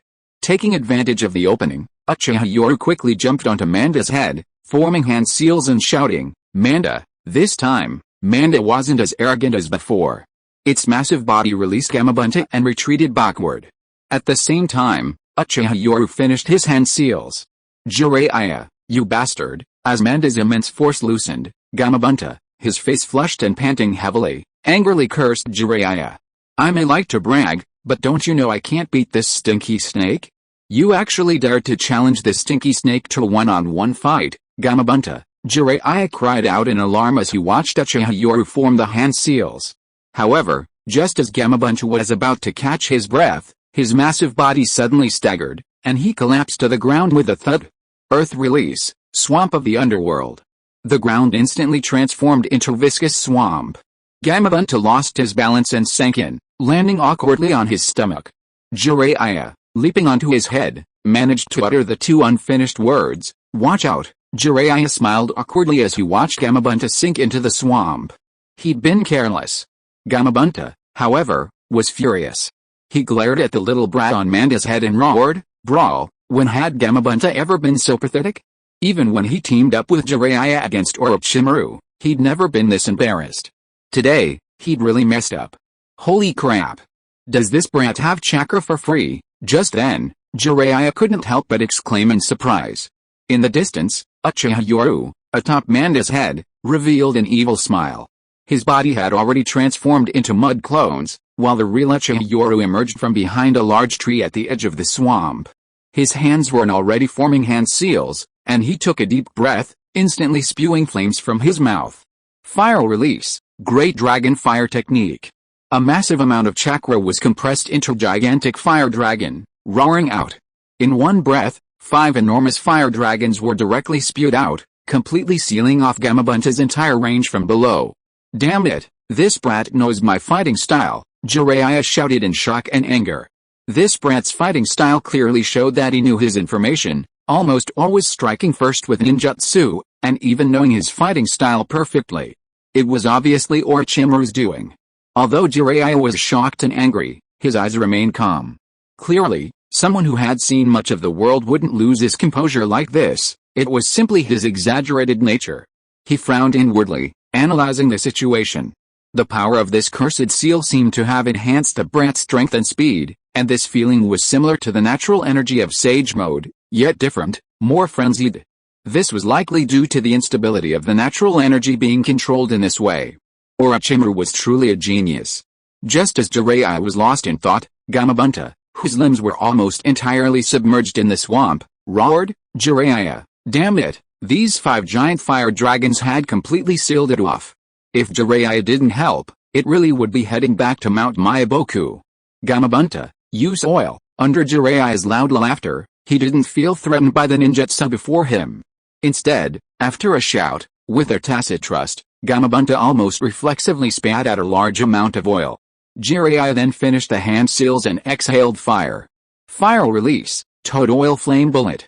A deluge of flames appeared like a waterfall, completely engulfing the fire dragons. If the fire dragons were giant rocks, then Jiraiya and Gamabunta's combined fire release ninjutsu is the waterfall. The powerful impact caused the 5 fire dragons to be thrown off course, veering past Gamabunta and flying upwards through the waterfall of fire. They missed. However, the overwhelming waterfall of flames continued to assault them. Having already released his ninjutsu, Uchiha Yoru transformed into a bolt of lightning and sped towards Manda. Manda, Uchiha Yoru roared. The hot-tempered Manda, despite this being their first time fighting together, seemed to have an uncanny understanding. Almost instantly, Manda understood his opponent's meaning. However, still furious, he yelled, "Kid, this time I want 200 sacrifices." Just then, a large pool of water appeared nearby. Manda's massive, thick tail lashed out with lightning speed, creating a brief waterfall barrier. The collision of water and fire produced a loud hissing sound in a thick cloud of mist. This scene was clearly visible to the Konoha ninjas rushing towards them. Countless people stared in shock.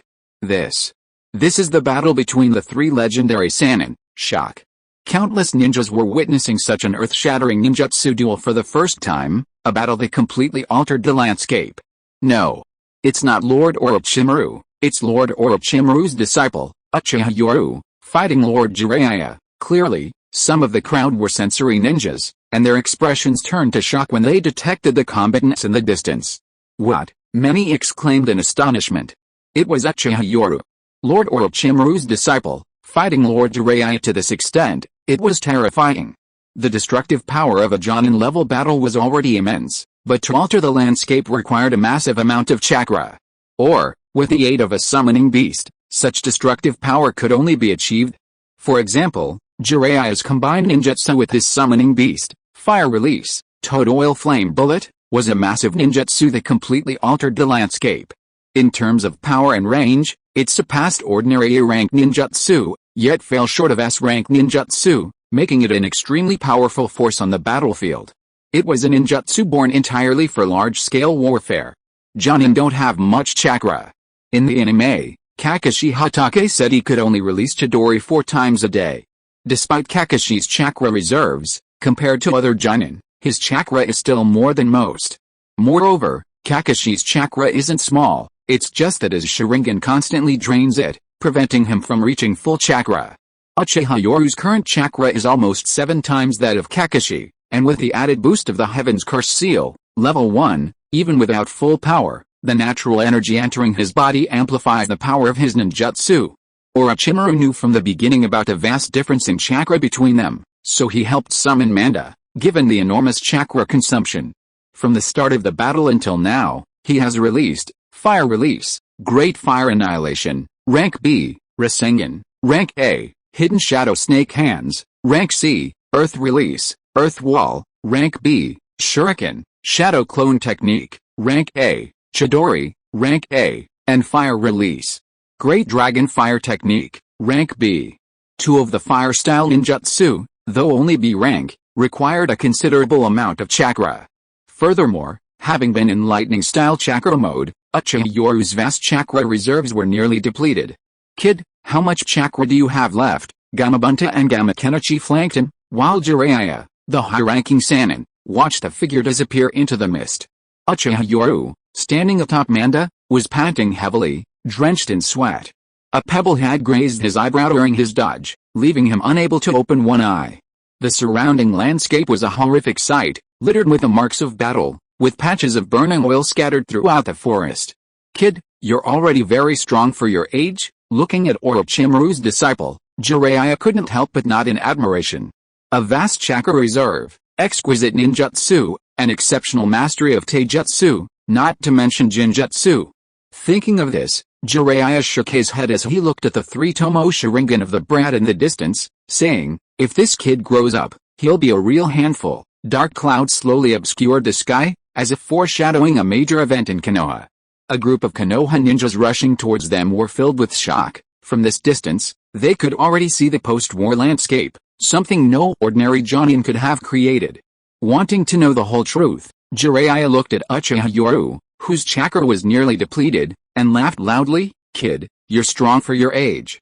Now can you tell me about Orochimaru?" Regarding what Orochimaru had said during their fight, while he didn't believe the longevity ninjutsu was possible, he couldn't say anything about Orochimaru's ninja way. As for cruelty? Jiraiya smiled bitterly. What right did a ninja have to use the word cruel? However, attacking a fellow villager was a transgression. Uchiha Yoru, half-crouched atop Manda's head, panted heavily, looking at Jiraiya with a slow, cold smile. "Lord Jiraiya, you want to know the truth?" How? I can tell you the truth, but I'm afraid you're afraid to face it all. At this point, Uchiha Yoru's distrustful sneer made Jiraiya raise an eyebrow, then he crossed his arms and flashed a confident smile. Haha, kid, don't worry, I'm the Toad Sage Jiraiya. Saying this, the playful Jiraiya raised an eyebrow, glancing knowingly at the approaching Konoha ninja, then shrugged with an indifferent smile. Even if Orochimaru tries to escape, I can't catch him. It'll be good to see how much you, a brat, are valued by Orochimaru. Clearly, Jiraiya, despite his burly appearance, was actually quite shrewd. From the beginning, Jiraiya had other plans. Now that Orochimaru was obviously in trouble, he could roughly deduce from the information he just gathered. It was probably something similar to the White Fang incident, causing extremely negative damage to his reputation. Therefore, when facing Uchiha Yoru, Jiraiya implicitly chose to let Orochimaru escape first. This kid's strength was also acknowledged by Jiraiya, who secretly breathed a sigh of relief. Orochimaru had quite a few loyal ninja, and if something really happened, this force would likely be wiped out, ultimately harming the village. Therefore, he needed a leader who could replace Orochimaru. Taking over this force, at the very least, ensured its survival, giving Orochimaru a chance. Jiraiya's thinking was simple: if problems arose, he would definitely help his comrades, as this core group would still be needed. Unfortunately, he truly hadn't expected Orochimaru to be so decisive. Jiraiya, this kid seems a bit off. Gamabunta, who had spent years on Mount Maiboku, clearly sensed something. He immediately looked up at the gathering dark clouds overhead, a strange pressure rising in his heart. He felt fear. Following Gamabunta's reminder, Jiraiya looked up, his gaze gradually freezing, his mouth agape in shock. You, brat. In the distance, Uchiha Yoru, atop Manda's head, slowly rose, revealing his imposing, muscular physique. His body crackled with electricity, like a thunder god descending to earth. His palms crackled with lightning, and a slow smile played on his lips. Lord Jiraiya, this is a ninjutsu I developed under Orochimaru's guidance, lightning descending from the sky. I wonder how you, one of the legendary Sannin, will dodge it. Gulp. At this moment, Jiraiya nervously swallowed, his face filled with unprecedented solemnity. Looking at Uchiha Yoru in the distance, he knew he had underestimated him. Brain.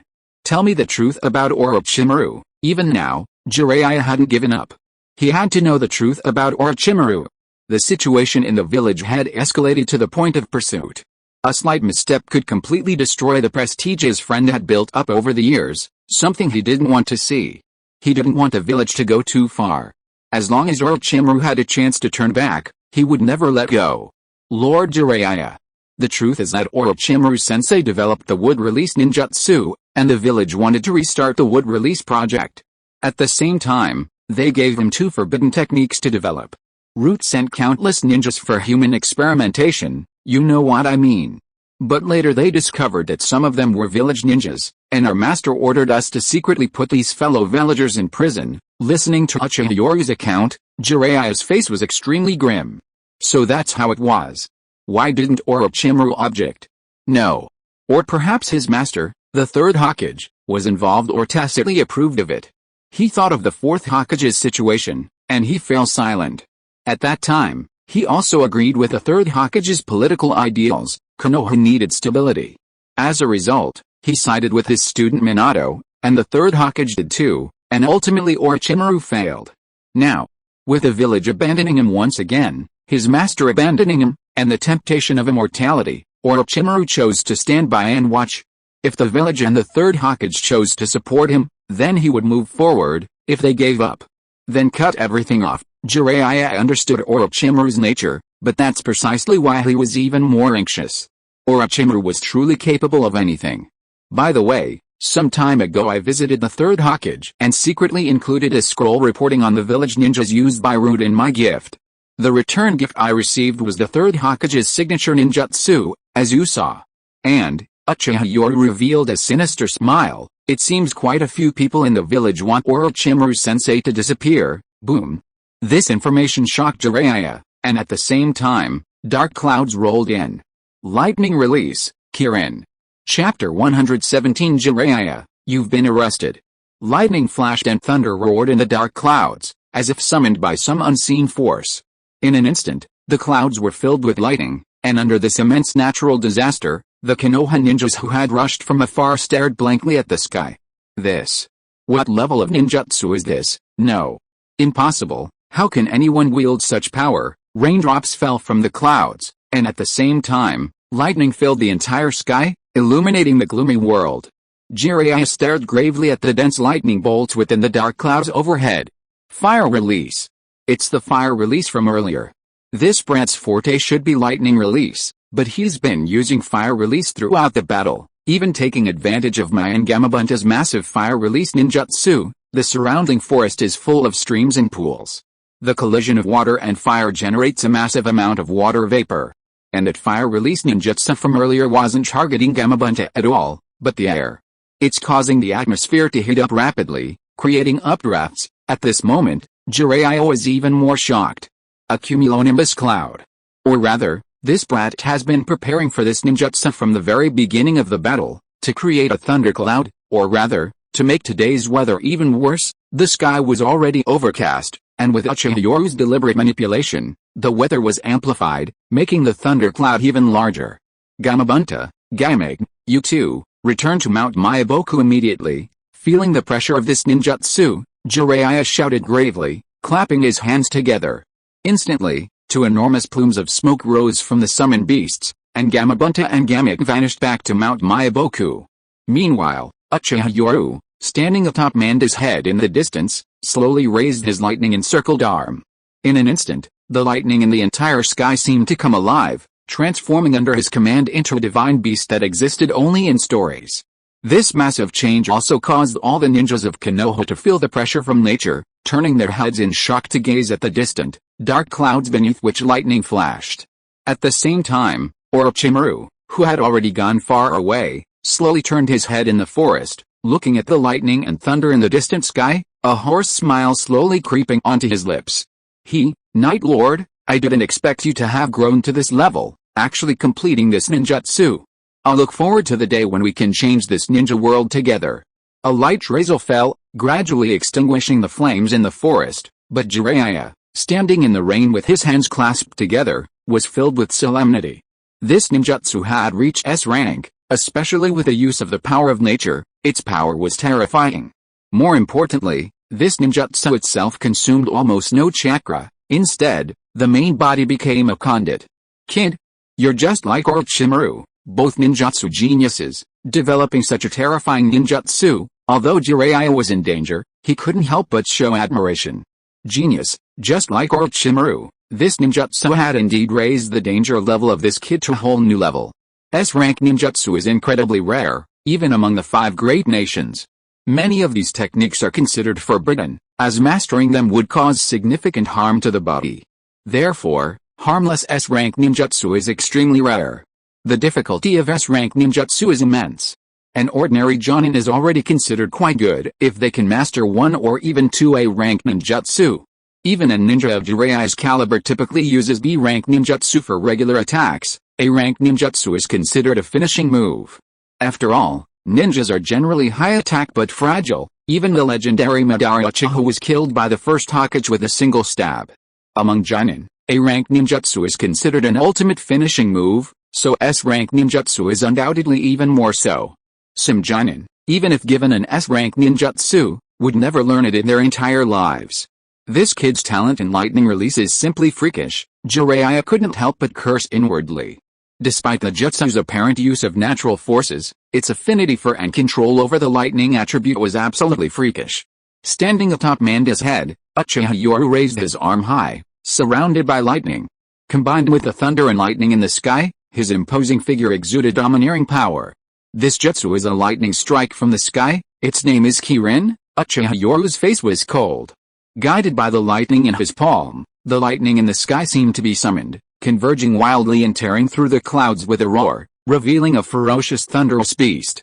In an instant, the world was filled with blinding white light, causing those looking at it to instinctively raise their arms to shield their eyes. Boom! First, the blinding white light illuminated the heavens and earth, followed by a tremendous roar that resounded throughout the world. After the explosion, the thunder in the dark cloud seemed to have dissipated, leaving only a light drizzle. The thick smoke on the ground gradually dissipated in the rain. When countless Konoha ninjas arrived and witnessed this scene, their faces showed fear. Standing atop the colossal beast Manda, Uchiha Yoru, panting heavily, his three tomo eyes swirling, looked down arrogantly at the crowd. At this moment, his figure was exceptionally imposing, no longer the Jonin who needed the title of one of the legendary Sannin. In this battle, he had proven himself with his own strength, and he had proven himself to the entire Konoha. Lord Jiraiya, many Konoha ninjas stared in shock and anger at the dissipating smoke. When that familiar cough came from within the smoke, everyone's faces lit up with joy. Cough cough, kid, your ninjutsu is terrifying. Do you know how close I was to being hit? As the swirling smoke dissipated, Jiraiya slowly formed hand seals. He had summoned the intestines of the giant toad at the last moment, but as he dispersed the attack, he caught a glimpse of something to the side and a hint of approval flashed in his eyes. However, true to his nature, he immediately adopted an exaggerated expression. Kid, do you know how dangerous this ninjutsu was? Jiraiya's loud shout relieved countless Konoha ninjas, while many secretly realized the reason. Although the ninjutsu is terrifying, its final target wasn't Jiraiya, but rather the ground to the side. Although affected, Jiraiya clearly saw it clearly.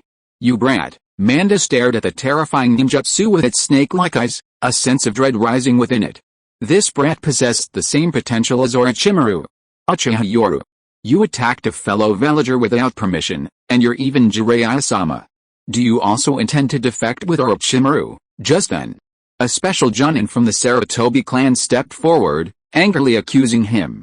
However, a flash of lightning streaked across the sky, and countless people cried out in alarm. In the afterimage, the anger on the Sarutobi clan's face vanished, replaced by terror. The Kusanagi sword was already slowly pressed against his neck. Uchiha Yoru's speed far exceeded everyone's expectations. Jiraiya, seeing this from afar, cried out in alarm, brainless brat, don't do anything rash. However, Uchiha Yoru arrogantly surveyed his surroundings, the three tomo in his eye socket spinning. Although he was disheveled, his aura was extremely intimidating, causing many to flinch under his gaze. The police department is responsible for maintaining the stability of Konoha and carrying out its duties. Anyone who dares to obstruct them will be arrested as an enemy of the police department, the cold voice echoed in everyone's ears. However, Uchiha Yoru turned his head and looked at the Sarutobi clan ninja in front of him, and said coldly, Sarutobi Kawai. You spread rumors, created panic, and even instigated the village's instability. You are under arrest, you dare. Although he was filled with fear in front of Uchiha Yoru, in front of so many people, he immediately raised his neck and retorted angrily. He didn't believe that the other party would really dare. However, in front of everyone, Uchiha Yoru roared, the Anbu's order is only to pursue Orochimaru. Did they say Orochimaru was a rogue ninja? Anyone who dares to spread rumors that the Sannin of Konoha have defected will be arrested as an espionage offender, even the Hokage's order is only to pursue him.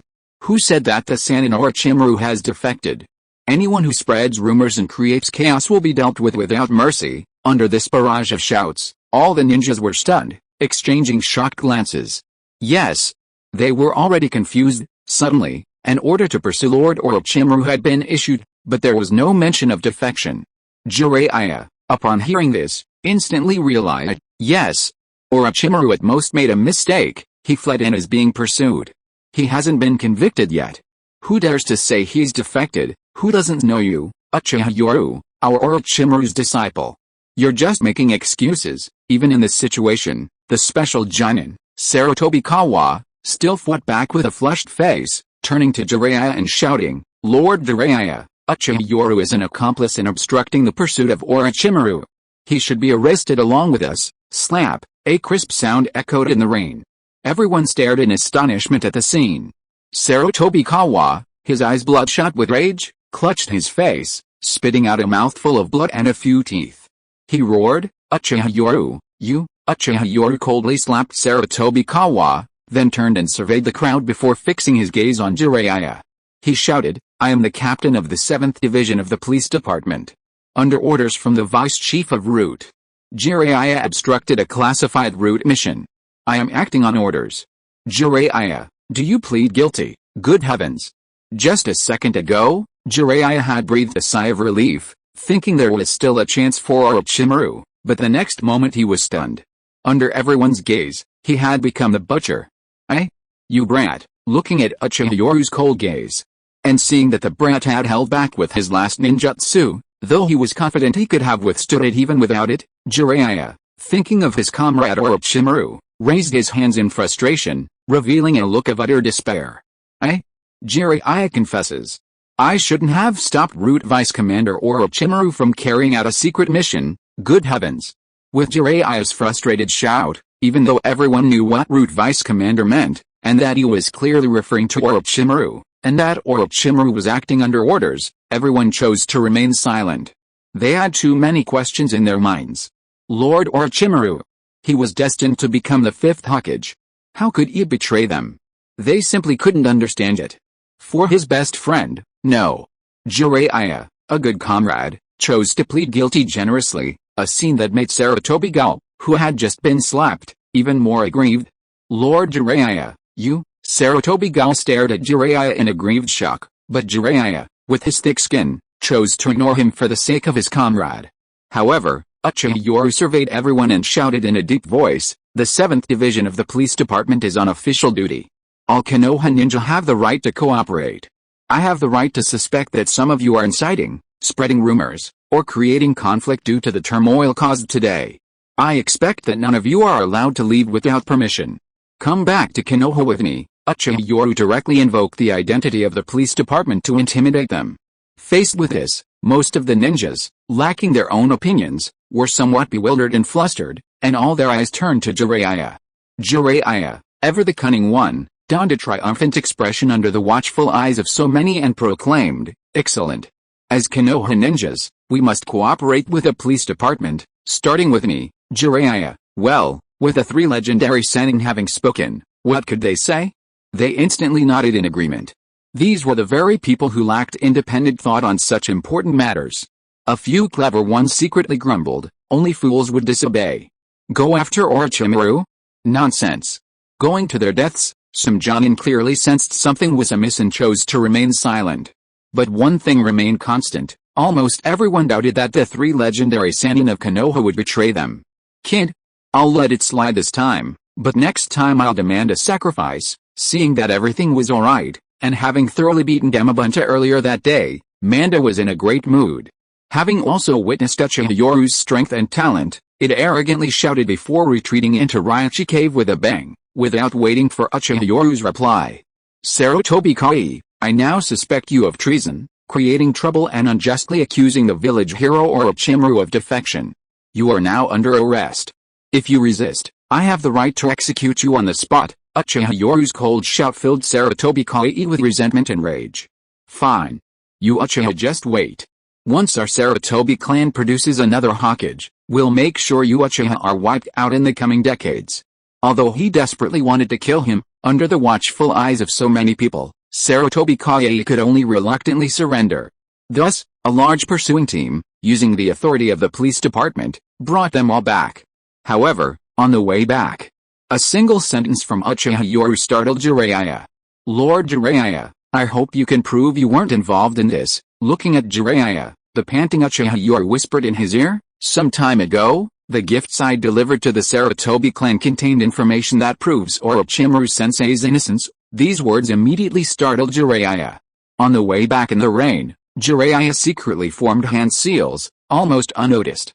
Thanks to brother for the 100-coin reward. And thank you to all the brothers for your support. Jinli will strive to write every chapter well. Chapter 118 Jiraiya's questioning. Konoha. A gloomy sky cast a pall over the entire village, and the falling drizzle seemed to add a touch of melancholy to this oppressive atmosphere. Inside the prison under the jurisdiction of the 7th Police Division, the layout resembled the dueling room after passing through the Forest of Death in the original series.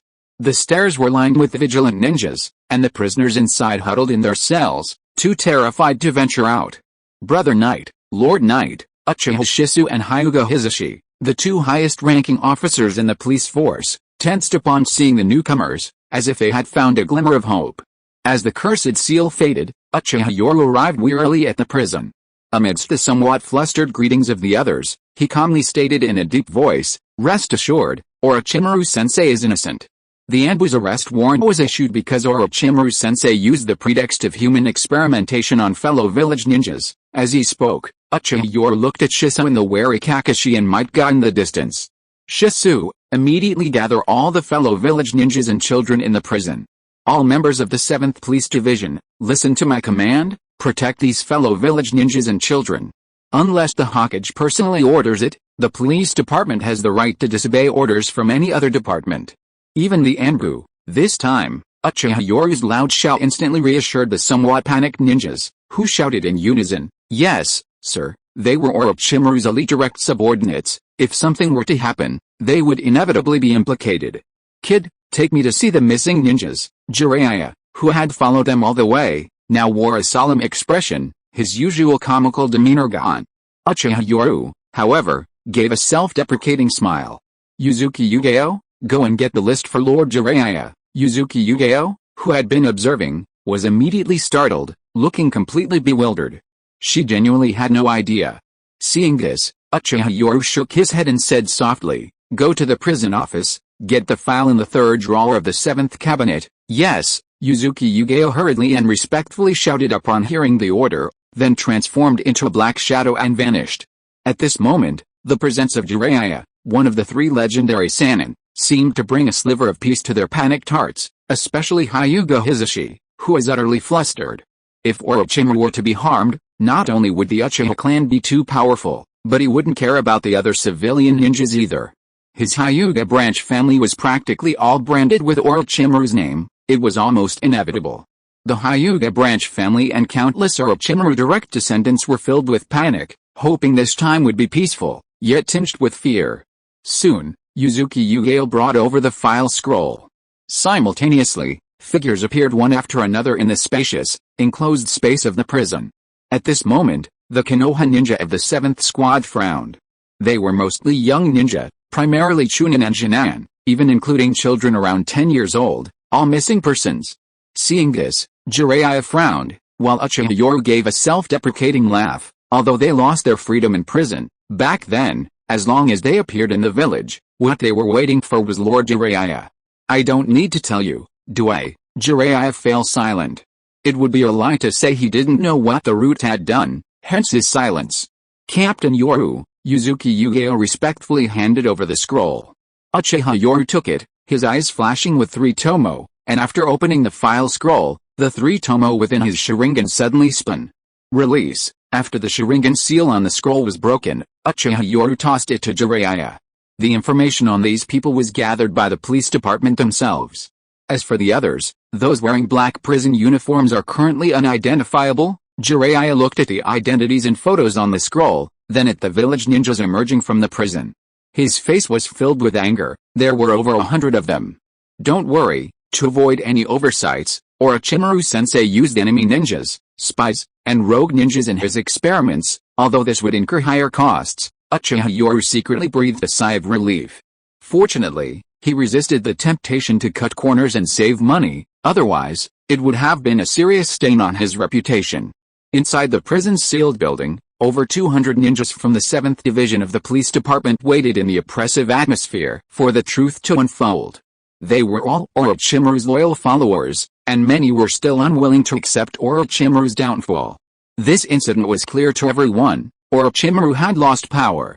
If that were all, it would be fine, but the underlying tensions were likely to escalate. Jiraiya, holding the scroll, fell silent. "Kid, everything will be alright." He clapped his hands, instantly summoning a toad. He then threw the scroll to the toad, and both the toad and Jiraiya vanished into white smoke. It turned out Jiraiya had been using a shadow clone all along. In the Hokage's office, Third Hokage, what exactly happened with Orochimaru? "Give me an explanation." Jiraiya burst in through the window, angrily demanding an explanation.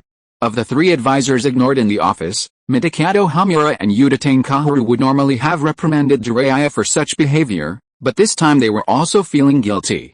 But Shimura Danzo, with a stern face, coldly retorted, "Jiraiya, you're being incredibly rude." This time, however, Jiraiya wasn't as casual as before. He angrily turned and retorted, "Danzo, what's going on with Root? Orochimaru joined Root, and you're telling me he could set up a lab in the village without Root's support? Nobody's a fool. Setting up a lab right under Konoha's nose without being discovered? Do you think Konoha's Byakugan, Anbu, and Root are just sitting around doing nothing? Jiraiya, the third Hokage, Hiruzen Sarutobi's hoarse voice echoed in the office. The enraged Jiraiya turned to face his teacher. Under their gazes, facing the current peak of Jiraiya's power, the still developing Jiraiya gradually fell silent. Third Hokage. What's going on with Orochimaru? Do you want the village to experience another White Fang incident? Jiraiya's hoarse voice echoed in the office. The third Hokage, Hiruzen Sarutobi, lowered his voice and said hoarsely, Jiraiya, the village has endured the Third Shinobi World War, the Nine Tails Night, and the loss of the fourth Hokage. Konoha cannot withstand further turmoil, and the Uchiha and Hyuga clans behind Orochimaru are stirring, for the stability of Konoha. For peace. I have no choice but to abandon Orochimaru, but no one wants to see this situation. Looking at the third Hokage's sad but still resolute eyes, Jiraiya felt more grief than anger. He took out a scroll from his pocket and threw it at him impatiently. Third Hokage. Orochimaru discovered everything you've done long ago. The ninjas and children captured by Root have all been put in prison. At this moment, a sarcastic smile appeared on Jiraiya's face. Human experimentation, what a ridiculous charge. However, when the third Hokage saw the scroll, a hint of relief appeared on his ugly old face. Even Midakato Hamura and Udatane Kaharu secretly breathed a sigh of relief. Thank goodness. Thank goodness Orochimaru still knows his limits. At this moment, it seemed that everyone's malice was directed at Danzo, and Shimura Danzo immediately turned red-faced and said indignantly, Don't look down on me. Since you have information on these missing ninjas, you should investigate them carefully. These ninjas are either descendants who betrayed the village's interests, or they have committed heinous acts such as retreating in the face of danger or even abandoning their missions. Although Shimura Danzo was ruthless, he was not stupid and would not attack the village's ninjas at will. Otherwise, the third Hokage would not have acquiesced to his audacity. Seeing these old fogies still trying to justify themselves, Jiraiya gave a self-deprecating laugh. Master, I can barely accept this explanation, but why did you remain silent about the information Orochimaru sent you? Jiraiya pulled another scroll from his robes and tossed it over, coldly saying, This is a scroll Orochimaru included in the gifts when he sent to a student, the Uchiha brat, to visit. It records information about human experiments. Although he didn't say anything, Master. Don't you understand? Orochimaru, looking at the scroll, the third Hokage, Hiruzen Sarutobi, was shocked. He recalled Uchiha Yoru's visit, borrowing money and giving gifts, and how he had reciprocated with his most proficient A-rank ninjutsu. Damn it. Why are they all like this? Can't they just be open about everything? Do they have to make everyone guess? At this moment, the third Hokage, Hiruzen Sarutobi, was incredibly frustrated. Who could have imagined that this brat would hide the scroll inside the gift box? Frustrated and angry, he turned to look at Danzo, who glared back defiantly, as if to say, My plan was approved by you, and you just tacitly agreed without even looking at it. At this moment, Hiruzen Sarutobi only felt the malice of the world, as if everyone was targeting him. Jiraiya, of course, was unaware of his teacher's anger. He only felt sorrow. Orochimaru may already know your decision, but he only wants one word from you. He just wants you to explain yourself. But what about you? At this point, Jiraiya roared angrily, Do you have to drive Orochimaru to the brink of despair? At this moment, the third Hokage, Hiruzen Sarutobi, felt the world spinning. The Root's carelessness had caused all of this, and Orochimaru had also given him a warning long ago, but he hadn't seen it. However, at that moment, an Anbu member appeared in the Hokage's office. Seeing everyone fall silent, the third Hokage, upon seeing this, angrily demanded, What happened now? Faced with the third Hokage's furious question, the Anbu member trembled, lowered his head, and said in a low voice, Almost every ninja in the village knows about Lord Orochimaru's human experimentation. Countless ninjas have begun to gather in protest. Damn it, Hiruzen Sarutobi roared, but at that moment, another Anbu member appeared, this time in a more disheveled state. Reporting to the Hokage, Orochimaru's trail has been discovered 60 kilometers outside the village. The panting Anbu member had barely finished speaking when suddenly his eyes rolled back, his consciousness became confused, and with a sudden gulp, he vomited out a large snake. Then, under everyone's gaze, the snake regurgitated a headband from its mouth. The headband, a symbol of Konoha ninja identity, clattered to the ground, and at the same time, a clear mark was visible on it. Jiraiya, witnessing this, narrowed his eyes. Orochimaru, It was clear that Orochimaru had conveyed his meaning through Genjutsu and summoning jutsu, completely severing his ties with Konoha. The Konoha leadership, the F4, fell silent upon witnessing this. This was truly a major incident. No one was fooled by Orochimaru's choice. They had schemed and abandoned him, and this was Orochimaru's retaliation, a clean break. A light drizzle fell from the gloomy sky. This spring rain, which should have brought vitality, instead brought a sense of desolation to Konoha. Even the newly sprouted green shoots were bent over. In the Konoha prison under the jurisdiction of the 7th Division of the Police Department, in the drizzling rain, Anbu ninjas checked and counted identities.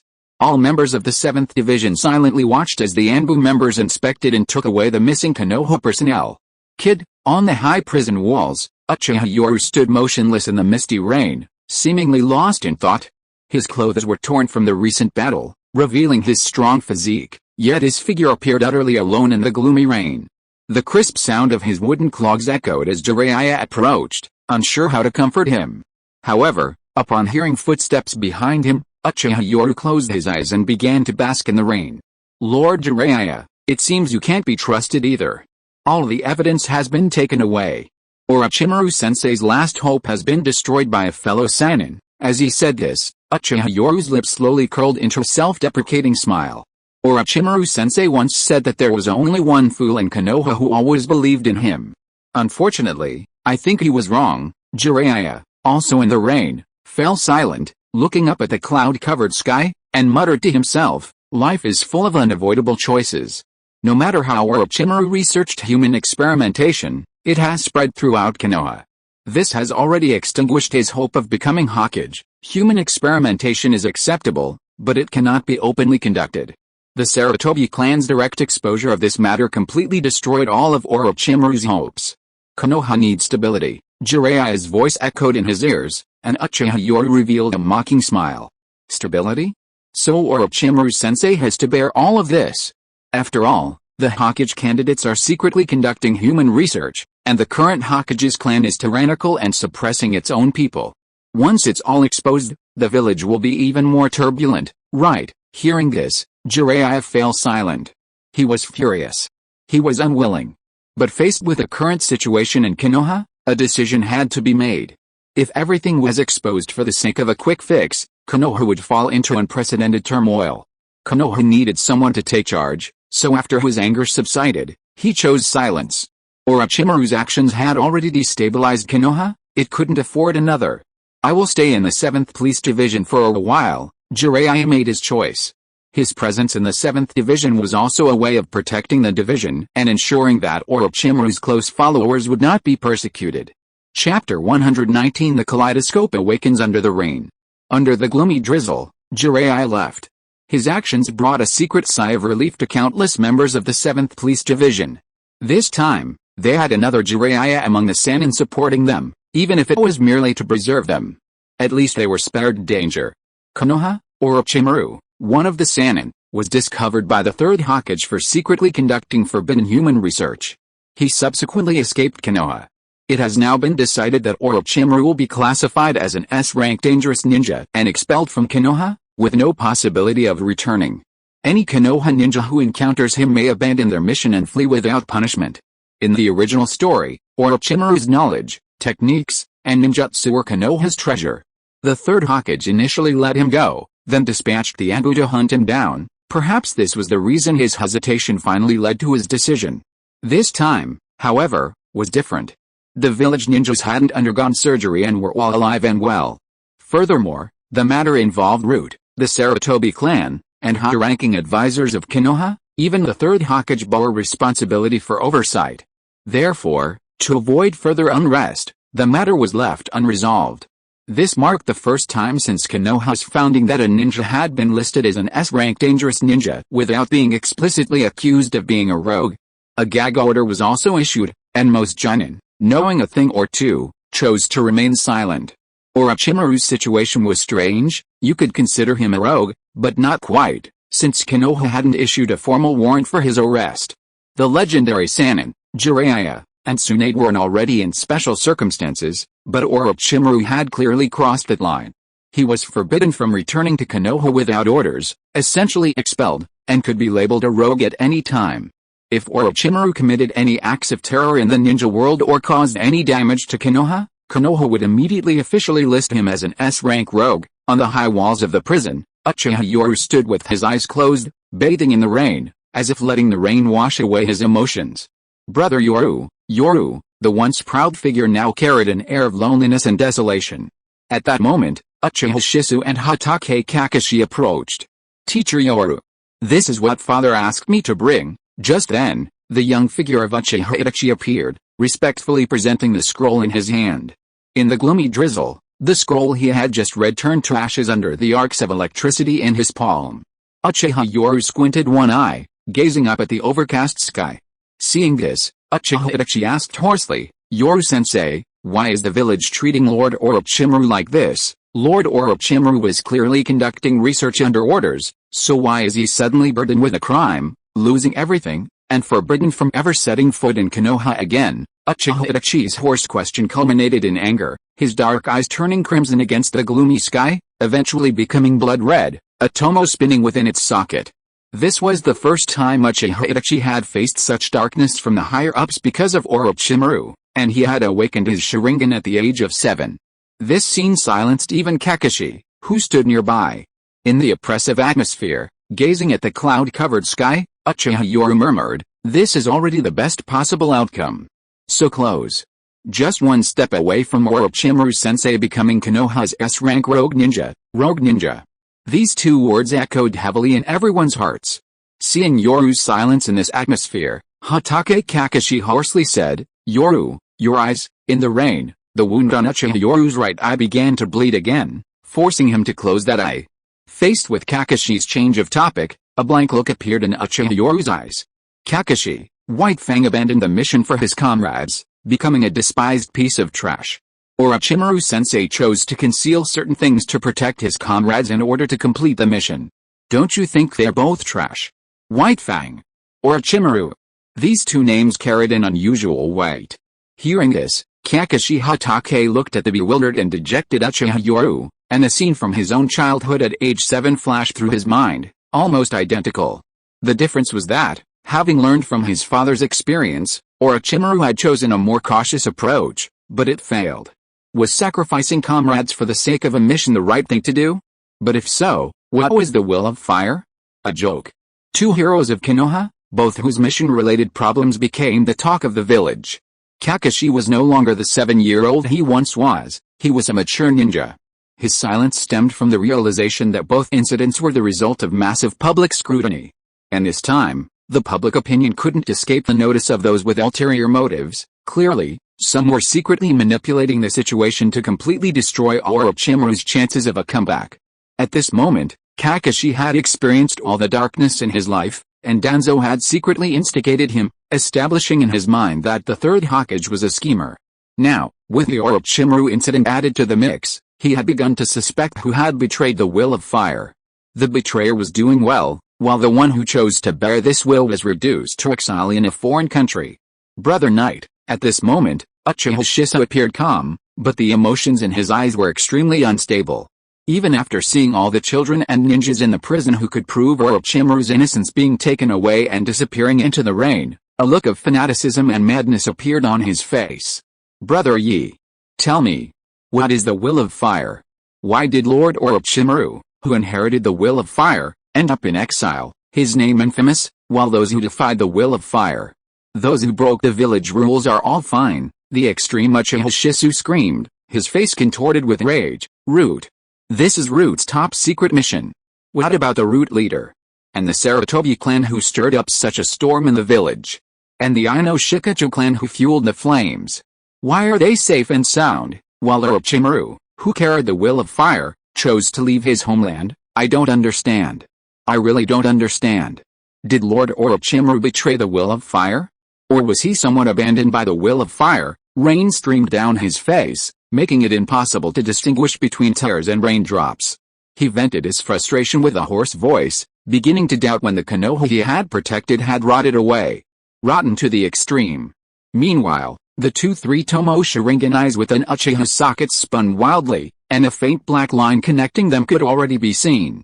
Beside him, Kakashi Hatake, A spy dispatched by both the Anbu and Root, had completed his mission. The truth was out, but it filled him with both sorrow and grief. Shisui, perhaps all of this is why the Third Hokage wanted to continue ruling. At this moment, Kakashi truly began to believe Danzo's words. The Third Hokage had watched the Fourth Hokage die to maintain his power, and then return to rule. Kakashi's words stunned everyone, even the young Itachi Uchiha looked on in disbelief. Kakashi's voice, hoarse with confusion, betrayed his disbelief. I also wish all of this were fake, but just as Danzo said, endless years have eroded the will of the former ninja heroes. And the current Third Hokage may now be only after power. However, before Kakashi could finish speaking, Uchiha Yoru's fist slammed down hard. With a thud, Kakashi clutched his abdomen and knelt on one knee. Due to the heavy blow, even his headband fell off. Under the rain, blood trickled from Uchiha Yoru's injured eye. His exposed Sharingan spun wildly, its menacing glare fixed on Kakashi. His expression was cold and icy as he spoke. Hatake Kakashi. I hope this is the last time. Don't use your baseless suspicions to judge the village's cage. You have no right. Sever all the filthy thoughts in your heart. If it happens again, I will end you with my own hands, the chilling voice echoed in his ears. Kakashi coughed a few times, then knelt on one knee, looking up at the cold gaze in the rain. His heart was filled with pain. The Third Hokage had always suspected the Uchiha, yet the Uchiha wouldn't allow anyone to tarnish the sacred title of Hokage. How ironic. Brother Yoru. What if Kakashi is telling the truth? At this moment, Shisui, head bowed, spoke in a hoarse voice. They had experienced all of this firsthand, witnessed it with their own eyes, not just heard it from others. They were witnesses to the village's darkness and decay, and they were first-hand participants.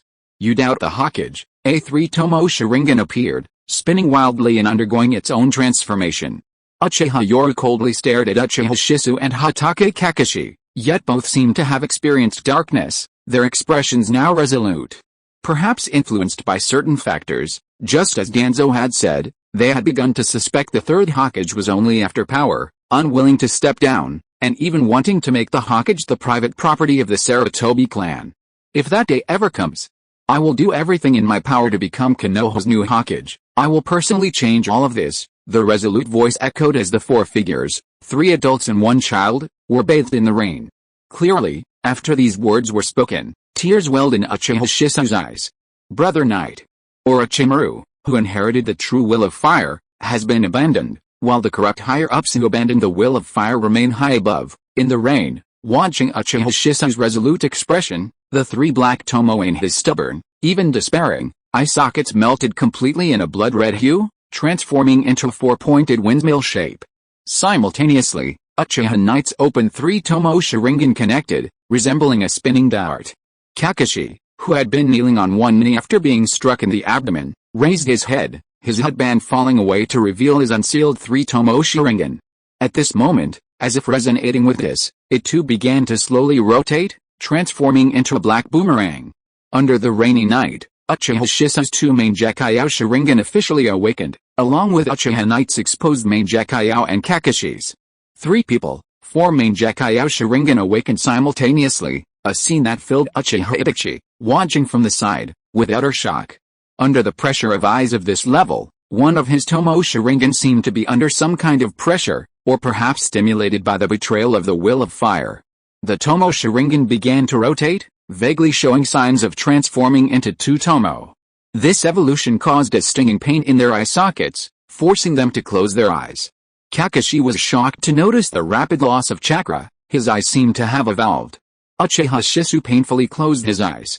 As a descendant of Kagami, he knew better than anyone the price of these eyes, which was why he was in even greater pain, even hating himself. Why? Why couldn't these eyes have come sooner? If only they had come sooner, I could have changed everything. Tears and rain streamed down his cheeks. Orochimaru's fate filled Uchiha Shisui with utter disillusionment with the current Konoha leadership. Kakashi Hatake, panting heavily, had experienced more, especially in politics, and thus held his own views. He believed even more strongly that the predecessors who had fought for Konoha were corrupt, having driven away so many heroes for power. Itachi Uchiha, though the youngest of the 4, possessed a precocious mind that deepened his hatred and disgust for such Hokage officials. Besides the ordinary Tomo form, the Sharingan has another evolution, called Mangekyou. As the rain intensified, Shisui, distraught, explained the origins of the Mangekyou Sharingan to the three. After the three understood the origins of the Mangekyou Sharingan, Uchiha covered one eye, sighing inwardly.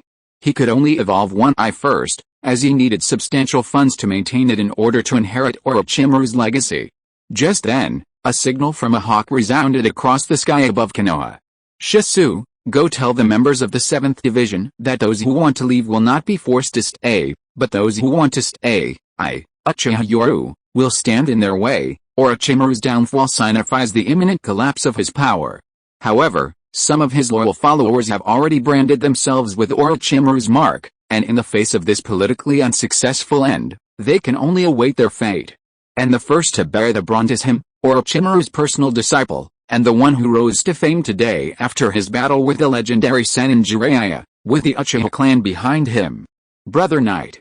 You, Uchiha Shisui, having lost Orochimaru," showed a panicked expression, while Uchiha Knight looked at the three with a carefree smile. "Shisui, I entrust the Uchiha clan to you from now on. Kakashi, I hope you'll take care of the Uchiha clan in the future. And Itachi, just learn some ninjutsu from Shisui, but don't try to emulate his personality." At this moment, Uchiha Knight seemed to be giving his final instructions. After all, with Orochimaru's departure, he was the first to be affected. The Swift Hawk signal was for the Konoha Jonin to attend a high-level meeting. "Thanks to brother for the 300-point coin reward, and thank you to all the brothers for your support. The Mangekyou Sharingan has awakened." He guessed the awakened ability. Chapter 120 Konoha High-Level Meeting. Konoha. The spring rain under the dark clouds showed no signs of stopping, falling from day to night. The peaceful atmosphere of Konoha yesterday was replaced by a heavy, oppressive one. The Hokage's office building was brightly lit under the gloomy sky, and the highest conference room was filled with all the Jonin from the village, except those on duty, on missions, or stationed elsewhere. Special Jonin were not qualified to attend this meeting. Officially, there were only two titles for Jonin in the village: regular Jonin, who were already considered the village's elite, and special Jonin, a title more of an honorary one, bestowed upon those with specific abilities at the Jonin level or those who had performed great deeds. Special Jonin was more of an honorary title. There was also a category called Elite Jonin, which wasn't a title from the 5 great ninja villages, but merely a designation. These were ninjas who were considered the elite among Jonin, or whose reputations were spread by enemy villages and ninjas. Inside the Hokage's conference room, as people arrived one after another, the brightly lit conference room filled with a strong smell of tobacco. "Everyone's here." There were over 100 Jonin present, though this wasn't the entire strength of Konoha, as Jonin were needed everywhere after such an incident. The faces of the various clans were grave. Today's events had been too sudden, leaving everyone somewhat stunned. The oppressive atmosphere was even more intense than after the Nine Tails attack. Even Jiraiya, one of the legendary Sannin, was present. Only a few short years had passed. The Third Hokage, who last exuded an imposing aura, now looked haggard. "Sit," with a simple, hoarse voice, all the Jonin respectfully sat down, looking at the village's top 4. Their expressions were grim. None of them had ever intended to force a cage-level ninja to leave. The Third Hokage surveyed the crowd, exhaling a puff of smoke before his eyes, his voice hoarse and brooding. "Orochimaru's research into forbidden techniques and human experimentation has been made public. The village's decision is my decision. Does anyone have any objections?" Age spots were already visible on his aged face, but the Third Hokage remained a ninja hero, a tiger lurking in Konoha even in his final moments. Everyone fell silent, even Uchiha Yoru. This was politics. Some things, though clearly orders from above, could be done privately, everyone knew, and that was fine. But once it was exposed, it was a different story. This was still a matter of maintaining appearances. If Orochimaru had defected, the higher-ups would have dared to deny it, pinning all the blame on him. In this situation, the matter was being hastily concluded. For example, what were Orochimaru's human experiments? What forbidden techniques were he researching? How did his experimental base evade the investigations of Konoha's Anbu, Root, Police, Intelligence, and countless other ninjas? How were so many research funds, equipment, and specimens brought to the village so openly? Can all of this be investigated? Therefore, anyone who dares to stand up and investigate at this point will have their political career over, be blacklisted, and become a pawn. Either you play the game of politics, or you don't overturn the table before you have the power to sweep through Konoha. Sure enough. Seeing countless people silently accept this, the Third Hokage, Hiruzen Sarutobi, hoarsely announced, Anbu Chief Sarutobi Yumiko violated regulations, causing turmoil in Konoha. She is hereby dismissed from her position as Anbu Chief. Due to serious dereliction of duty, she is sentenced to death in 3 days. At the same time, Sarutobi Shinosuke, due to his poor handling of the Land of Lightning, is now demoted to Deputy Commander-in-Chief of the front lines. Nara Shikoku will succeed him as Commander-in-Chief. Boom. Everyone was shocked but also understood. After all, such a huge incident had occurred, and Hiruzen Sarutobi had to give an explanation. The Jonin present weren't stupid. Even if they didn't know now, their investigative abilities were extremely strong, they would find out everything in a few days. Therefore, Hiruzen Sarutobi directly raised the issue, and even went so far as to order a ruthless execution, considering this was his eldest daughter-in-law. Sarutobi Yumiko is exceptionally strong. Executing her now would only weaken Konoha's strength. The Konoha leadership was shocked by Hiruzen Sarutobi's decisiveness, and Kaoru Uchiha frowned as she looked at everyone and spoke in a deep voice about the current situation. Orochimaru's expulsion will cause turmoil throughout Konoha and even the Land of Fire. Konoha is currently in a period of great turmoil and needs manpower. I suggest that we temporarily send Sarutobi Yumiko to the front lines to atone for her mistakes. After all, the strength of an elite Jonin is indispensable in any ninja village. As Uchiha Kaoru spoke, Midokado Hamura frowned and said in a deep voice, Sarutobi, I think Kaoru's suggestion is good. The strength of an elite Jonin is very important combat power on the front lines.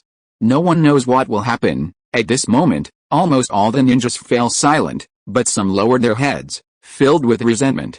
It was Uchiha Shisui, who was hiding in the crowd. Hearing the words of the higher-ups, he felt extremely ironic. An elite Jonin? Why not mention that they also lost a cage-level powerhouse who could intimidate enemy countries? At this moment, the Jonin of the Ino Shikachu clan all gave a wry smile.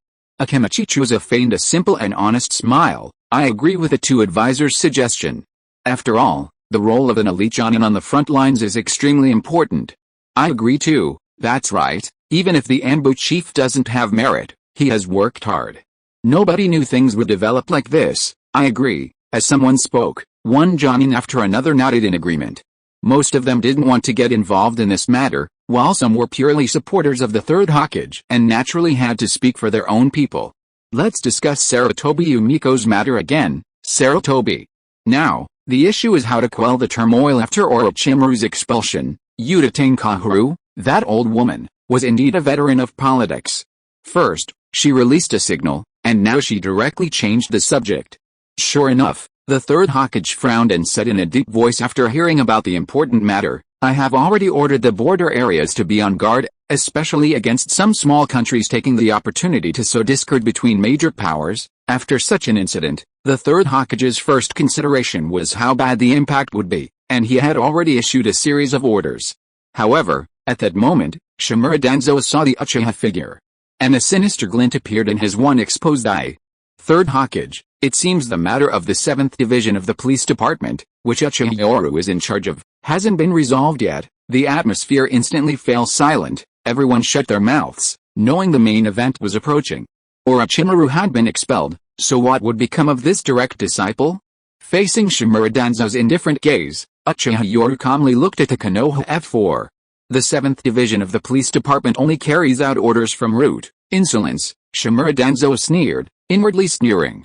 No one had expected Orochimaru's situation, but it had already happened, and now the only thing to do was deal with it quickly. And for him, it might not be a bad thing. This incident shattered the Sarutobi clan's illusion of having two Hokage from one family. After all, no one expected Orochimaru's reaction to be so intense. Look at White Fang, he quietly went home to bear it, unlike Orochimaru, who was practically aiming to become a rogue ninja. His opponents were almost all eliminated, but Orochimaru's remaining power still existed, a formidable force. Danzo's greatest desire now was to recruit him.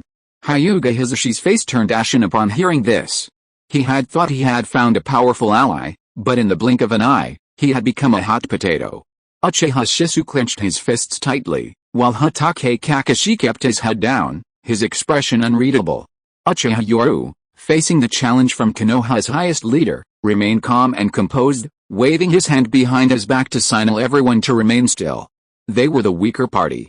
They couldn't defy everything, but this was a community, a village with rules. Since they couldn't break the rules, they would fight back within those rules. Third Hokage, the police department is independent of Konoha's other departments, possessing autonomy. It is only responsible for obeying the Hokage's orders, but also has the responsibility to assist other departments. Is that correct? Uchiha Yoru completely ignored Shimura Danzo. Since he knew the other party was targeting him, why not just confront him directly? He still needs to accumulate enough power in the power struggles at the higher levels, so he needs to bring people in, such as the Third Hokage, since the higher-ups owe him something in this matter.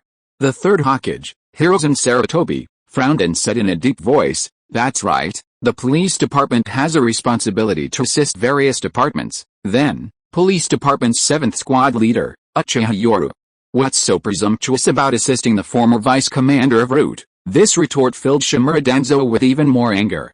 He was furious because for so many years no one had dared to challenge the authority of Konoha's higher-ups. For so many years, none of the F4 had dared to challenge them, yet now a mere brat had the guts. Besides, who didn't know that was Orochimaru's former position as vice commander of Root?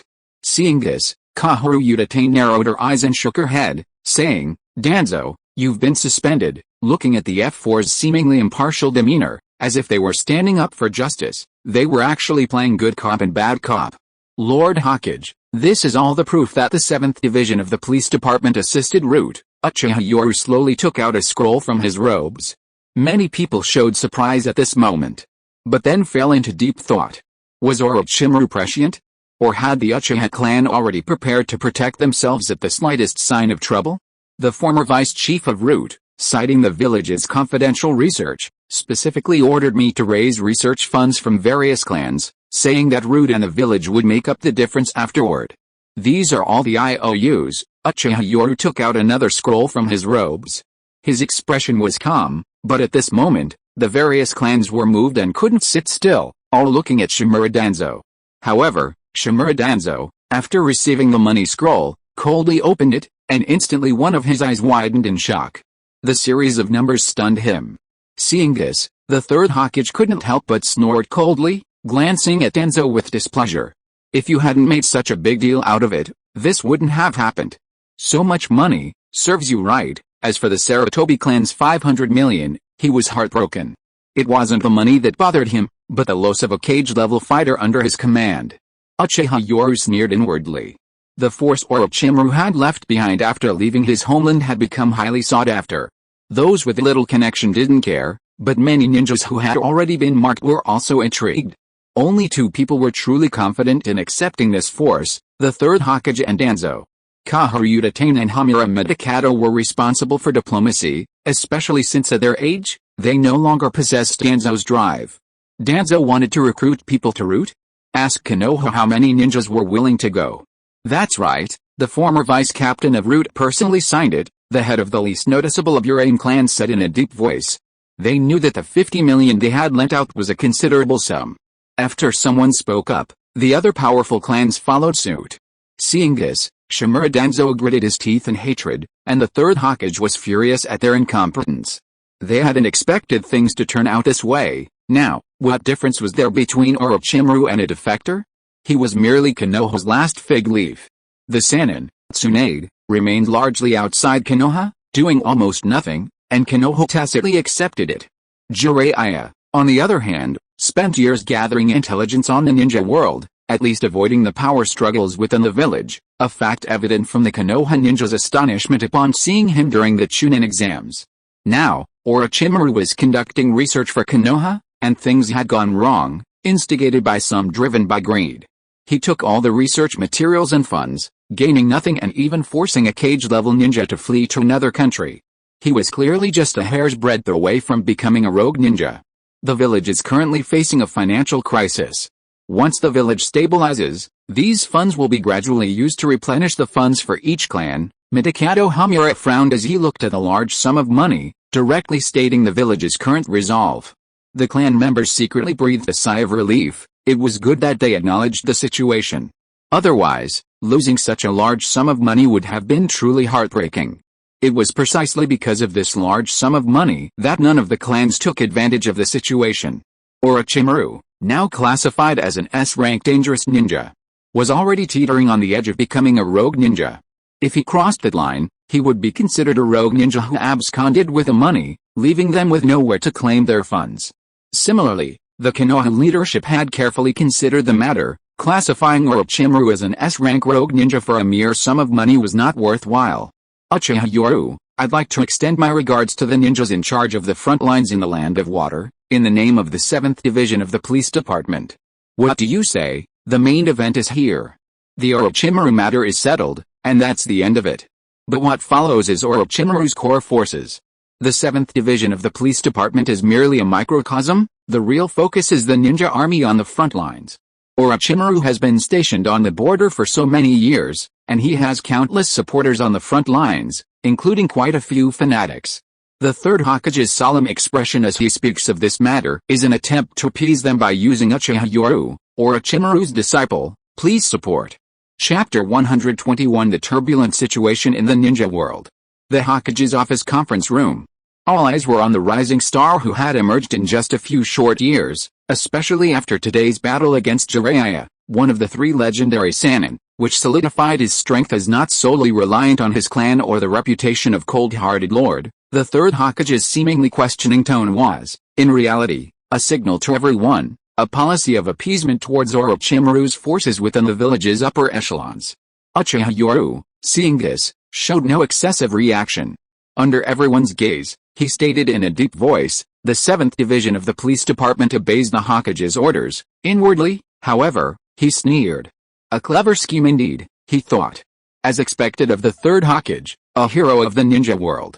Although the Orochimaru situation caught us off guard, his reaction was swift. He was directly adopting a policy of appeasement towards Orochimaru's forces, first appeasing them, then dividing and winning them over.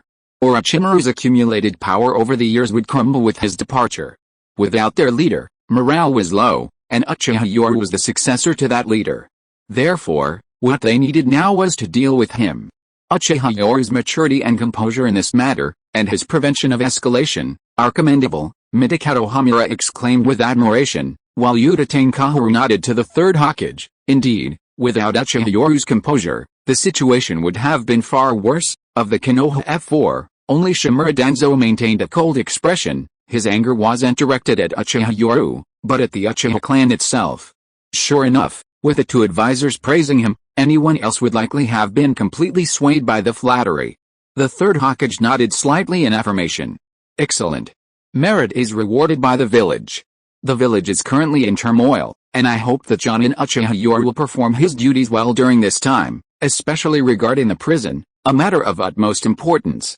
I will also reward Uchiha Yoru with a scroll of Konoha-style swordsmanship, an A-rank ninjutsu, and a chakra metal weapon. As the Third Hokage's voice fell, everyone involuntarily glanced at this rising star.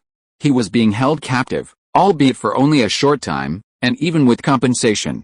Did the Uchiha clan lack such things? Among the Jonin, Kakashi Hatake clenched his fists involuntarily upon hearing this decision, while Shisui Uchiha lowered his head, yet a resolute glint appeared in his eyes.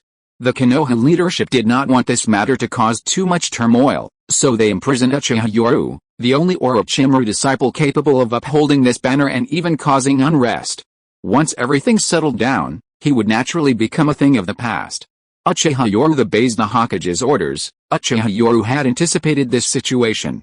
Anyone in his position wouldn't stand idly by while instability existed, so he calmly accepted it all, seemingly immersed in sadness. Inside the meeting room, Jiraiya watched this scene, his eyes filled with disappointment. The higher-up's complacency and desire for stability disappointed him. This matter was practically a matter of raising a hand high, but the actual outcome was merely a louder announcement. Orochimaru had completely lost his eligibility to compete for Hokage, and there was no chance of a comeback. All of this was caused by the higher-up's pursuit of stability. Yet this was the result. While this method was safe, it had hurt some people's feelings. Haha, Yoru brat, this sage will be staying in your 7th police department for a while. If you have any questions about ninjutsu in the future, feel free to ask this sage, a discordant, Boisterous laughs suddenly rang out in the oppressive meeting room. Jiraiya laughed heartily, patting his chest as he spoke. This scene made everyone understand that this legendary Sannin, Jiraiya, also hoped to stop there and not pursue the matter further, while also protecting Uchiha Yoru. "Thank you, Lord Jiraiya." Uchiha Yoru bowed respectfully, but a meaningful smile slowly crept onto his lips. Divide? Win him over? Completely cripple Orochimaru's power? In peacetime, unless he possessed overwhelming strength, he would have no choice but to submit. Unfortunately, news from the border won't give you time to divide and win over. Orochimaru's departure seems to have turned this force into a scattered mess, but if he can step into the limelight, this force will reunite and rise again from the ashes. Although there will be many losses, the essence will remain. Let the Kunai fly a little longer. In the hidden cloud village of the Land of Lightning, in the Raikage's office.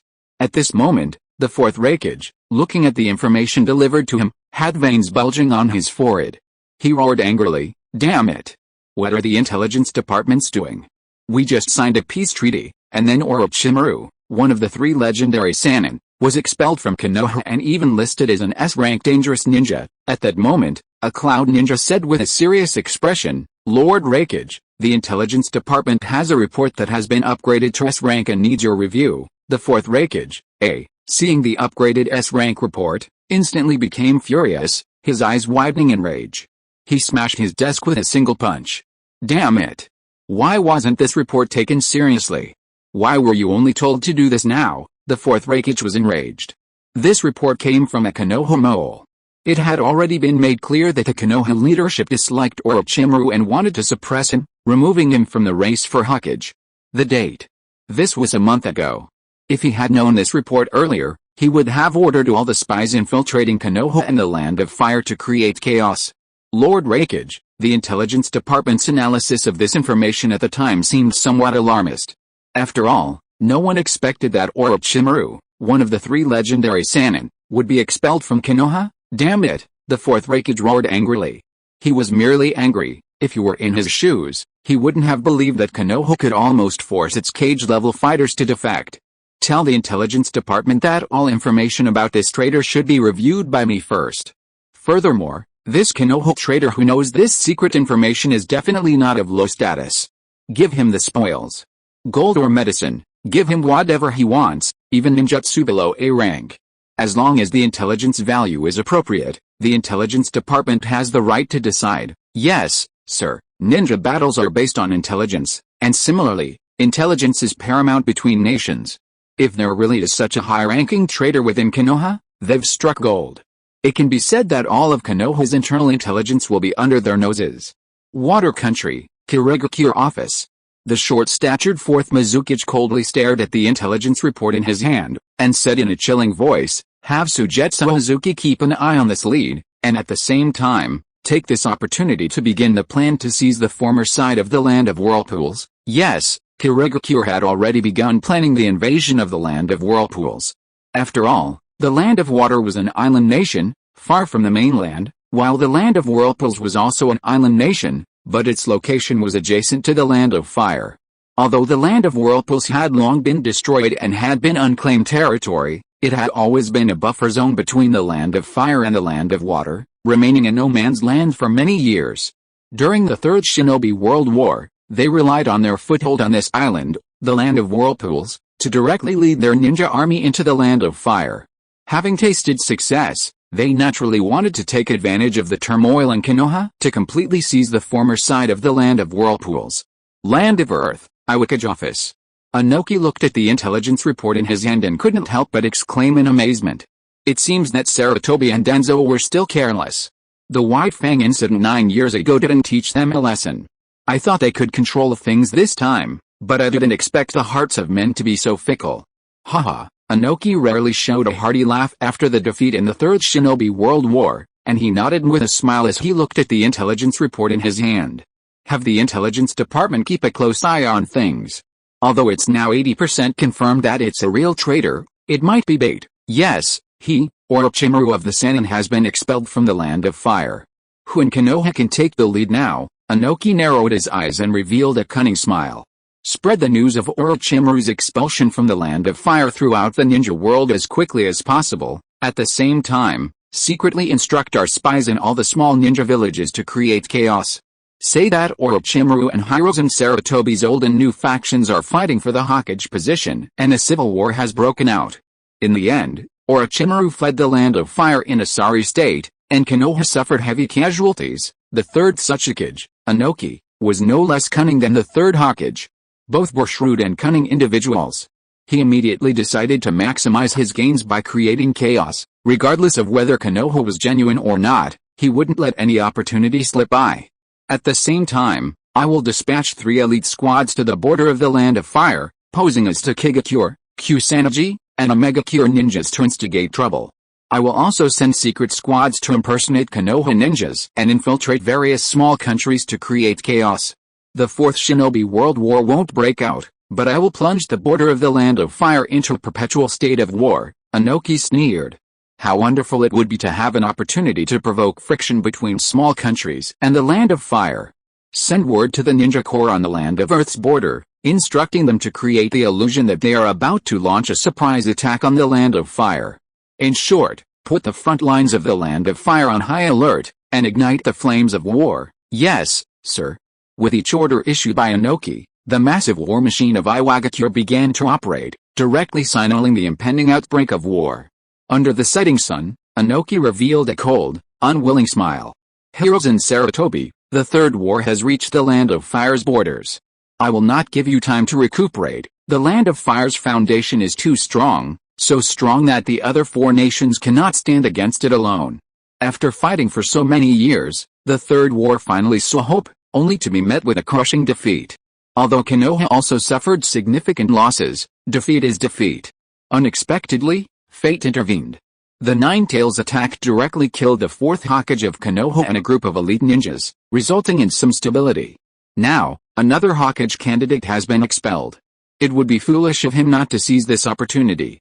In the Land of Wind, Tsunagakure, the fourth Kazekage, Raza, frowned as he looked at the intelligence report. After much contemplation, considering the immense trauma of the Third Shinobi World War, he sighed helplessly. Have our people do their utmost to ignite war between the small country and the Land of Fire. Even if an open war cannot break out, covert assassination missions must be initiated. Yes, while Konoha in the Land of Fire was in turmoil, the Land of Wind was also severely weakened. The most devastated by the Third Shinobi World War was Tsunagakure, otherwise, they wouldn't be so hesitant to openly confront the enemy. Accelerate the peace negotiations with Kirigakure. The ninja world is in turmoil right now. We don't have the energy to waste on a war with Kirigakure. Yes. Meanwhile, news of Orochimaru's expulsion from Konoha spread throughout the ninja world. Thanks to the efforts of countless instigators, the news spread so quickly that even Konoha was caught off guard. Countless ambitious small countries bared their bloodthirsty fangs. It wasn't that they were foolish enough to think they could take a bite out of Konoha at this time, but rather that they saw hope. The ambitious small countries had a simple idea: to provoke a war between the major powers. Countless ninja from small countries impersonated ninja from the 5 great nations and began provocations. Especially with the turmoil, various escort missions within the Land of Fire were frequently attacked by unknown ninjas, instantly plunging the newly restored peace into freezing point. There were also some puppet small countries supported by major powers who were extremely arrogant and boastful about the damage Konoha had done to them in the Third Shinobi World War, frequently creating trouble on the borders. Some even falsely accused Konoha of causing trouble. Less than 5 years after the end of the Third Shinobi World War, the ninja world, which had just begun to have some peace, was instantly thrown into turmoil. Especially with the Land of Lightning seeing the situation escalating, they shamelessly disregarded the recently signed peace treaty and began frequently creating trouble on the front lines. This time, almost all the major ninja nations in the ninja world agreed on one point: taking advantage of Konoha's illness might be a way to drag the world's #1 ninja nation down from its pedestal. In the Land of Fire, at the Konoha office, the 4 high-ranking officials of Konoha gathered again. Their faces were clouded with worry, especially the third Hokage, Hiruzen Sarutobi, who spoke in a deep, authoritative voice. Who is it? There's a ghost in your own house, and you don't even know? The border regions weren't prepared, and yet the entire ninja world knows. They knew they couldn't hide Orochimaru's affair, so they reacted immediately. However, The situation far exceeded everyone's expectations. It spread far too quickly. Furthermore, the major ninja villages not only reacted quickly but also had a clear understanding of their frontline defenses. The defenses of the Land of Lightning and the Land of Water, in particular, were like sieves, causing chaos to erupt again within the Land of Fire. Damn it, could it be that Orochimaru, harboring resentment after being expelled from Konoha, betrayed the intelligence from the front lines? Shimura Danzo, always quick to assume the worst, spoke first. However, Sarutobi Hiruzen slammed his fist on the table in anger. Danzo, if Orochimaru wanted to betray the village's interests, it wouldn't just be about the frontline defenses. Everyone in Konoha suspected a traitor within their own ranks, never considering Orochimaru. After all, if you were truly up to something, countless secrets would have been leaked long ago. No one would have imagined that a young Uchiha named Yoru, leisurely sitting in his office, was enjoying the turmoil raging in the ninja world. A golden opportunity. He was under everyone's surveillance, trapped in Konoha, so no one would suspect him. He'd only taken note of Orochimaru after glancing at the frontline defense map last time, and now it had come in handy. Even if Sarutobi Shinosuke was incredibly powerful, he couldn't possibly modify all of Orochimaru's plans, especially considering the water country area. Let the kunai fly a little longer. Thanks to Maltos Brothers' donation of 404 Kidian coins, book friend 20220529235008400's donation of 100 Kidian coins. Thank you all for your support. Chapter 122. The situation is under control. Konoha. The 7th Division's office building. Once bustling with activity and vibrant with ninja coming and going, this place is now deserted. Ninjas passing by lower their heads and hurriedly slip past, not daring to even raise their heads. Many even choose to detour. Inside the building, a suffocating atmosphere permeates the air. Through the windows, Rude and Enbu ninjas can be clearly seen hidden in the darkness, watching them intently. Captain, about half of the 7th Division's personnel have left. This is the list of those who departed. Yuzuki Yugeo respectfully placed a stack of lists on the desk. In her eyes, Uchiha Yoru seemed like a completely different person after the Orochimaru incident. Uchiha Yoru leaned elegantly back in his chair, squinting as he enjoyed the sunlight streaming through the window, sipping his tea gently. They've all left, why isn't Yugeo leaving? Uchiha Yoru casually joked, his eyes narrowed. Yugeo's heart sank, and she forced a smile. Captain Yoru, everything will be alright. The 7th Division had become a target in the village, watched by everyone. However, Uchiha Yoru, Orochimaru's disciple, had also gained considerable fame after his battle with Jiraiya, especially for his self-developed S-rank ninjutsu, which was incredibly powerful. Uchiha Yoru was already a powerful Jonin, and it was precisely because of his status and the unwavering presence of the Hyuga branch family that he offered a glimmer of hope to other ninjas under Orochimaru's command. Similarly, while the 7th Division now had a leader, it was also true that they were being monitored. Since returning from the Hokage's office, Uchiha Yoru hadn't left. Hell, I didn't expect it to be you who came to comfort me in the end. Uchiha Yoru chuckled softly, toying with her cold, jade-like hands. Yugeo, since you've chosen to stay, you must remember one thing: strength is the foundation of a ninja. Don't slack off in your training. With her hands being played with, Yugeo, her face flushed, lowered her head like an ostrich. Hearing Uchiha Yoru's words, her heart pounded nervously. Suppressing her shyness, she thought of her purpose and asked, Captain Yoru, what do we do next? What do we do? Uchiha Yoru smiled, looking at Yugeo's blushing face. In Yugeo's eyes, almost brimming with tears of embarrassment, Uchiha Yoru slowly rose and walked to the window, gazing at the ninjas watching them. Bathed in sunlight, he seemed to be draped in a golden robe. I will become strong. One day I will appear there. As he said this, Uchiha Yoru pointed resolutely towards the Hokage rock in the distance. This scene filled Yugeo with awe. A Uchiha aiming to become Hokage, a Uchiha devoted solely to the ninja and the village. Why didn't the village believe him? At this moment, even Yuzuki Yugeo herself didn't realize she was beginning to doubt the village's decisions. Uchiha Yoru, seemingly lost in his own world, declared with fervent determination, when I become Hokage, the darkness over Konoha will be gone. I will personally welcome Konoha's hero back. Konoha's hero? Was she referring to Lord Orochimaru? Yuzuki Yugeo pondered silently. She wasn't an ordinary ninja who knew nothing. She knew a great deal from the 7th Division, and was well aware of the many suspicious aspects of Lord Orochimaru's situation. It was precisely because of this that she began to have doubts. The 7th Division of the police department was in turmoil.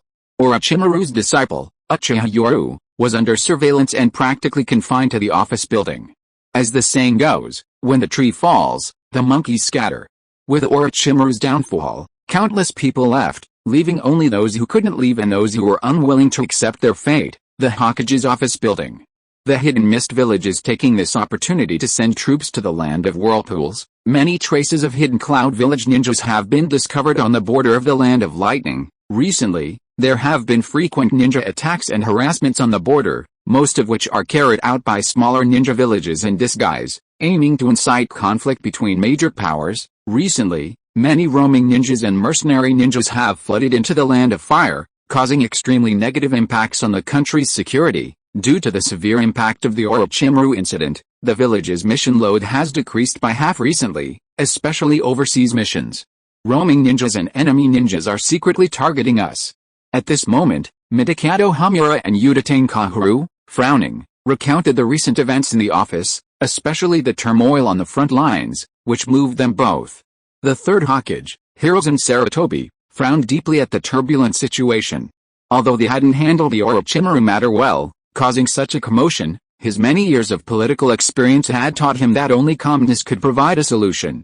The chaos created by Ronin and mercenaries is nothing more than the manipulation of certain ninja villages behind the scenes, all for profit.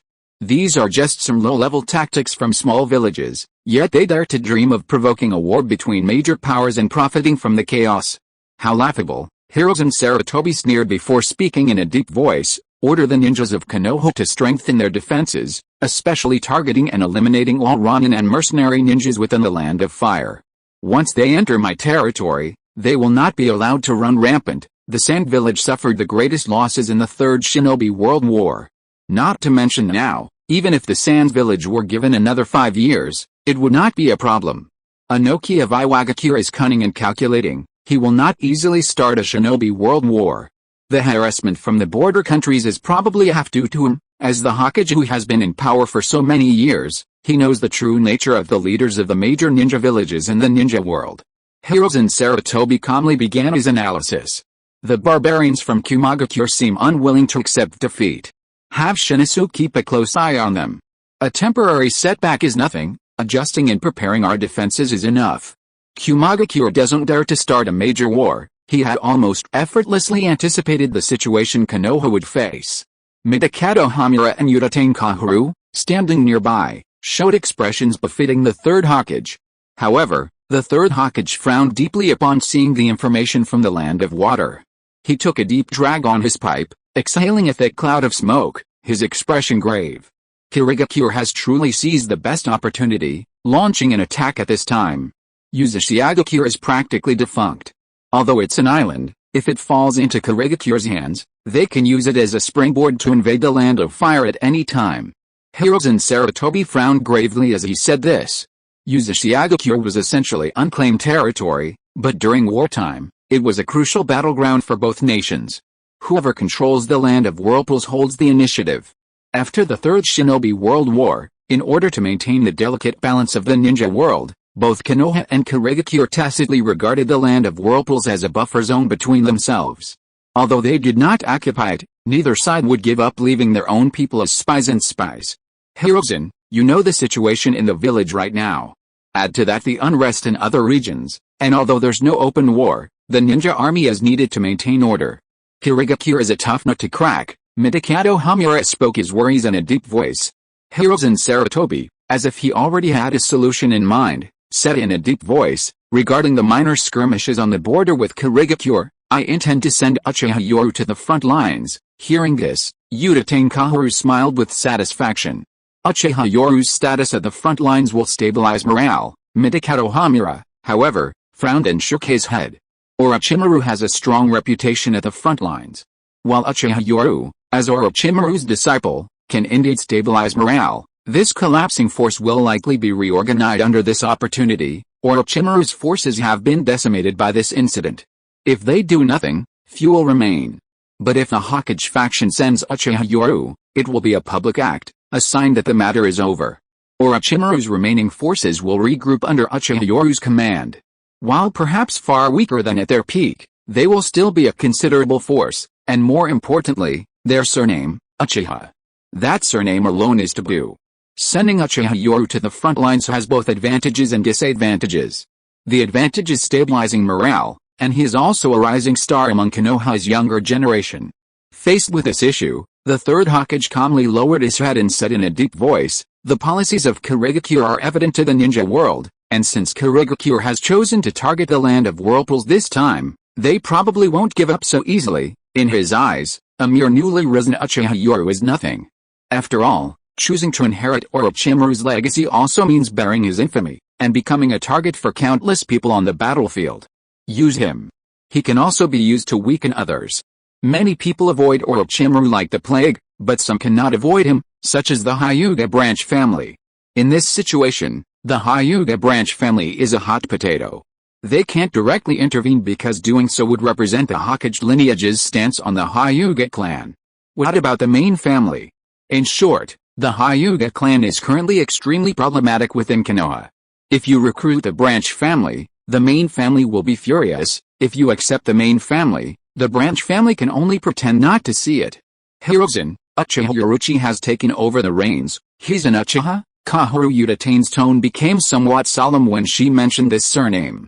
Upon hearing this, Hiruzen Sarutobi lowered his Hokage hat slightly and said hoarsely to the door, "Come in." The Hokage gate creaked open, and an Anbu pushed it open, allowing a Konoha ninja to enter respectfully. Chunin Kurenai greets the Hokage. The newcomer was indeed Kurenai. At this moment, a flicker of emotion crossed the calm faces of advisors Hamura Medicado and Kaoru Utane. They exchanged a knowing glance. When Hiruzen Sarutobi saw Kurenai, he said in a hoarse voice, "Kurenai, you've worked hard. No one wants to see these things happen to the village, but the village needs you." Kurenai, who was kneeling on one knee below, felt a pang of pain in her crimson eyes upon hearing the Hokage's words. One was her loyal village, and the other was her close classmate. But as a ninja, with years of training and unwavering loyalty to the village, Kurenai gritted her teeth and said in a deep voice, "Hokage-sama, rest assured, Kurenai will report everything Uchiha Yoru does." Kurenai's pained and strained expression did not escape the eyes of the three. Hiruzen Sarutobi, instead of showing displeasure, sighed with a hint of melancholy and said softly, "Kurenai, I hope I'm just being paranoid. This way, the village can have one more elite ninja. I hope you won't blame me. The village simply cannot withstand any more turmoil. Uchiha Yoru is a good boy, and I believe he knows the will of fire, but I cannot guarantee the safety of the Uchiha clan behind him.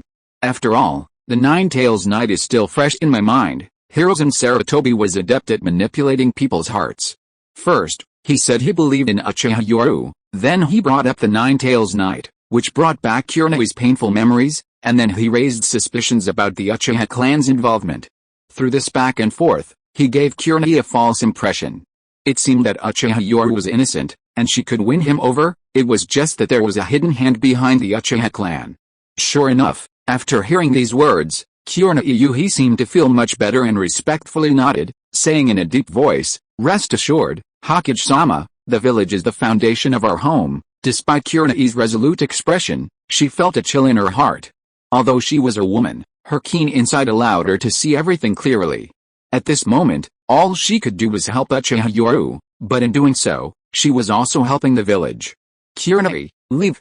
I hope this matter is just my overthinking." "Yes, Hokage-sama." As the Hokage's office door closed, Kaoru Utane frowned and said in a deep voice, "Hiruzen, it seems that Kurenai's heart is with Yoru Uchiha.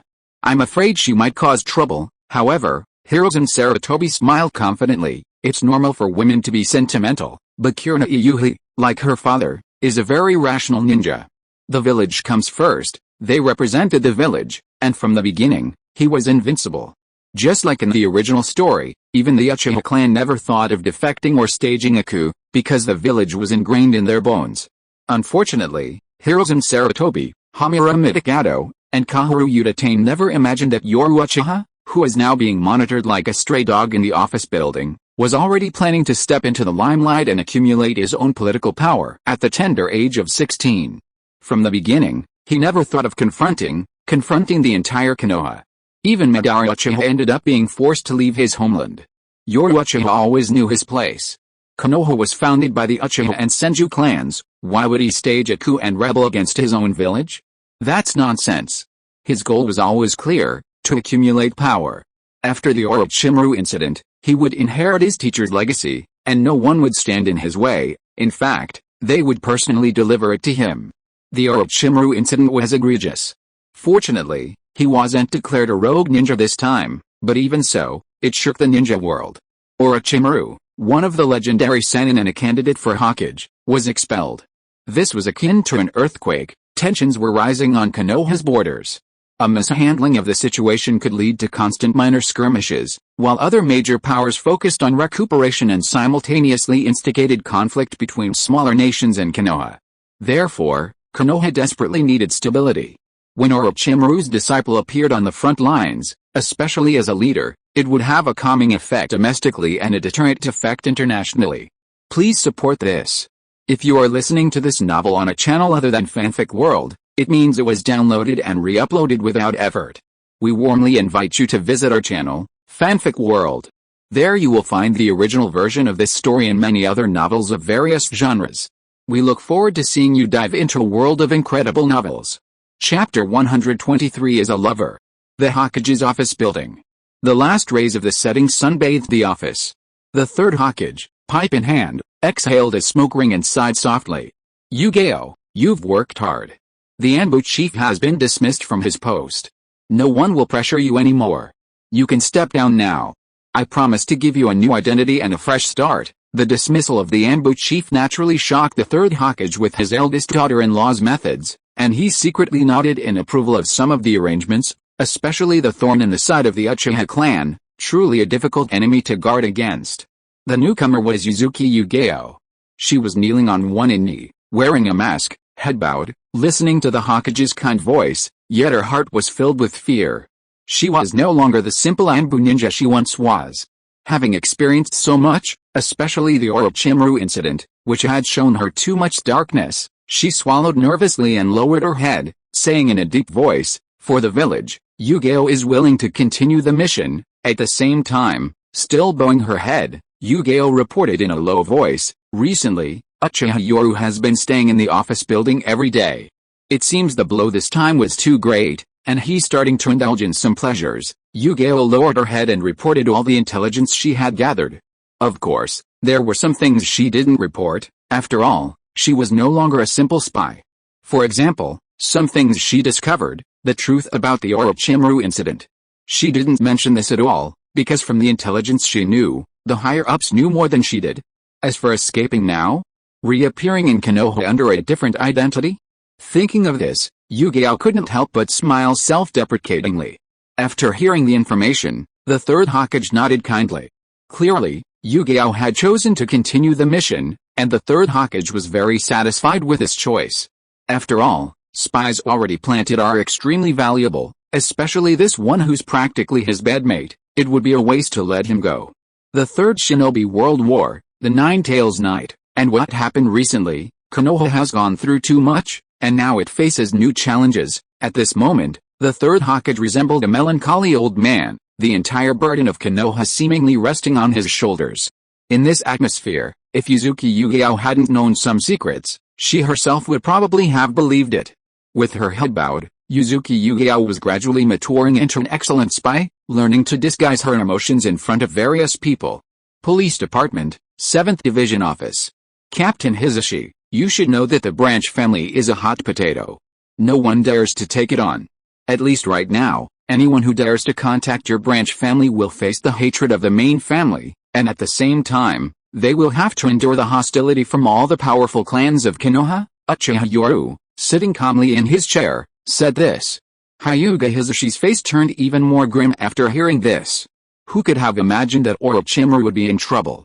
Even if you were to be in trouble, the Branch family would only have one choice to make in order to break free from their fate, to betray the clan.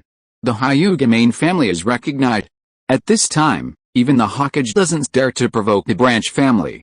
If they recruit the Branch family, what about the main family? And what will the other major clans think? Is the Hokage going to throw away his promise after only a few days? A little consideration of the pros and cons reveals one problem: the branch family is a hot potato.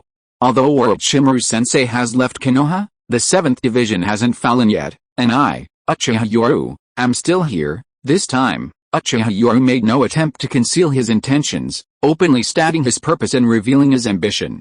His dark eyes gleamed with unwavering determination. This sight caused Hyuga Hisashi to show a grave expression. The 7th division has taken in the Hyuga branch family, and the Hyuga branch family is willing to offer their loyalty. The branch family is a hot potato, and so is the 7th division, so maintaining the status quo is best. Even without Uchiha Yoru, the best way out for the Hyuga branch family right now is to continue surviving under Orochimaru's banner. Orochimaru has been driven away, but the prestige of the Sannin remains, and that's enough. However, Uchiha Yoru did not choose to back down. Instead, he remained with the 7th division, choosing to continue walking forward under the guise of Orochimaru's disciple, not trying to shake off the current trouble. The downside was the ensuing controversy, while the upside was that Orochimaru's departure gave this force a leader again. Although they were no longer as unstoppable as before, aiming directly for the Hokage position, they could at least barely preserve the remaining members. Time flew by, and no one expected the Orochimaru incident to have such a devastating impact. Unrest began to erupt in various border regions, and some small countries started to provoke Konoha with frenzied provocations. It wasn't that they were foolish, but that they had powerful backers. Some small countries even sent elite troops to impersonate major powers, hoping to incite war. The ninja world was in chaos, as if a great war was imminent. Konoha, in particular, bore the brunt of all the malice from the ninja world, its pressure mounting. At the 7th Police Division's office building, on the rooftop open-air balcony, Yuzuki Yugeo wielded a ninja sword, practicing with crisp clanging sounds. Her sparring partner was none other than Uchiha Yoru, Orochimaru's disciple, who is now at the center of Konoha's storm. Single-handedly stopping Jiraiya, another of the legendary Sannin, with his final, unknown S-rank lightning release ninjutsu, made him famous. A ninja who masters A-rank ninjutsu is already considered powerful, let alone S-rank. Ninjas who can master S-rank ninjutsu are extremely rare even in the 5 great nations. It's not just that S-rank ninjutsu is scarce, but also the difficulty of learning it. Countless Jonin qualified to learn S-rank ninjutsu never managed to master it in their entire lives. Konoha-style swordsmanship, crescent moon dance, you've mastered it well. I knew I wasn't wrong about you, Yugeo, you're a swordsmanship genius. During their sparring session, upon hearing Uchiha Yoru's praise, a blush appeared on Yuzuki Yugeo's face, adding a touch of allure to her cool features. Captain Knight, you flatter me. Yuzuki Yugeo's face, tinged with shyness, hesitated before she finally whispered, Captain Knight, this is already an A-rank ninjutsu. Will there be any problems? To be honest, Yuzuki Yugeo felt more guilt than anything else towards the young Uchiha Knight, who was so devoted to Konoha. From the beginning, she had been a fake, using everything she could to get close to him.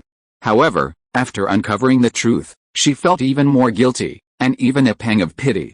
This boy, only a year older than her, had already shouldered so much responsibility at the age of 16, and because of what had happened recently, his brow had gained a touch of maturity and composure.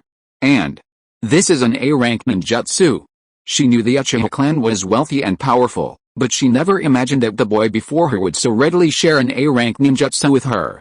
The transmission of A-rank ninjutsu was already extraordinary. It was usually passed down within a family, father and son, master and student, or husband and wife, or only after a great achievement would a village bestow it upon someone. Seemingly sensing Yugeo's worry, Uchiha Yoru smiled casually, slowly stepping forward. Under her trembling, evasive gaze, he gently brushed a few strands of purple hair behind her ear, revealing her delicate, flushed ears. Looking at the young girl before him, Uchiha Yoru couldn't help but smile. Yugeo, there's no need for such formalities between us. But don't slack off lately, practice your ninjutsu diligently. It won't be long before there are many missions. He didn't mention the rarity of the A-rank ninjutsu, instead showing great concern for the girl before him. Faced with Uchiha Yoru's genuine sincerity, perhaps it was because he wanted to compensate her as her lover, or perhaps it was his own beauty, but the extravagance of the A-rank ninjutsu genuinely moved Yuzuki Yugeo. Upon hearing the second half of his sentence, Yuzuki Yugeo's brows furrowed in tension. However, Uchiha Yoru chuckled, sheathed his ninja sword, and gently smoothed her brows with both hands, like two lovers comforting a young woman's sorrow. Captain Yoru, what do you mean? Faced with such intimate behavior, Yuzuki Yugeo, while shy, didn't lose her ninja's vigilance and couldn't help but ask her question. And so, Uchiha Yoru, with one arm around the girl, sat her on a bench to the side.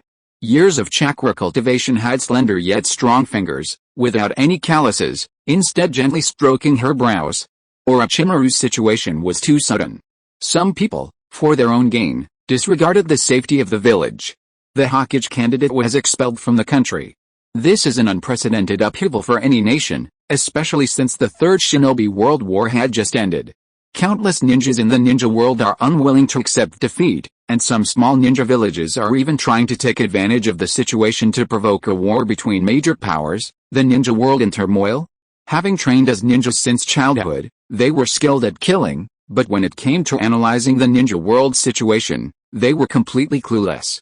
At this moment, although Yuzuki Yugeo was completely bewildered by these words, she understood one thing: the impact of Lord Orochimaru's situation was not over, it was only the beginning. Captain Knight, you mean? A war might break out. At this moment, Yuzuki Yugeo's face paled.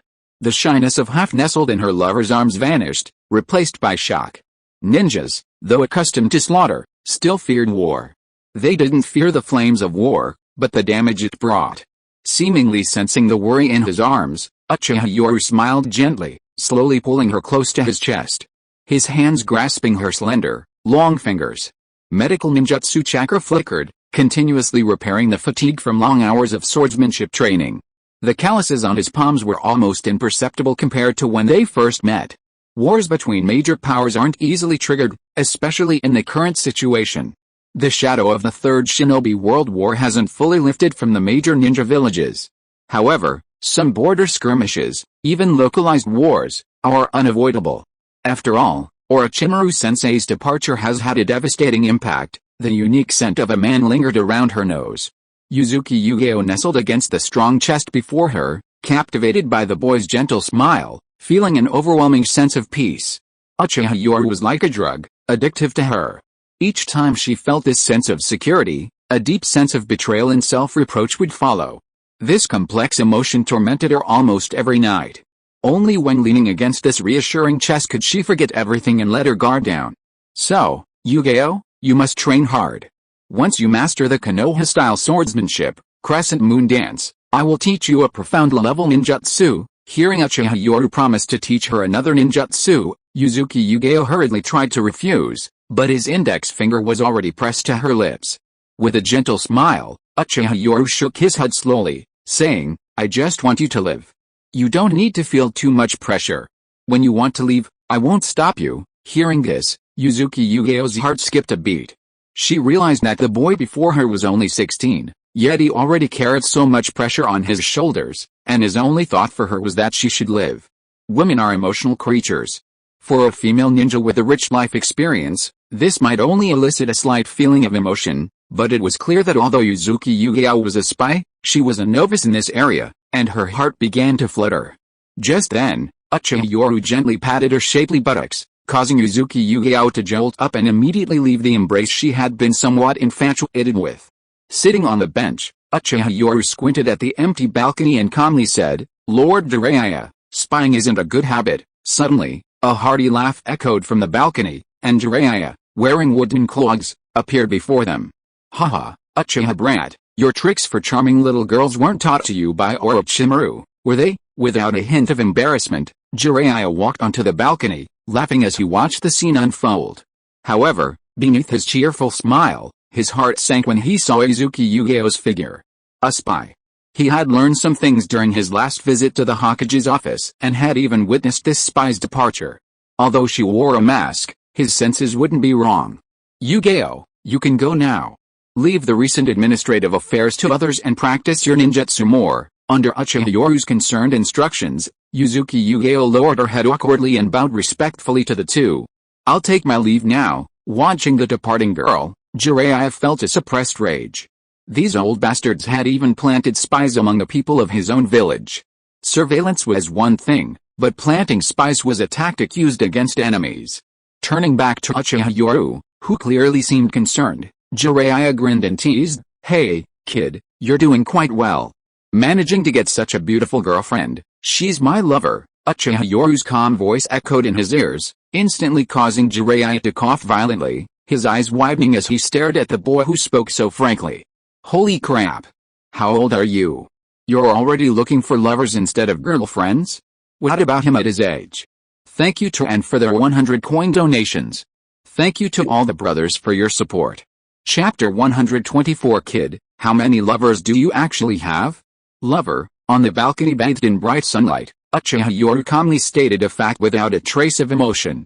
This scene made even the seasoned Jiraiya, who had seen countless storms, widen his eyes in astonishment. After a long while, he finally gave a thumbs up. Kid, I don't know whether to call you honest or a scumbag. Facing Jiraiya's teasing, Uchiha Yoru glanced nonchalantly at the figures monitoring the surrounding area, a self-deprecating smile playing on his lips. I myself am in a precarious situation. Even Orochimaru-sensei was in a state of disarray. No one expected this to happen. Being a lover is quite good, I can extricate myself in time. Seeing Uchiha Yoru's undisguised mockery, Jiraiya naturally noticed the Anbu members monitoring the area. For the Uchiha clan, having multiple wives was no big deal, but once the name Uchiha was attached, there would be no turning back. Jiraiya's heart sank. This kid had a good heart, he was willing to do anything for Orochimaru and had also sacrificed a lot for that girl earlier. Thinking of this, he couldn't help but feel angry at the Sarutobi clan for their actions, sending this girl as a spy. He hoped she wouldn't cause trouble in the future. Kid, from your analysis of the ninja world earlier, it seems you foresaw the turmoil that would occur. Romantic feelings were just a side issue. Jiraiya hadn't yet asked his biggest question. Uchiha Yoru smiled lazily, pointing to his head with a mocking smile in his eyes. Use your brain to analyze things more, and you'll understand, you brat. Seeing Jiraiya's exasperated appearance, although it was his nature, being around this kind of person was surprisingly relaxing. For a moment, Uchiha Yoru chuckled. Lord Jiraiya, no one anticipated what happened to Orochimaru-sensei. A Hokage candidate was expelled from the country, just one step away from an abyss. Such turmoil is probably rare in the history of the ninja world, and now, with the Third Shinobi World War just over, the Nine Tails rampage, the loss of the Fourth Hokage, and the borders already so unstable, time was so tight, giving Konoha no chance to breathe, and then this Orochimaru-sensei incident happened. It would be abnormal if the borders weren't in turmoil. Uchiha Yoru chuckled self-deprecatingly. I also came from the Third Shinobi World War, and I know a thing or two about some small countries. They all envy and fear the existence of large countries, constantly wanting to provoke war between them so they can gain a respite, or even use the war between large countries to rise up and become the second land of reign. The hatred from the three wars continues, and chaos on Konoha's borders is something all the major powers want to see. After all, if Konoha gets bogged down in endless border skirmishes while other major powers recover, it would be a miracle if these ambitious individuals didn't seize the current turmoil in the Land of Fire. Listening to the analysis of the 16-year-old Uchiha Yoru, Jiraiya couldn't help but be secretly shocked. No wonder Orochimaru values you so much. Your mind is truly unmatched among the younger generation I've ever seen. Perhaps only Minato in his prime could rival it. At this moment, Jiraiya felt a deep sense of awe. This kind of thinking, transcending ordinary ninja thought and analyzing the ninja world from a broader perspective, was truly the mindset of a Hokage. It was a pity this kid's surname was Uchiha. Kid, did you analyze all of this? Although he had witnessed it firsthand, Jiraiya couldn't help but feel secretly alarmed. If Orochimaru became the 5th Hokage, this kid might actually become the 6th Hokage, and the rift between the Uchiha clan and the village might truly be resolved in this generation. Uchiha Yoru chuckled casually and waved his hand, saying, I've been idle lately, and being watched for so long naturally makes me overthink things. After all, I'm practically in prison right now. Uchiha Yoru only showed self-deprecation and indifference regarding his situation. This scene, however, was full of irony in Jiraiya's eyes.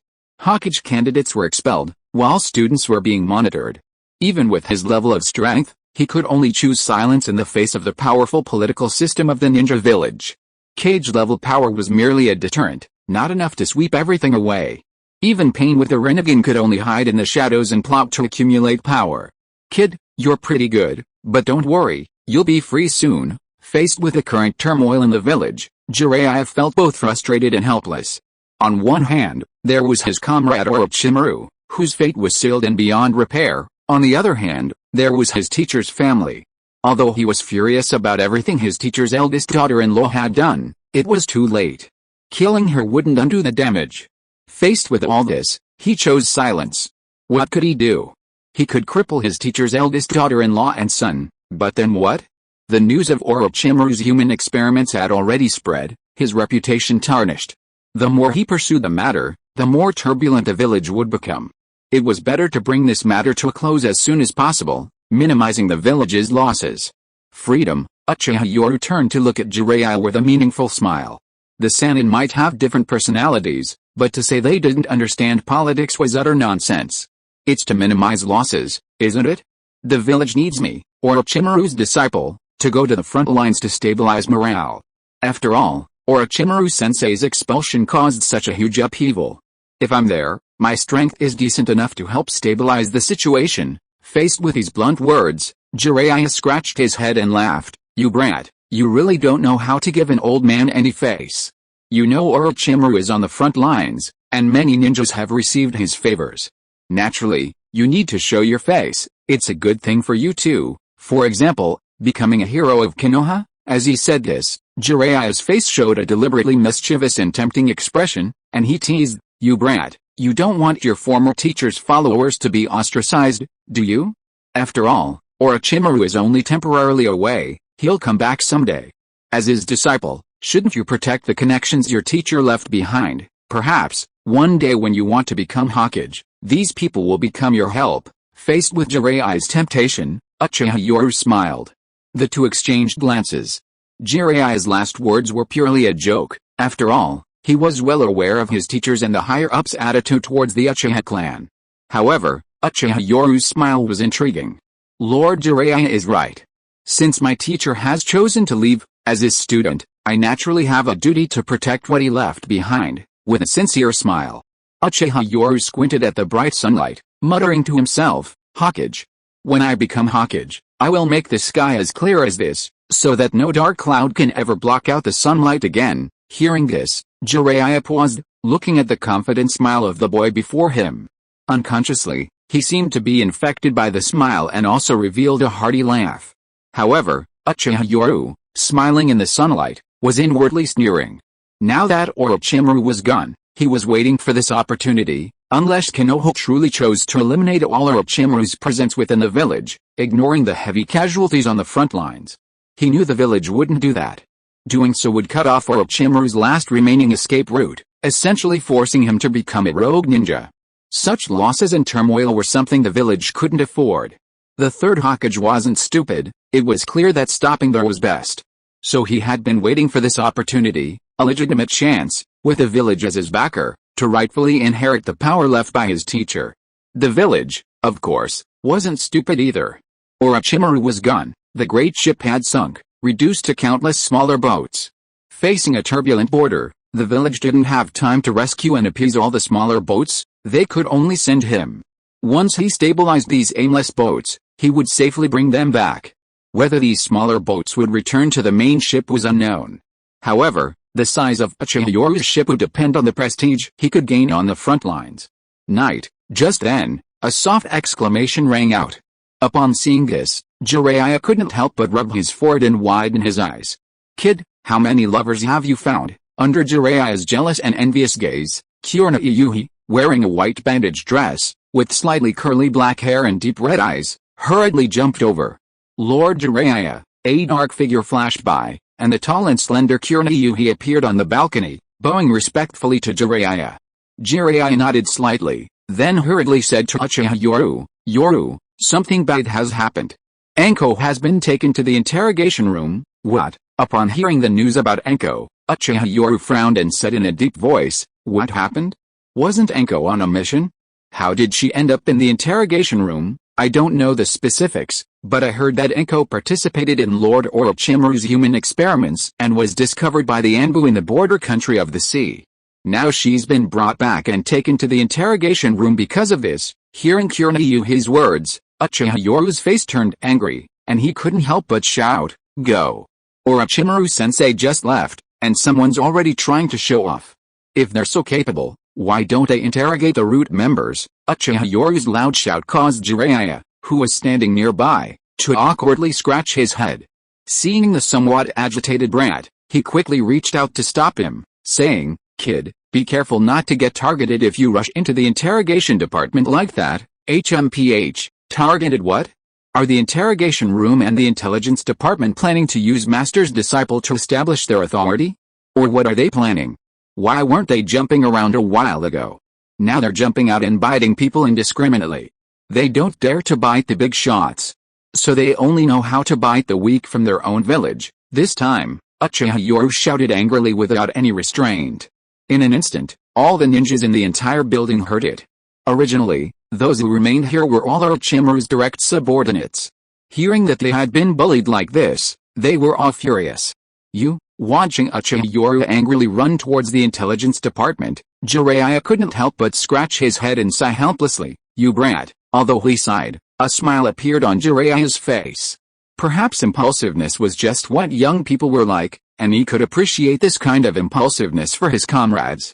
Uchiha Yoru's anger was 3/10 genuine, the rest feigned. This was practically an opportunity delivered to his doorstep.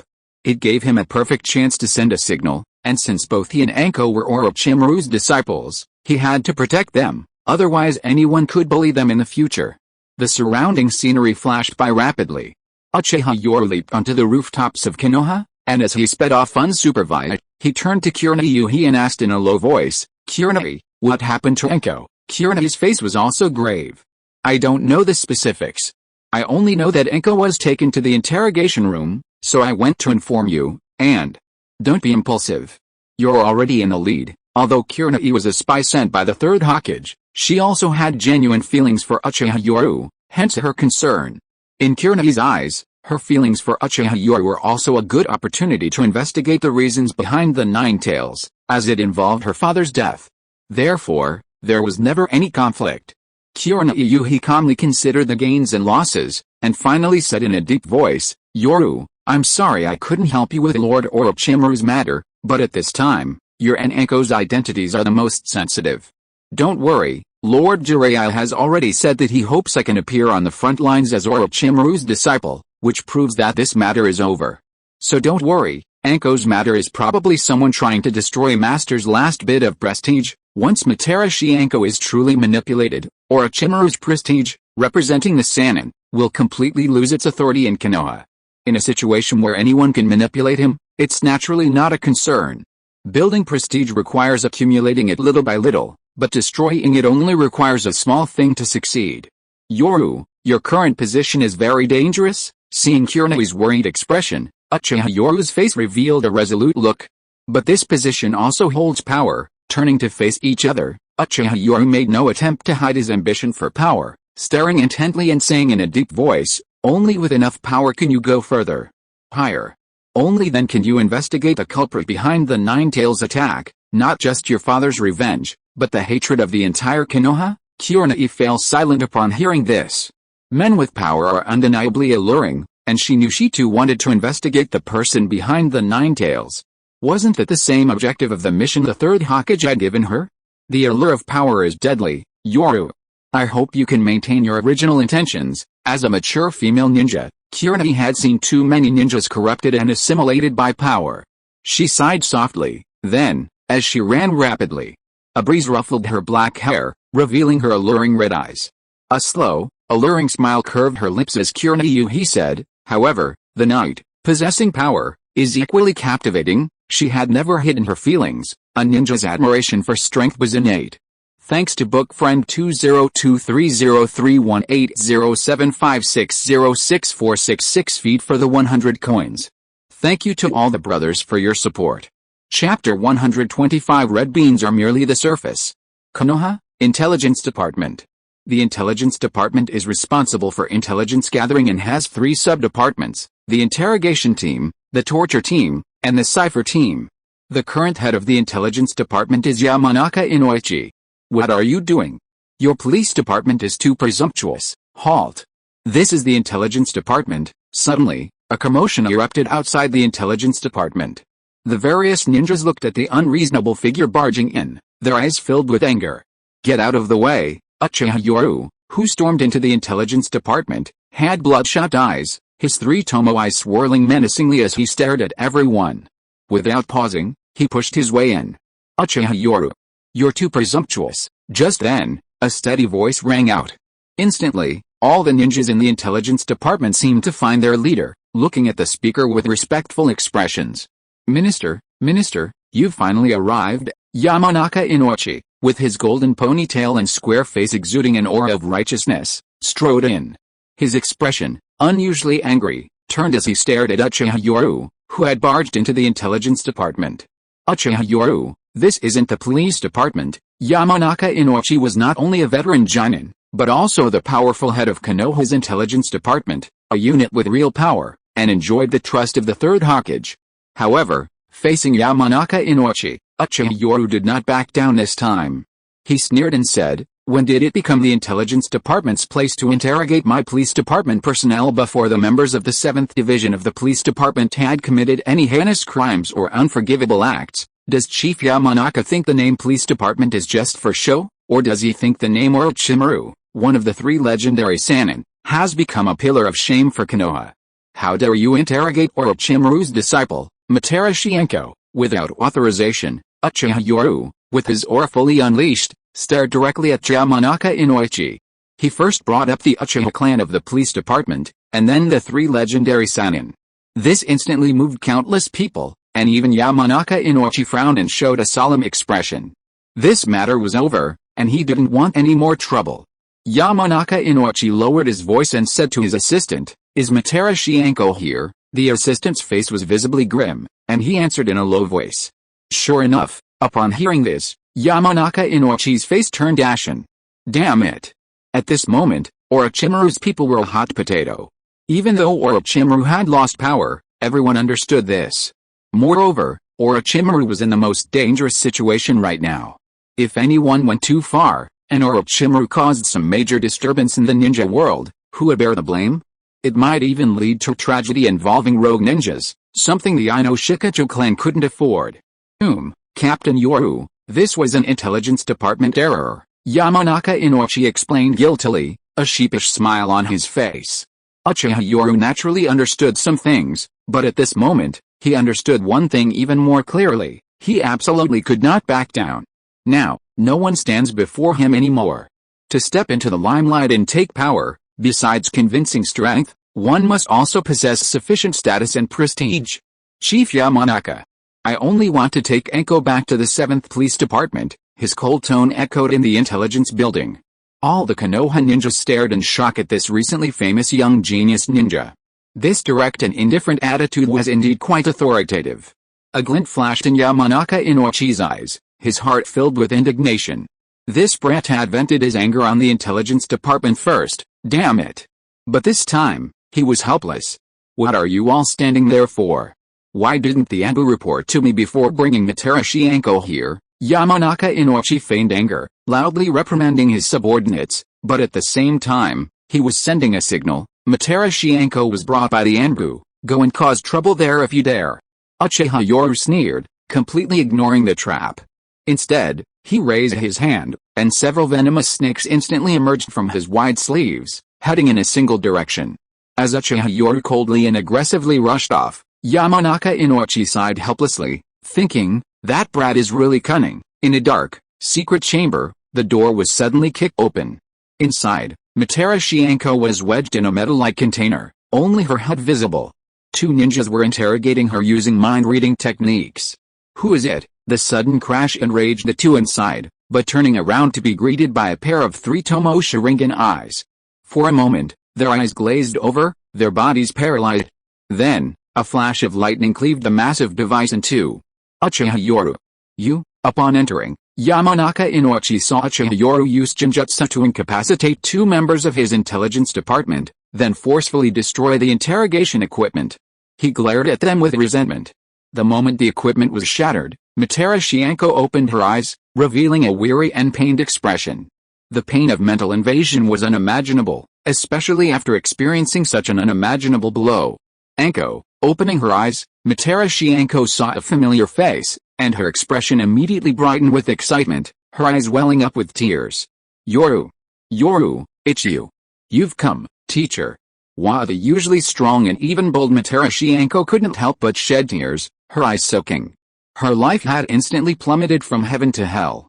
Her proud teacher chose to leave the village, coldly placing a cursed seal on her. Although she ultimately chose to leave with her teacher rather than stay with the village, Orochimaru was practically her greatest idol, and now the dream was shattered. Her loyalty to the village was unquestionable, but after the Anbu found her and escorted her back from the land of the sea, she was interrogated, tortured, and even mentally abused by her own village ninjas. This betrayal had shattered her last line of defense. Mitara Shianko was now in the most desperate and darkest moment of her life. Uchiha Yoru's appearance, flashing with lightning, was like a ray of light in her darkness. It's alright, it's okay, let's go home. Uchiha Yoru had never seen Eiko so desperate, her dark eyes filled with despair. His gentle words of comfort were tinged with unwavering resolve. Mitara Shianko's future was worth investing in. Moreover, if even he stood by and watched, Orochimaru's faction would be looked down upon even more. How could he, as the one who had received all of this, tolerate it? What's most important in this ninja world? Talent. Night. Tears streamed uncontrollably from her despairing eyes. Like an abandoned wildcat, Mitara Shianko clung tightly to the other's clothes, unwilling to leave this warm embrace. Meanwhile, in the interrogation room, Uchiha Knight, holding Eiko in one arm, who was experiencing the darkest moment of her life, turned and coldly stared at Yamanaka Inochi and the two others in the interrogation room. Who do we have here? It's Sarutobi Gulp, you piece of trash. All you know how to do is resort to these despicable tricks. But you need to understand one thing, Orochimaru-sensei may have temporarily left Konoha, but that doesn't mean the 7th Police Division can be bullied by anyone. A sharp pain shot through him. When he opened his eyes from the Genjutsu, Sarutobi Gulp, one of the members in the interrogation room, was lying face down on the cold floor. His face was being trampled on, the powerful force causing his bones to creak and groan. Yamanaka Inochi's face was extremely grim as he looked at the situation before him. Orochimaru's disciple, Mitara Shianko, was a hot potato. No one except the Hokage could touch her, as Orochimaru was involved. Captain Uchiha Yoru, this might be a misunderstanding. Yamanaka Inochi calmly looked at the boy before him. At this moment, the boy was no longer a simple child. It was clear that both sides understood the implications. This was a signal from the Hokage's higher-ups. Mitara Shianko might not seem like much, but her status allowed her to do many things. For example, if the higher-ups were truly going to take action, Anko wouldn't have been taken to the intelligence division, but directly to the Anbu or route. Mitara Shianko had become a pawn in this game, used by the village to signal that things had stopped, while also demonstrating goodwill to Uchiha Yoru. By rescuing Mitara Shianko from the intelligence division, Uchiha Yoru would give everyone the impression that the 7th Division of the police department hadn't fallen, that Orochimaru had been expelled, but that Uchiha Yoru was still there. Alright, I'll treat it as a misunderstanding. The heavy foot slowly lifted from Sarutobi Ga's cheek. Uchiha Yoru coldly glanced at Yamanaka Inochi before his figure transformed into a black shadow and disappeared from the intelligence department. Chief. Uchiha Yoru has gone too far. Countless ninjas were furious after Uchiha Yoru's outburst at the intelligence department, but Yamanaka Inochi gave a wry smile and shook his head, saying, "This matter ends here." The indifferent Yamanaka Inochi knew he was destined to suffer this loss. His eyes peered through the window towards the Hokage's office building. He couldn't help but mutter to himself, "Is this a warning?" After all, regarding the Orochimaru incident, although the Ino Shikachu clan wasn't the mastermind, they had played a crucial role in fueling it at a critical moment. Clearly, this was the Third Hokage's way of giving him a warning. Hokage's office building. Reporting to the Third Hokage, Uchiha Yoru stormed the intelligence department and rescued Mitara Shianko. This news has now spread throughout Konoha. Hearing the Anbu's report, the Third Hokage, Hiruzen Sarutobi, nodded calmly and waved his hand, saying, "Alright, I understand. You may leave." Looking at the intelligence reports from various border regions, Hiruzen Sarutobi felt a heavy pressure on his shoulders, and let out a weary sigh. In this way, this matter can be considered to have come to a satisfactory conclusion. Although Orochimaru had been expelled from the country, completely eliminating his disciples' forces would only sever the last vestige of friendship. forcing Orochimaru to become an S-rank rogue ninja of Konoha. However, the upheaval in Konoha had already had a significant impact, and border tensions were escalating. Although he didn't know the saying to fight external threats, one must first secure internal stability, he understood the principle. After this incident, Uchiha Yoru would step into the limelight and inherit his teacher's legacy.